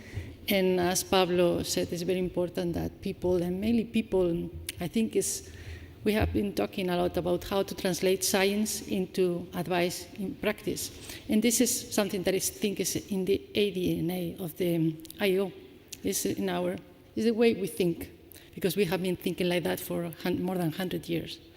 So for me, it has been very interesting because as most of you know, I'm not coming from fisheries, but now I am the director, and I really know that this is key for the institution.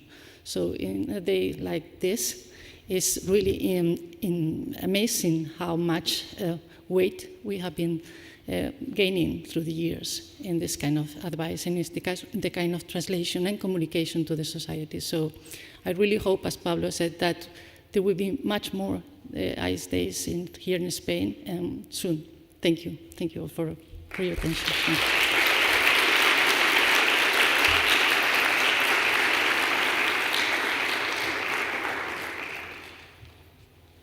And now just the food is waiting outside.